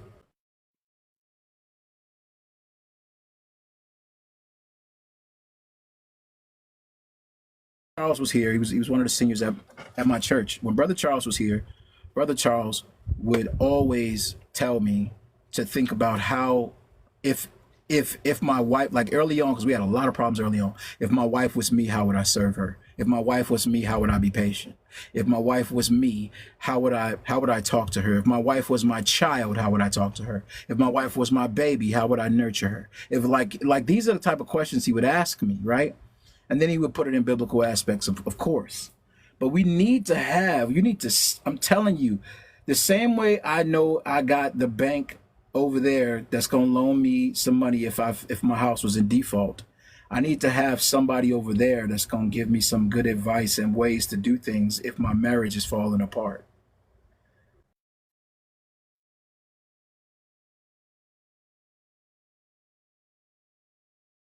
On their weddings and won't spend $20 a session on their counseling. And that's a crazy thing, right? I don't know if you just heard what I said, but there are people who spend $10, $20, $30,000 on their wedding, but won't spend $10, $20, $30 a session on their marriage counseling. Mm. That's ridiculous. That's ridiculous, right? When you think about that. And yeah, so having good people, like I right now, bro, like bro really touched my heart because I literally been listening to my wife. She been, she be pillow talking to me about one of her friends who wedding we went to recently, and I don't know both of them personally, but I do know them. I wasn't in a court or nothing like that, but I'm listening to the stories sort of fall apart between them, and now I'm getting the word that they might be getting a divorce, and I'm like, man, it ain't even been a full year. Mm. It ain't even been, and I'm like, and I want to say something so bad to one or both. I've already reached out to him low key, just about like progressing himself financially and setting himself up to buy a house and stuff like that, and how to fix his credit, just because I want him to look better as a man. But really, I so wanted to say something to him about ways that he can like to encourage his marriage. I just sent him some scriptures or whatever to kind of just give him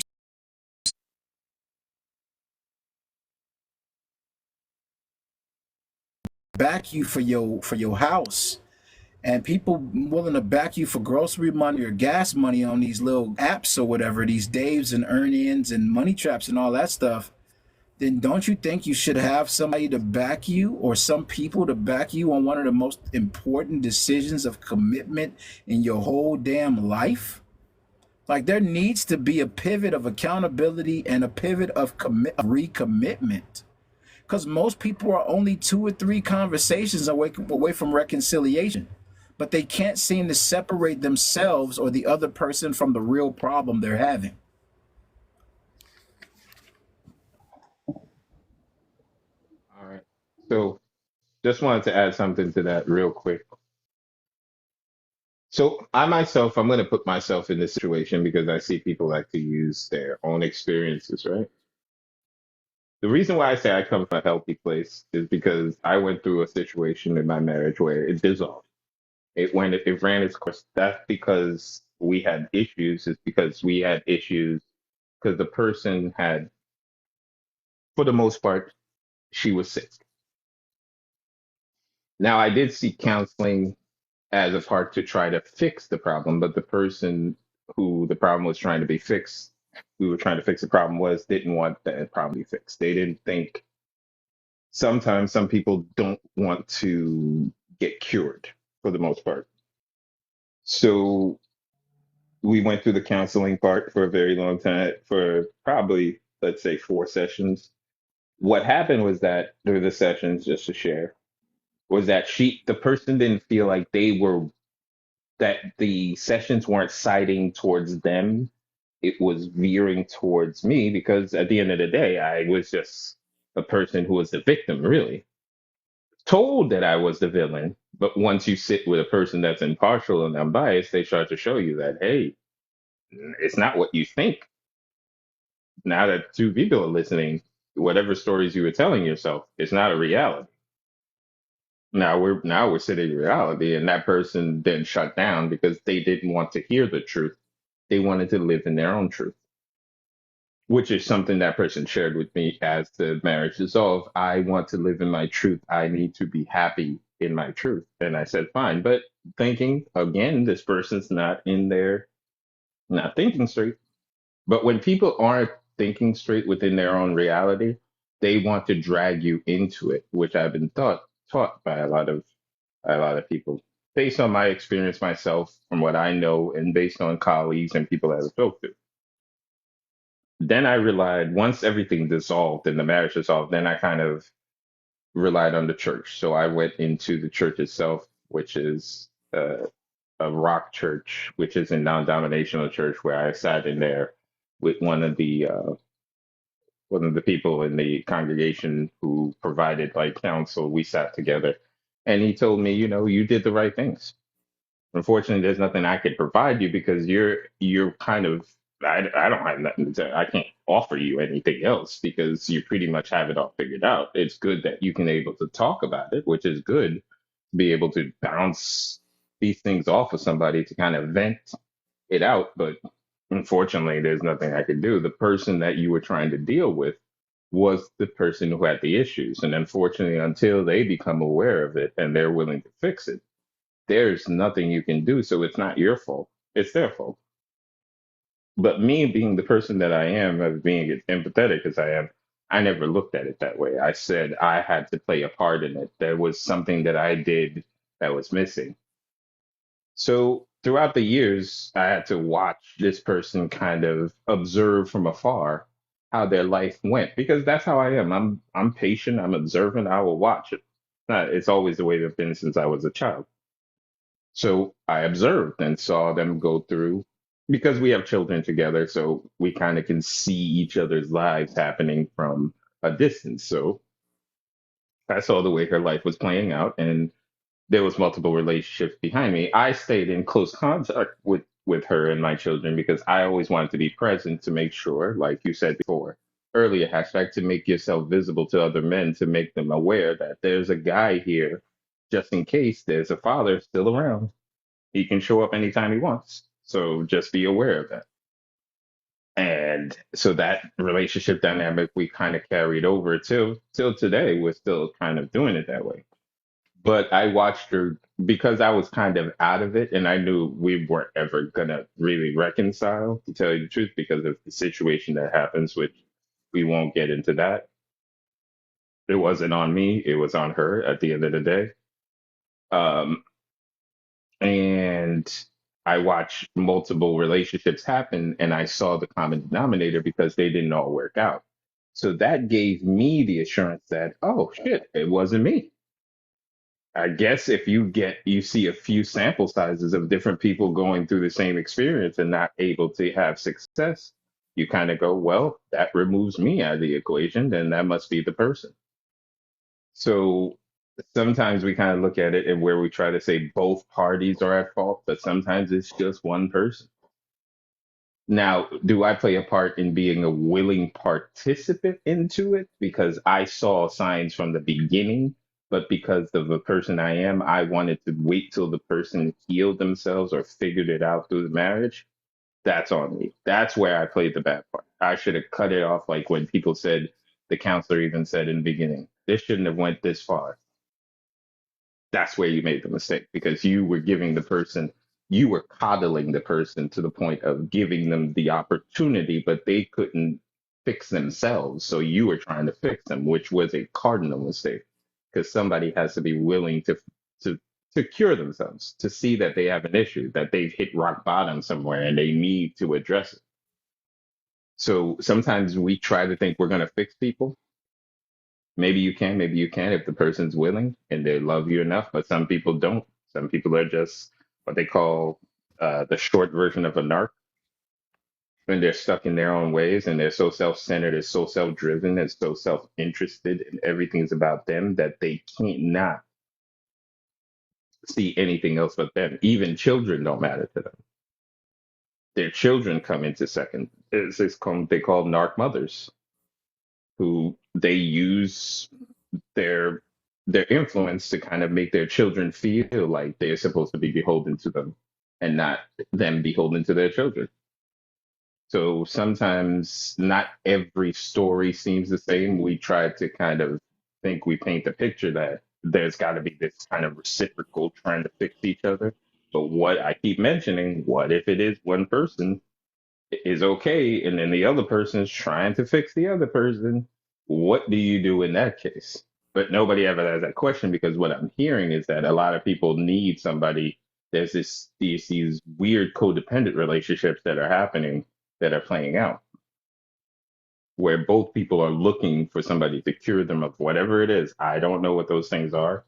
Unfortunately, each person has their own issues, but that's where we are in these kind of conversations. And I hope sometimes that I look to hear that some people don't have those issues because I'm coming from the single, unmarried, healed type of person who is healthy mentally, which people would say, why are you in these circles? Because for the most part, I'm trying to gain information because I know that there's a future for these two children that I have that they're going to end up with some severe emotional traumatic issues, and I have to see what the youth of today's traumatic issues look like. Then when they present themselves at a later date, I know how to approach them. So now, eventually, now you're starting to make sense of what I'm doing here sometimes.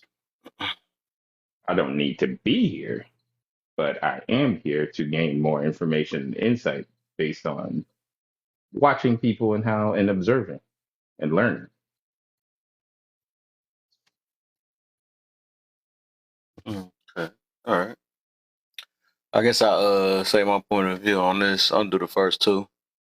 Um, why don't we shoot. Why don't we fight for marriage as a whole? Um, Instead of making it all simple, I don't know. I believe the main reason is because look at Twin. She wanna shit. She said, "Kev, talking. Let me start sharing." I feel flattered. So no, stop. But appreciate you. Y'all, yeah, y'all do what she doing too. Go ahead and share that live. I think a couple of y'all did it already. Already, you know. He keep hitting them lights. Let's get to 20K. We next. You feel me? Uh, and I appreciate. I got two people that been here in here for a minute since I started this thing. Okay, I see y'all. I must y'all like me, don't you? You like me? All right. So for the why don't we fight? I look at it that a lot of we think we have a lot of options and stuff. Um, in the way we got taught. If things don't go the way we want to, then you move on. You know, don't settle for less. You know, and settle for less is a very subjective thing. I learned that too. You know, some people got a super high standards and talking about they settle for less, but they looking for like queen and king type treatments and stuff. So, and yeah, that's one of the reasons. Another one that I used earlier is that since Smeks got easy, I think people feel like they don't have no, you know, what the heck. Now they say I don't believe in marriage anymore now, right? But they believe in opening them legs and doing all the other juicy things that I highly believe that it should be for marriage, you know, because I mean it show otherwise if it ain't in marriage, you see what happened. You got so many crying people on here and babies that's confused, you know what I'm saying, and all this other stuff, and they add new stuff, putting it on their back, and I'm not trying to be all graphic and nasty and stuff, but then stuff. I don't think all that stuff be meant for that. It ain't supposed to be in somebody's mouth and throat and all that stuff or whatever. But that's a whole nother different thing, though. They doing booties now. I mean, it's boy, yeah. So they didn't ever since Smek's been used that way for stress relief and all this other stuff. They feel like, sure, what the heck is marriage for? So I do believe that's why they don't fight for it. And then also, I think what made me think about this topic is just I be seeing people say that, well, we gonna get to that part. Somebody is all. If my mental is, okay, I don't even answer it because I want to get to that part. We haven't got to that prompt yet, though. But yeah, that's what it is. They feel like it just revolve around them. A lot of people also is more selfish than anything. Nobody is built to. And I believe it's sacrifice, right? Love itself, I feel like it's sacrifice. They're not willing to give up their lifestyles and, different things to make something work bigger than just themselves. They look at it like, oh, another thing, because people only believe marriage is just the paper and the ring only. And I hear that too much, and that's our problem. That's why people don't want to invest into it. I feel like marriage is way bigger than just that, and I think that's the only reason why I go against, people that only look at the paper as marriage. It's the benefit and all the other stuff, right? It's the benefits and all that, but it's just like you have to have that mentality and really want it, right? For that. I think some people just believe that as soon as you put this thing and say I do and all this stuff that make you married. No, I do to what? Because there's so much things. And now I'm gonna tie that into the first prompt that I need to answer.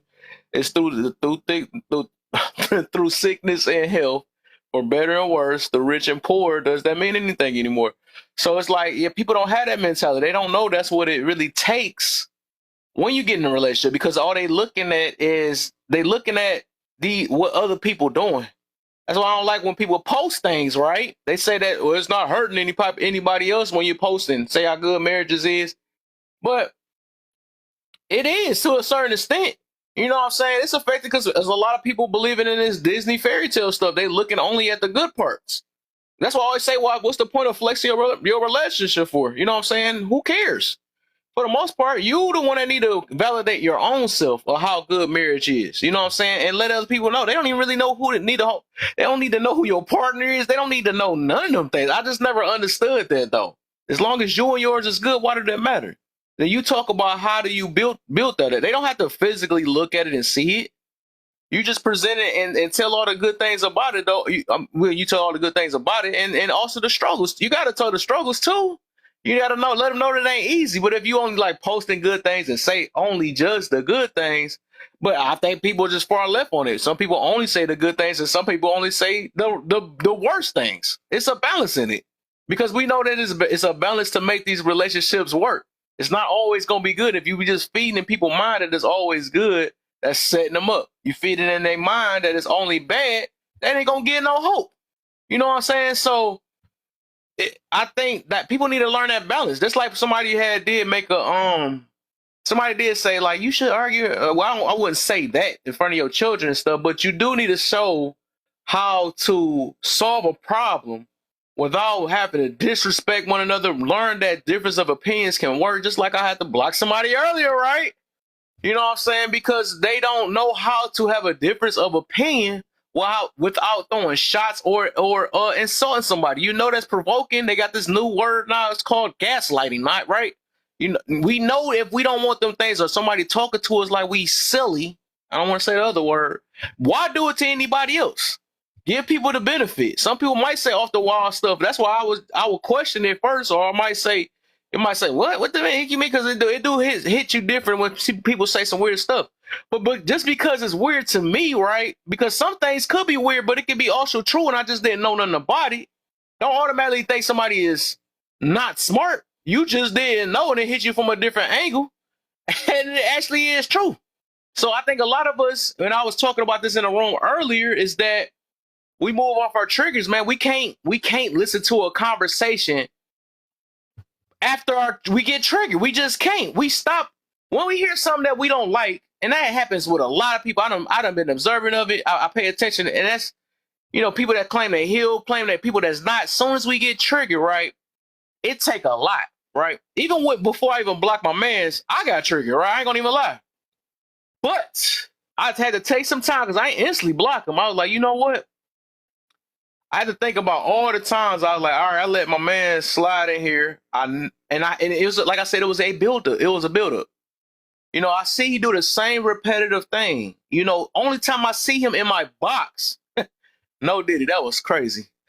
Only time I see him here is that when it's something that he disagree with, right? So he must get a thrill out of it. There's so many people that do that. I used to be one of them people. I will come in a box. This is getting wild. I will come in somebody's live just because I disagree with something rather than trying to understand what somebody's saying. I'll go in there. That's when I first started this app. I used to do that because it was something within me, right? So it's like, oh, I'm about to, I know I gotta be right on this, but it's just like that's still something that's some unhealed part to sit here and just wait and listen. Just to disagree with somebody, I would say it's a cool tactic. I mean, it's a cool tactic to a certain extent, but that's something that you shouldn't have to just rely on only.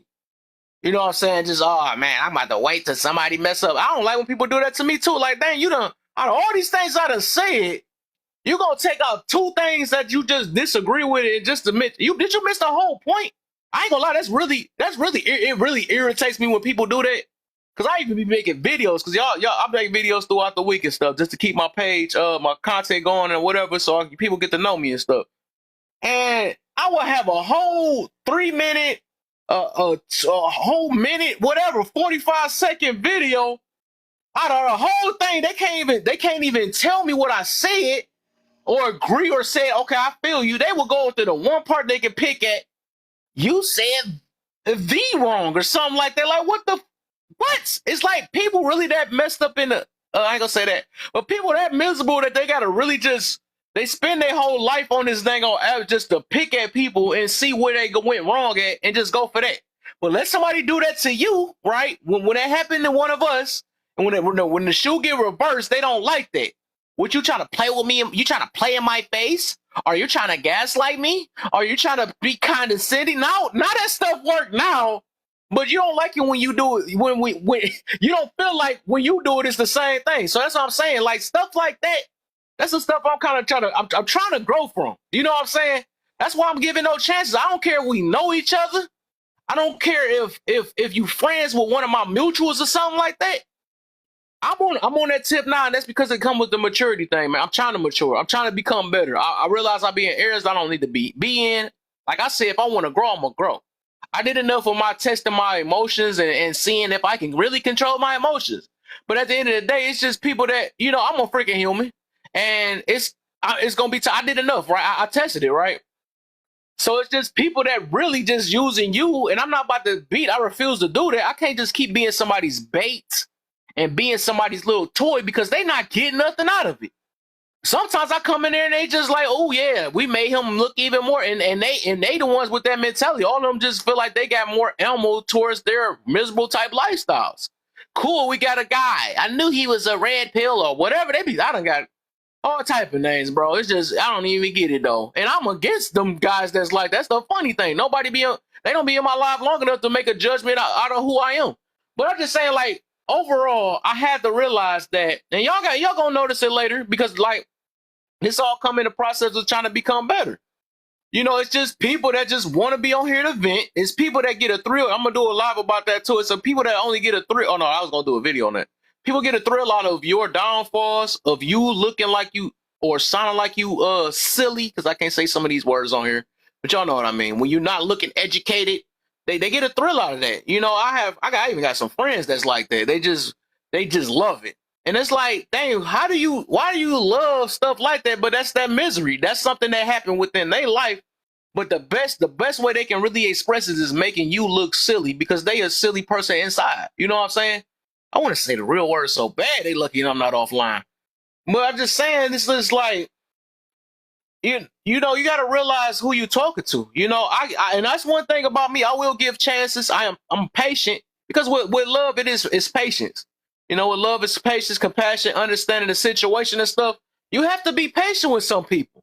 But like I said, if I see if your whole platform is built off of it, or the only time you get in the box is let me just get an opposition and boo boo on you and all this other stuff, I ain't got time for that. What's the deal, Mia? How you feeling? I ain't seen you in a minute.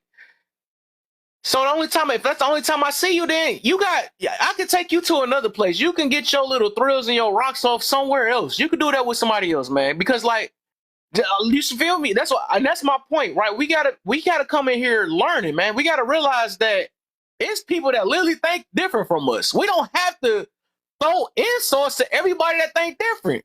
I'm trying to mold myself out of being like that because, sometimes I will still smack my lips like, what the heck type of crazy stuff you saying? But I got to keep that in my head because if I go out loud with it, it's going to trigger a person. Like if they go out, if everybody go out loud for what they feel about me, of course I'm going to feel a certain way.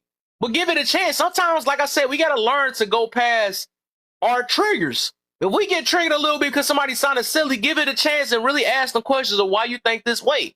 Then you might really understand why somebody come off a certain way or treating you a certain way, and they might actually open up because you gave it a chance. Because sometimes some people might be a little bit weaker than you. Don't call them weak out loud, but they might be weaker than you because they don't went through some things. That's why they had this hatred towards certain people or whatever. Give them a chance, give them a voice, and hear them out. You know what I'm saying? On both ends, if we want to hear each other out, we got to hear each other out.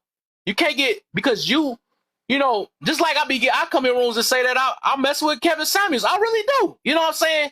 But I realize it trigger a lot of people. But I just want to see who's gonna give me a freaking chance to explain why I actually like what he talk about. You know what I'm saying? Like other people.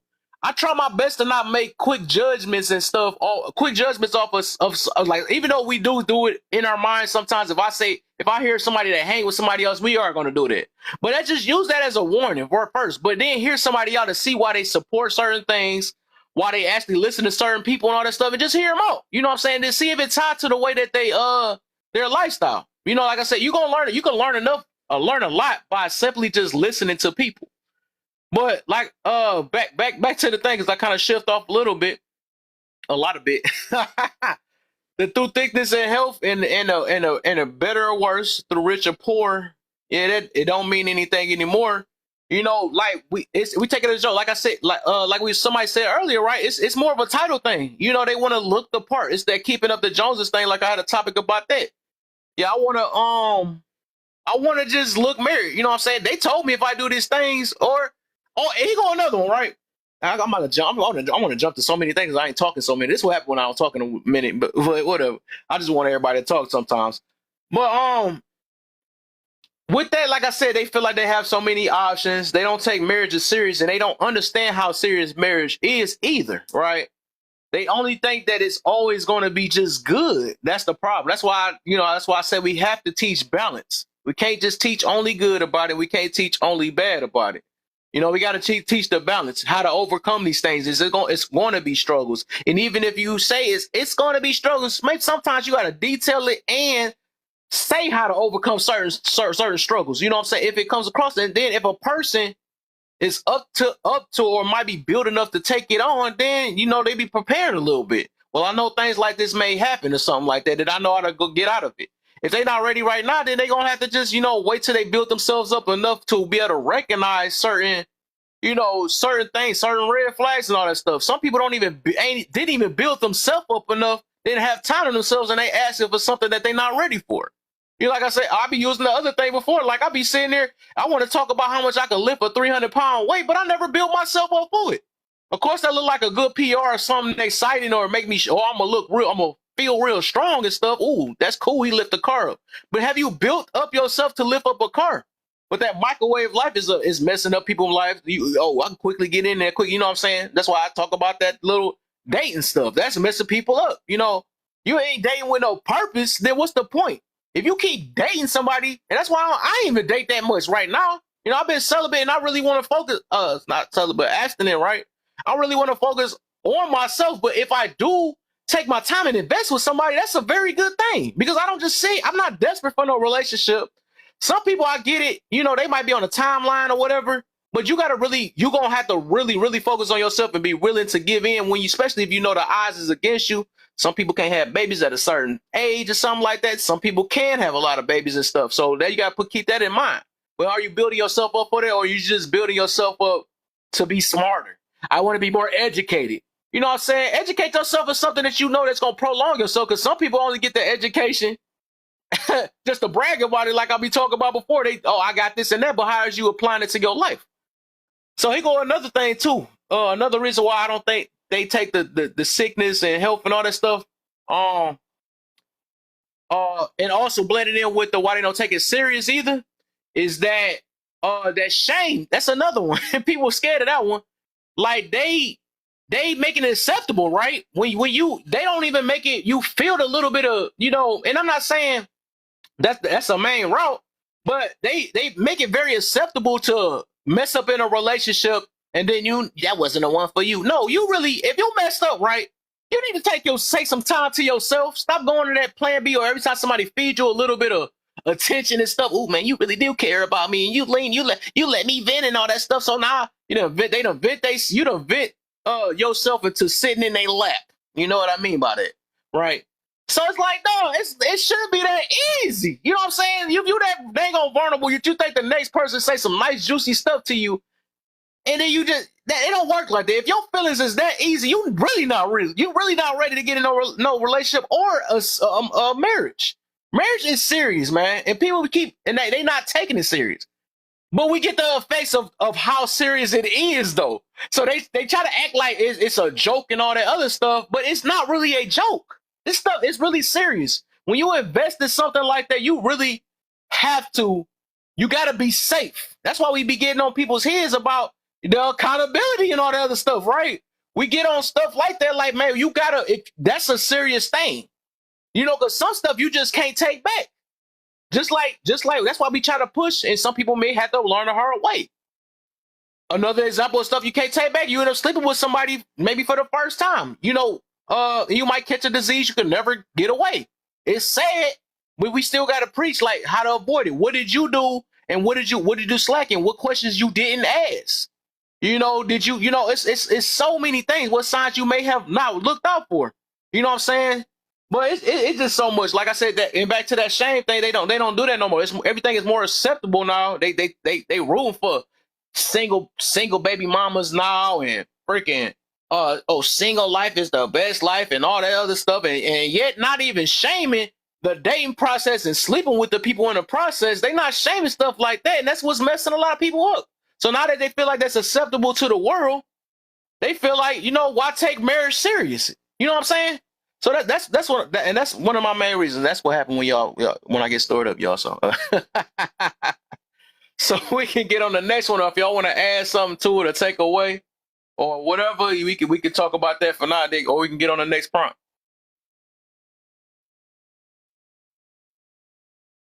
All right, I think we good then. So let's get on the next prompt. Let me start with Mikey this time. If it took two people to make a family, why wouldn't we need to keep it? What the freak? Why wouldn't we? I meant to say why wouldn't we need two to keep it? Dang, I gotta change that.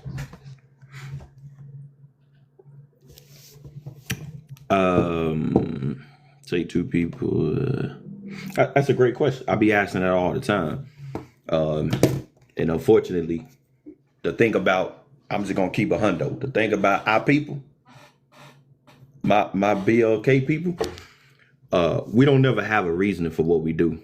We just do it, hope nobody call us out on it. And we really don't have no logical reasoning for why we do it. It's always, well, it's either because, or I want to, or it's, there's no justifiable reason, because it's like, I would rather struggle to deal with these kids as opposed to not be willing to lighten the load and have it to where it's a family. Because on one end, you rather do it by yourself, but in the same retrospect, you want the man to take care of him financially, whether he's there or not. So it's like, just like I was saying earlier, we look at kids as a less responsibility than the actual marriage, which is backward, because as old folks say, we like to put the cart before the horse. We having the kids, and then marriage is nowhere in sight, and then it's like I said, because it's easier when there's no obligation, easier to just walk away. I got these kids, whatever, we not married, there's no tie, so let me just walk away. But we never look at the damage that it does to the kids when they're in that particular foundation that don't have, like you were speaking on a few minutes ago, about the healthy balance. So they're not getting that nurturing and that leadership role. They're not getting the mom and the dad together coming to, raise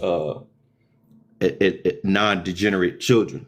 So it's like, let's tear up the home. It doesn't matter. Then we try to rationalize it. Well, I didn't have both parents and I turned out great.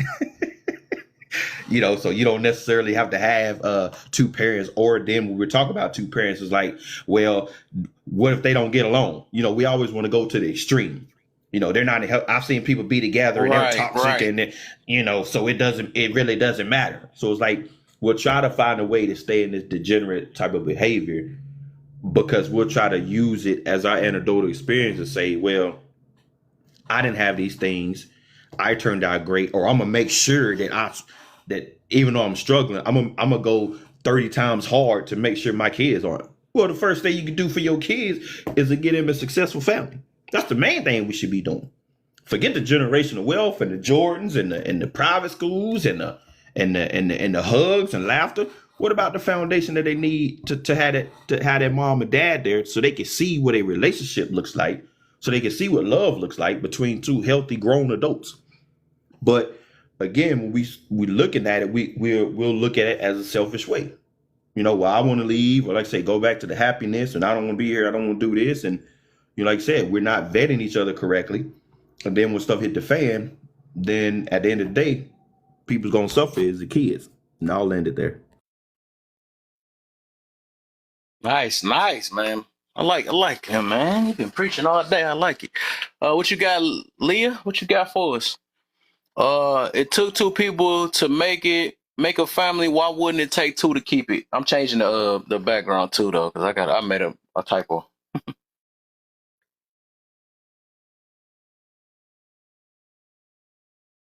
Lee, you there?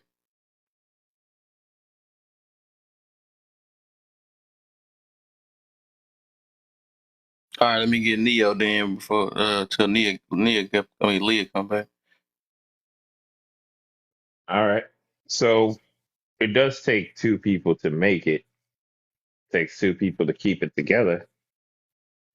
So where does the problems really lie? So the issues, like I mentioned earlier, there's this thing that if you're not creating your legacy for the purpose of what it's there for, which is the within the word legacy, is to leave some people behind to carry your name, to carry all the things that you've created in life, like the things that you leave behind, because they're the people who's going to tell your story.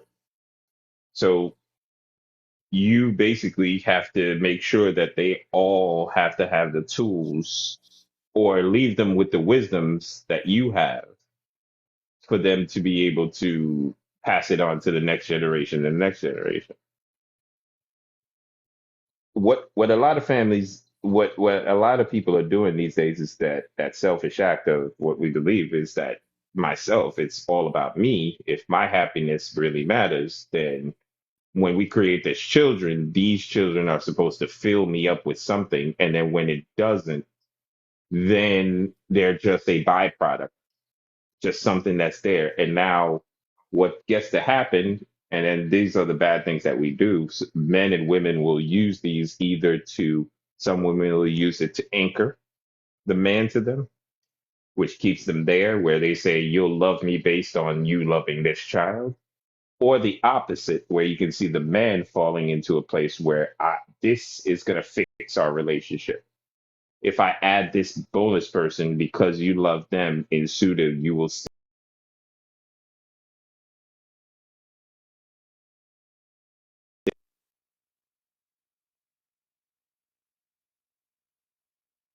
separating two different worlds.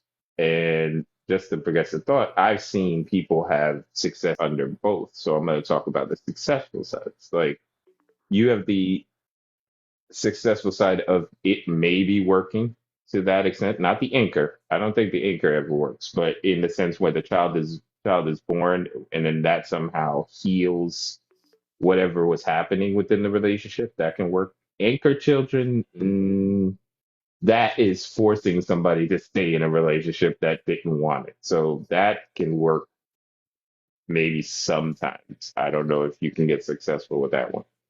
But that's usually, I don't think men usually want to put anchor babies. So that's one thing. Just to kind of go further into it now, when you don't have the couples being together, there's a way you can healthily co parent between two people. Because if the mission is the children, you can find ways to support each other, even though you can't coexist within the same environment. But you can still look out for each other for the benefit of the child. And that's what's always missing. That's the ingredient that's missing because somebody's angry at somebody and they're using the children, they're weaponizing the children against the other. Now, for the most part, the person that likes to weaponize is unfortunately the custodial parent. And we know who usually the majority of the time that'll be.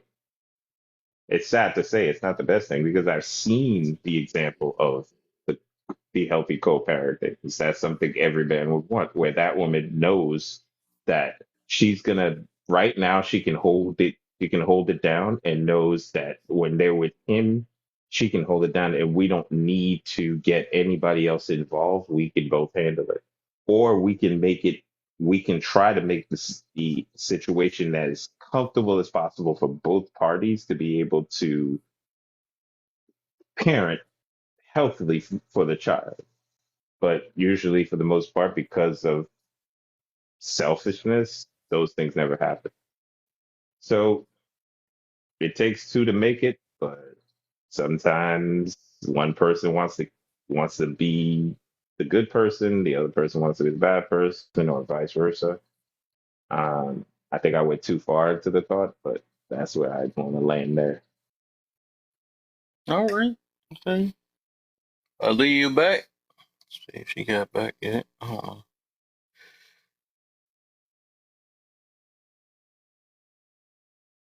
Leah going 3 times, 4 times. She might have fell asleep.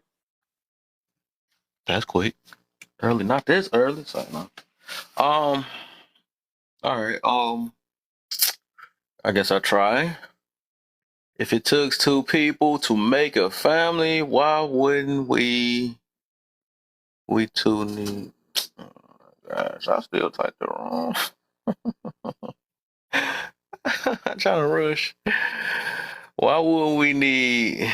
Why wouldn't we need to? Not what we two need. Keep it.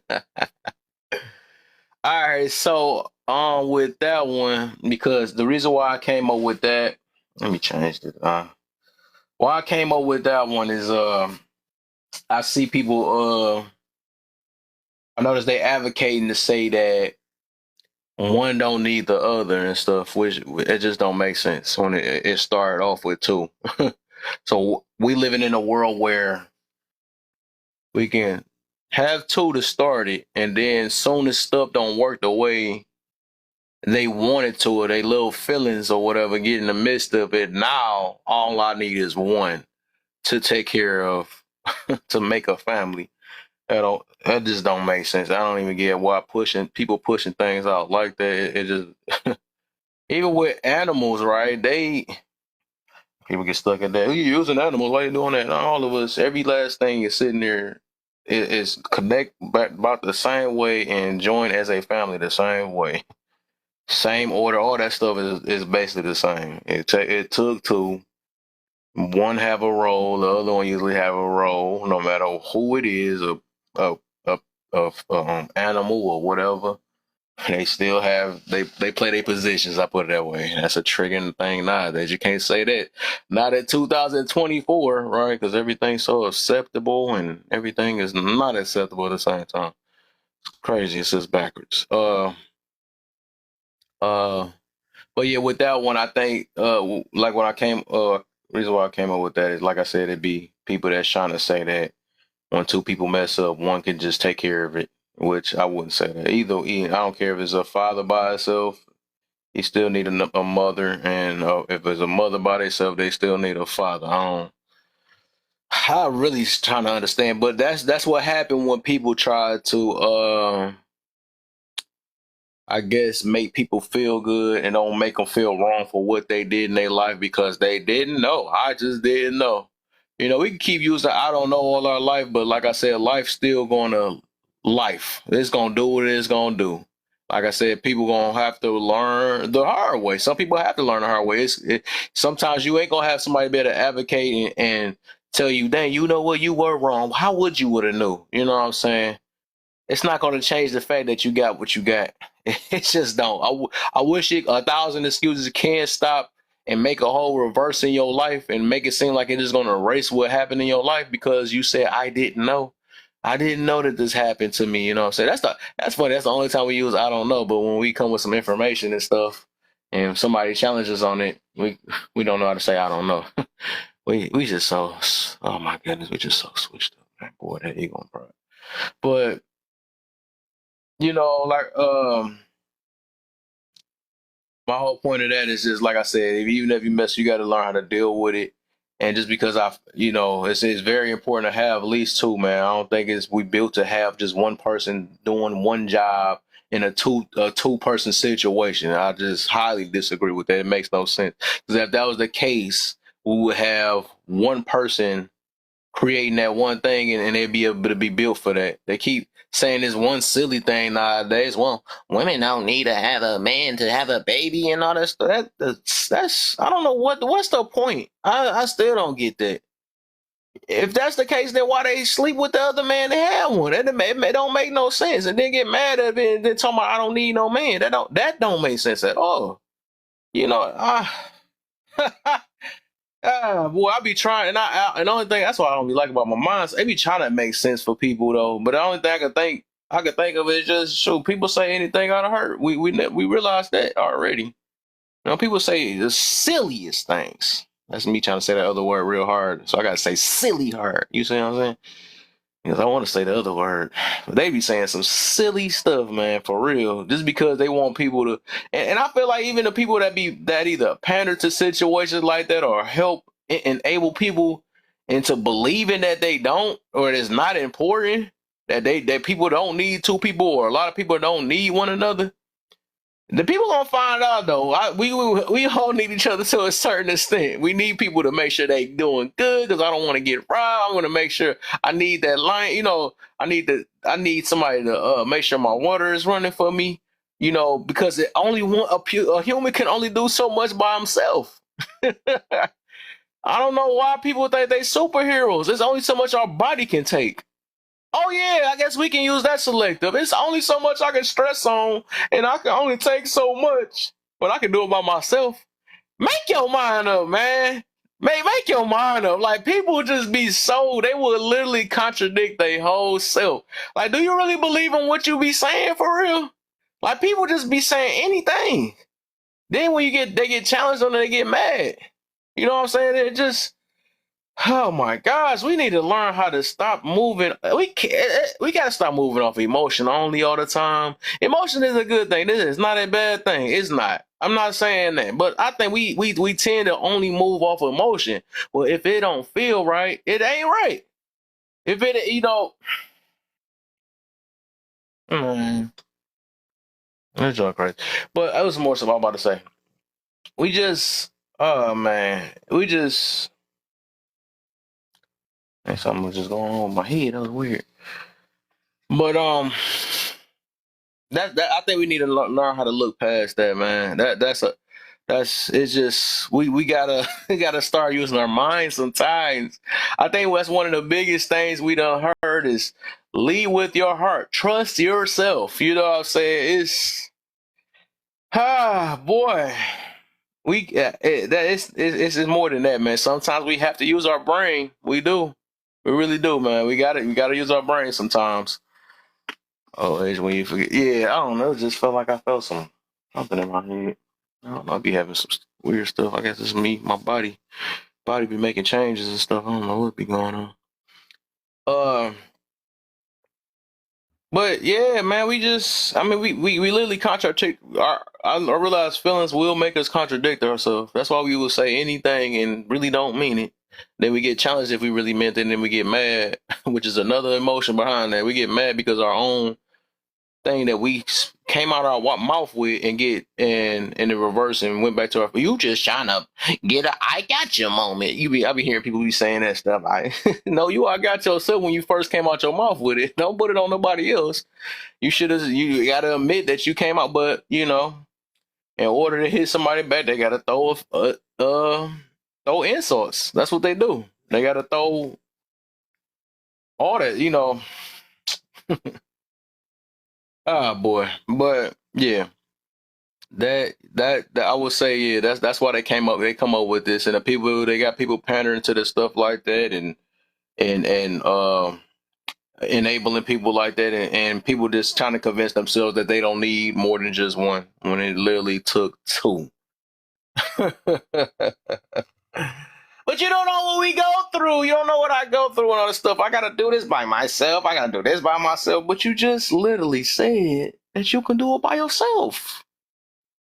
I don't know. We gotta pick a side on some of them things. Like, I mean, I'm not big on picking sides, but I'm just saying with stuff like that and talking points, pick a side, man.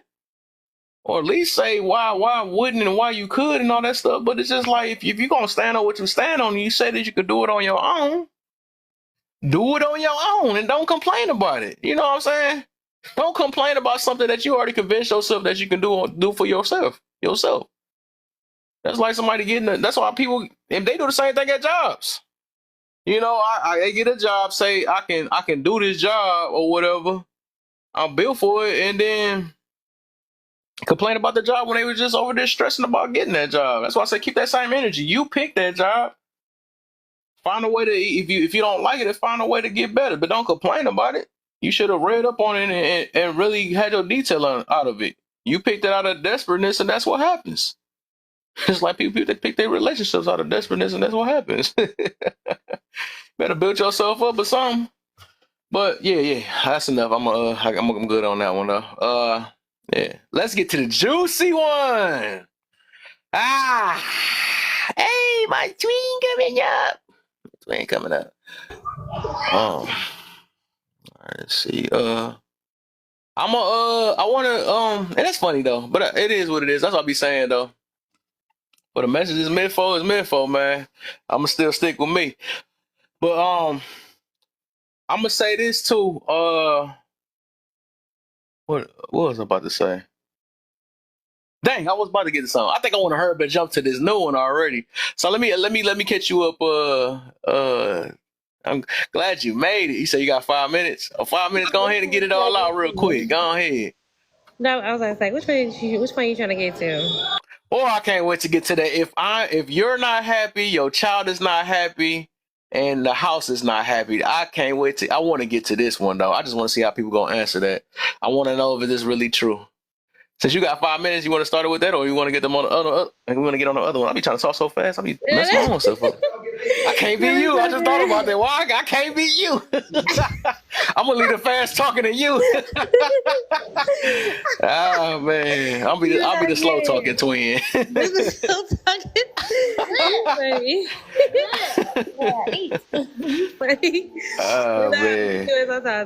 Okay. You ain't tell me how this is built. I ain't built for it. I'm sorry. That is hilarious. Oh man. All right, so why don't we fight for marriage as a whole? So I guess you think like community wise. I think as a whole is because, fighting for anything against what other people want is offensive. That's one thing. And I think people try to like fit in the molds of everybody. So I think because a lot of people say, well, I don't want to be married. Well, if I don't like it, well, if I want this. It's all that. So I think that's why people don't really fight for it as a whole. But my thing is, I appreciate those who still speak about it, even though there's gonna be people who demonize you for going with something that you wouldn't, agree with. So shout out to y'all. Yeah, so I think it's like why people don't really just fight for it. But I want to see, like, are you saying too, like, as far as the marriage in itself, the people that are married, or those just like in general? Overall, Okay. yes, people rather say the worst things about it but I forgot to take accountability. I know the real answer to that though, because they don't want to just say that marriage is it. I just didn't pick the right situation, but that's like I said, there's accountability though. People just rather man, they rather just say all the negative stuff. They don't just say marriage is the way or something like that. Yeah, no, that makes sense. I think too, like the thing when it comes like marriage like that, people demonize it because they don't know how to do it. Right. Because they don't demonize people that's single and struggling by themselves. They like those people don't exist. Like you being married is not when you start struggling. You struggling already because you yourself suck. So you're gonna stuck in marriage too because you never addressed or fixed anything. So you can have bad situations, married or not, because y'all the people who you're crying about not being married, you still have kids that you gotta deal with and can't deal with the dad or whatever case is because you still keep finding the wrong ones and that's just kind of what it goes down to. Because I chose someone bad or because I don't want to change. I just got to talking to a guy earlier and he was saying like, what did he say? He was like the girl he was talking to or whatever. He would try to talk to her and tell her about herself. She's like, nah, like, but she could all day tell him about him. But he's like, why you worried about me? Like other guys ain't complaining like that because other guys only want to sleep with you, friend. There's a difference. He actually wants to be with you. There's a difference. He's going to require more because he wants more from you. But some women are just not. They don't understand that. So I think it's just something that we have to think about. Like, it's not that it has to be, because I think a lot of times the women, at least a lot of women out here now, they have this idea that, men are just against us. It's like, no, it just sometimes we're against ourselves. And because the person pushed you in front of your own mirror, now you feel like they're meaning in that relationships don't work because men don't speak. And granted, I always tell people, I think that there is truth in a lot of things, some of the things that people say, as to why they view it negatively and it should be addressed by men. Absolutely, I agree with that. The problem is, though, we take that and we make that across the board as if that's the answer for everybody's situation. When some of y'all just, don't want to look at a mirror and grow about anything. You think everything is like, well, he said this to me, so I just like, marriage is just a trap. How is marriage a trap when y'all both in? How is it a trap when y'all both went in together? Like, what are you saying? Well, we had kids young, and I just feel like I didn't get to live my life. He didn't either. Then y'all both had kids, and he stayed with you. Like, what are you saying? Oh my. Hold on. I want to say this too, though. I said this earlier, though, and I believe this is our biggest problem. 'Cause I think I don't. I'm starting to. That's starting to get to me now when I hear people say I don't believe in marriage, right?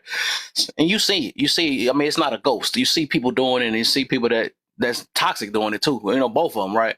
So what I realized, but they believe in sucking Peter and throwing it back and all that. They believe in stuff like that, right? So I want to say what I noticed is that, and that's another reason why I don't think people fight for it, because Smecks got easy. Smecks it most definitely got easy, and you can get it from anybody else or whatever. And these options that everybody got, everybody feel like that. And like I said, they don't take it as serious because they give the punani up or get the Peter up.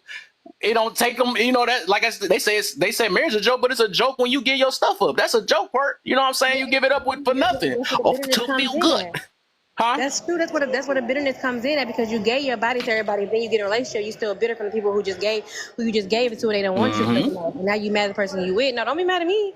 You know what I'm saying? Don't be mad at that person. Like, you gave, like, that's exactly true. You gave it up. That's because the guy who was saying, like, too, that it's easy. Like, if you just want to find somebody if you just want to find somebody to sleep with, that's easy to do. It's not easy. So that's really the answer. Why don't people fight for it? Because it's too hard. Because it requires work. And nobody wants to do that. Fighting for it is too hard because I have to. But the thing is, why you don't see it hard doing it by yourself either? Why is it not hard when you land up with 5 and 6 different dudes or 5 and 6 women who don't want you, and you still got kids that they left you with? That seems harder to me than a person who gonna stick and stay and be with me and the children and make sure things work out. That seems much harder. And it makes like you hate women and keep telling women that this is the best way out. It ain't. You're not winning doing it by yourself and then doing it over and over again. Like, 'cause that's just insane. Yeah. I think that, and that's the other part. Like I said, the shame thing, right? They're not even ashamed because they keep listen, feelings things. I get it. They want people to feel good about their wrong decisions, and that's what why they don't take it serious no more. Because like, if you got a pat on your back for a divorce, you did your thing, you were better than that, and all the other stuff. What you need to, you know what I'm saying? You already feel like you ain't did nothing wrong, right? You feel like you got with a no good person anyways and all that stuff. So it's like stuff like that is help enabling people, and that's why they come with this silly, I want to say the word so bad, silly stuff like that, and say, oh, I don't believe in marriage. I don't get it though. You know, it's just not for everybody. You know, I don't feel it. You know, I mean, I depend on the angle, right? Because I can say that too. I can say it's not for everybody right now at the moment, right? But based off your mindset and the way I be hearing how you talk on this app or talk in real life, it's not for you right now.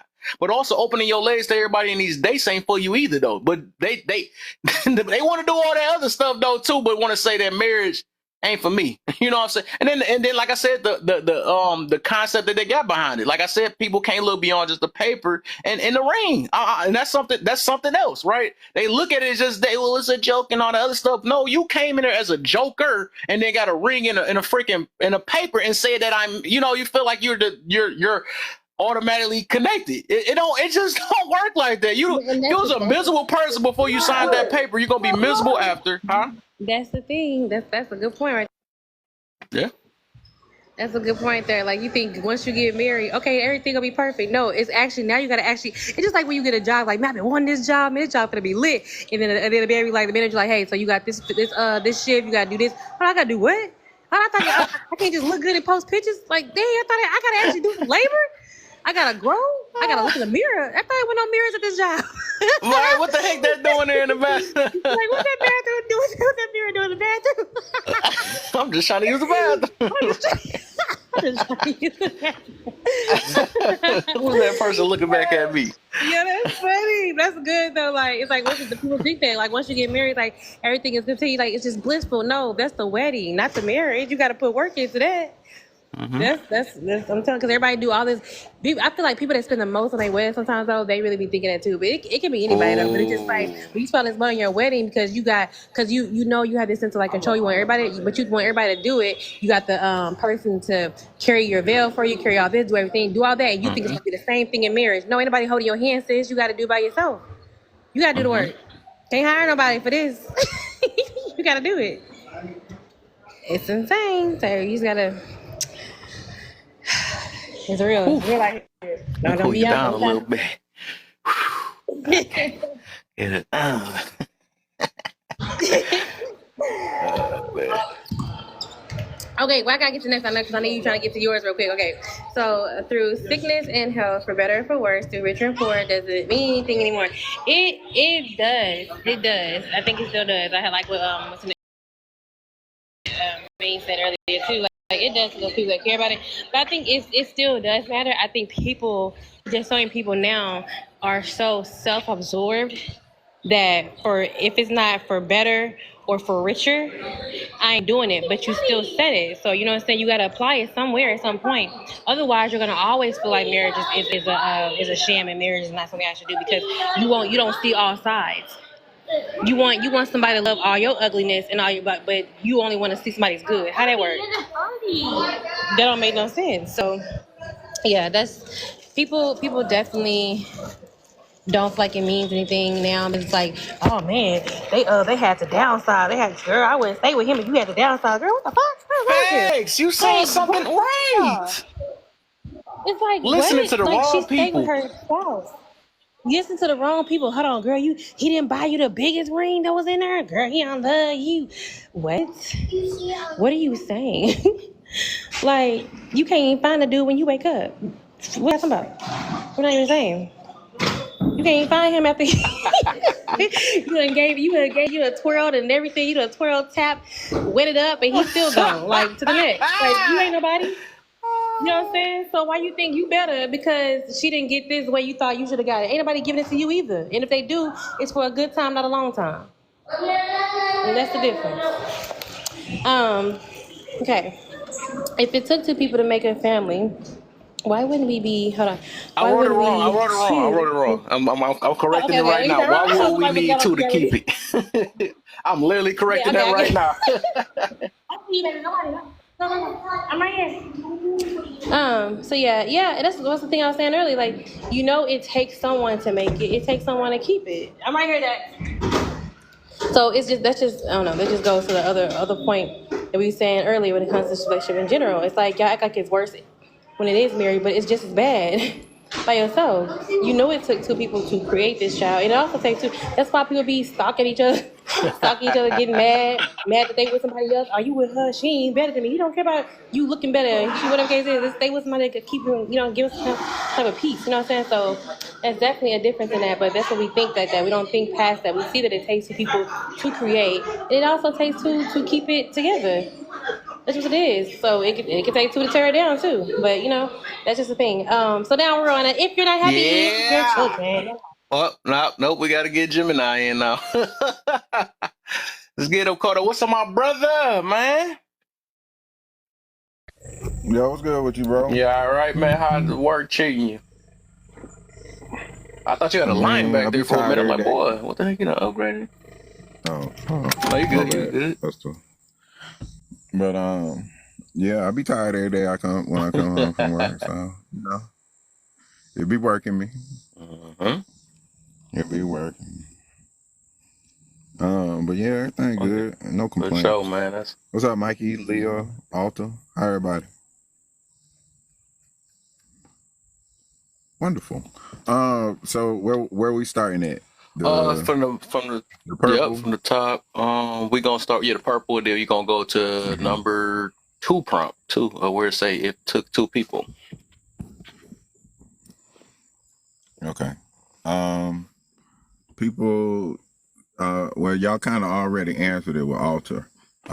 People don't fight for marriage because it's hard, and we are progressively getting deeper and deeper into instant gratification and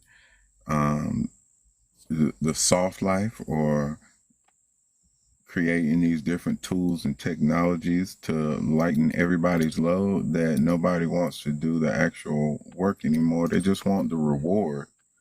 Nobody wants to till a garden and, plant seeds and maintain it.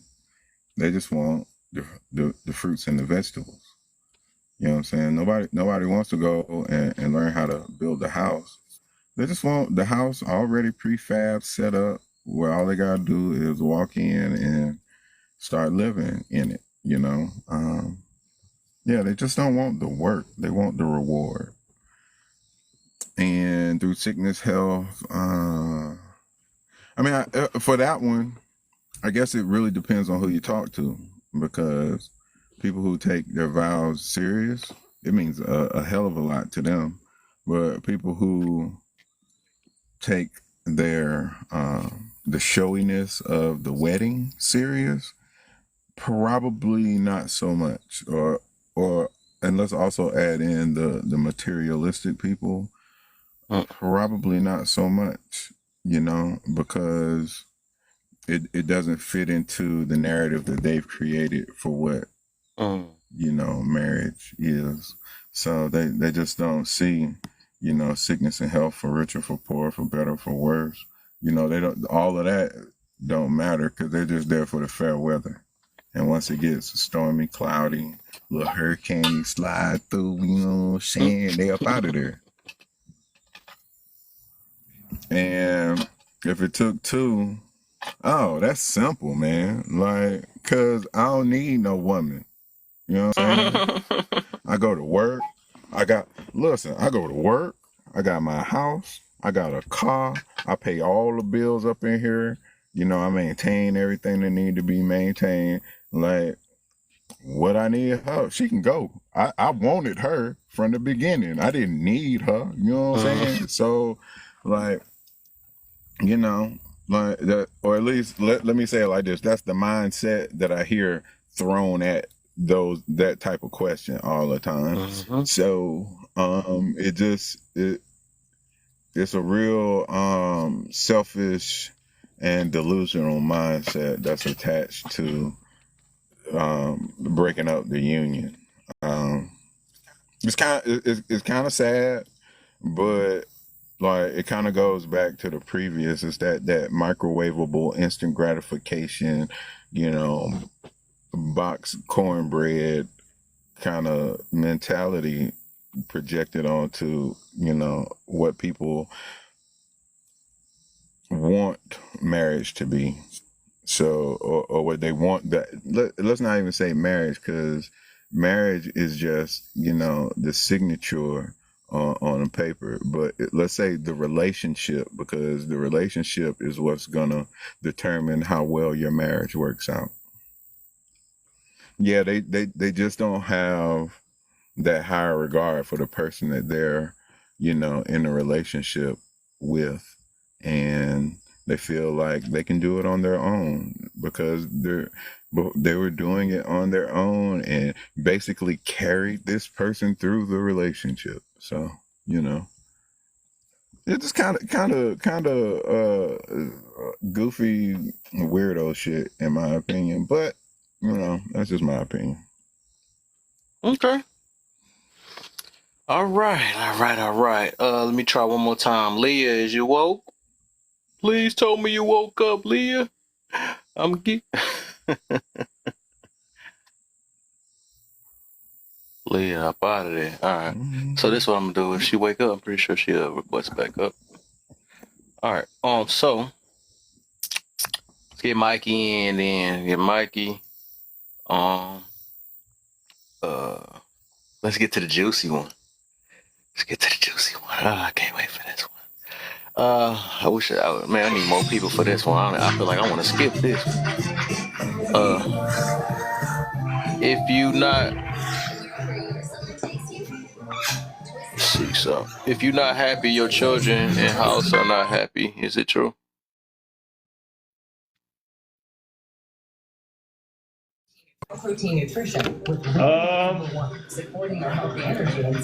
If you're not happy, your children and house aren't happy. Is this true? if I have to, I was it is. Well, I would say according to women, it's true because we love to live by the happy life, happy wife, happy life. And no one speaks about being happy more so than women do in a relationship. Because most of the time, they're feelings based. So typically, men have to usually suffer in silence. We don't rock the boat too much unless it's really necessary. We have been conditioned to understand that it really doesn't matter what daddy go through or what granddaddy go through. His job is to, maybe whoop some butt whenever need be and protect the house and pay bills. But for the most part, I mean, if you look at it, if you was to ever see one of your partners in a relationship or see any of your partners in a relationship or a woman is treating him like a king, it would blow your mind. You would be thinking, what in the world is going on? Like, is this the norm? Like, she do this? Like, you don't be, we'll look at it like it's foreign because there's not too many men that get that king treatment from their wife because they'll look at it as he's controlling or she don't got no mind of her own or she's a slave to the relationship because hey, the women will look at it as like, well, you have to have a mind of your own. You need to talk back to this dude. You ain't you ain't finna tell me what to do. I can speak up. This ain't the 1700s. We got a mind of our own. So it's like if he ain't doing this for me, I don't need him. If he can't validate me or if he can't do like this, that, and the third, it's cool. As long as you giving her the good meat, paying the bills and validating her and kind of letting her do what she want to do, she's very happy. But the moment it comes to her having to pour back into that relationship, then it becomes a problem. And then once that new relationship smell wears off, as they call the honeymoon phase, once that dwindled down and reality set in where you gotta wake up every day with this dude at this relationship, we gotta tend to this relationship, that's when it becomes scary because like, well, nah, I'm not really happy now. I knew I signed up for it. I was high when it was going on, high off life and high off the idea of marriage. But now I ain't happy no more because you used to compliment me or you used to do this and I'm not happy. So instead of us sitting down and figure out how we can make this better or what's going on or to come to solution, the thing is, well, I ain't happy. I'd rather just break up. Even like statistically, the women are leaving more the relationships, the marriages than men. So, if you tell him that the man need to be happy, people looking at, well, what? No, it's happy wife, happy life. Well, I don't know. Last time I checked, a happy man is guys playing, but I could be wrong. But at the same time,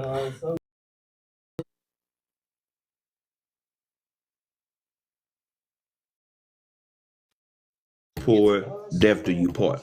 But we want to try to put our happiness in it, and we know that can change at any given time. Like today, I'm happy because it ain't raining. I'm happy. What I'm saying, I got a little extra change in my pocket. But the minute them bills start rolling around, and I'm left for like $6, and I ain't got no gas. I ain't feeling like I was last week or a few days ago. Right. So a lot of time, if we start going by how you feeling, that's what gets you in trouble. And as a man, we understand that we can't really operate a lot of time with how we feel because that's gonna get us in trouble. Because you try to put how we feel with our strength, people get hurt. So it's more of an obligation and a responsibility, more so to happiness. You know what I'm saying? Because it's like I ain't happy with my job, but hey, I gotta eat. I got bills to pay. You know what I'm saying? I did what I need to deal with. Unless I was a person that actually doing what I love, that's a different ball game. But that's still gonna come with something. But if you're doing it for the happiness, it will set the tone because your kids will begin to see how you've changed. you know, and then a lot of times that animosity or anger, whatever you want to call it, it'll start trickling down to the kids. You know, you're not the same, you Facts. snappy or you're doing other stuff, and now the kids is messed up, and now you went from trying to hide how you feel to now you arguing with the daddy in their face or vice versa, and it becomes real toxic. So if we're basing off of happiness instead of responsibility, that's when we become wrong. So I'll land it right there. Let's see. I like him, man. I like him, man. He preaching. Since he started, man, he been in here ever since I started this live too. And I was like, how many hours? Let me see something quick. Oh, I like him. Oh, somebody back. So real quick, y'all, I'm gonna do a refresh. I'm gonna do a refresh because I'm got about a few more hours with y'all on this thing because I'm gonna probably get off about 10:30 probably. So that's about what 4 hours. A good 4 hours then. So I'm gonna do a quick refresh because I already been on for 6 hours. Because I ain't been on all yesterday and stuff. That's why I made sure I started early today. You know, 'cause I can't be like that. Can't be on like that during the week because I work. It ain't the other Kev no more. It ain't Tommy Kev. But I'm gonna do a quick refresh. Y'all can come right back. Get this going because I do want to get some more people up in here, man. I actually might talk about this again sometime this week too. But I'm gonna do a quick refresh and give me about what 5 minutes, maybe 5 minutes. All right, I'll see y'all in a second though. If y'all come back.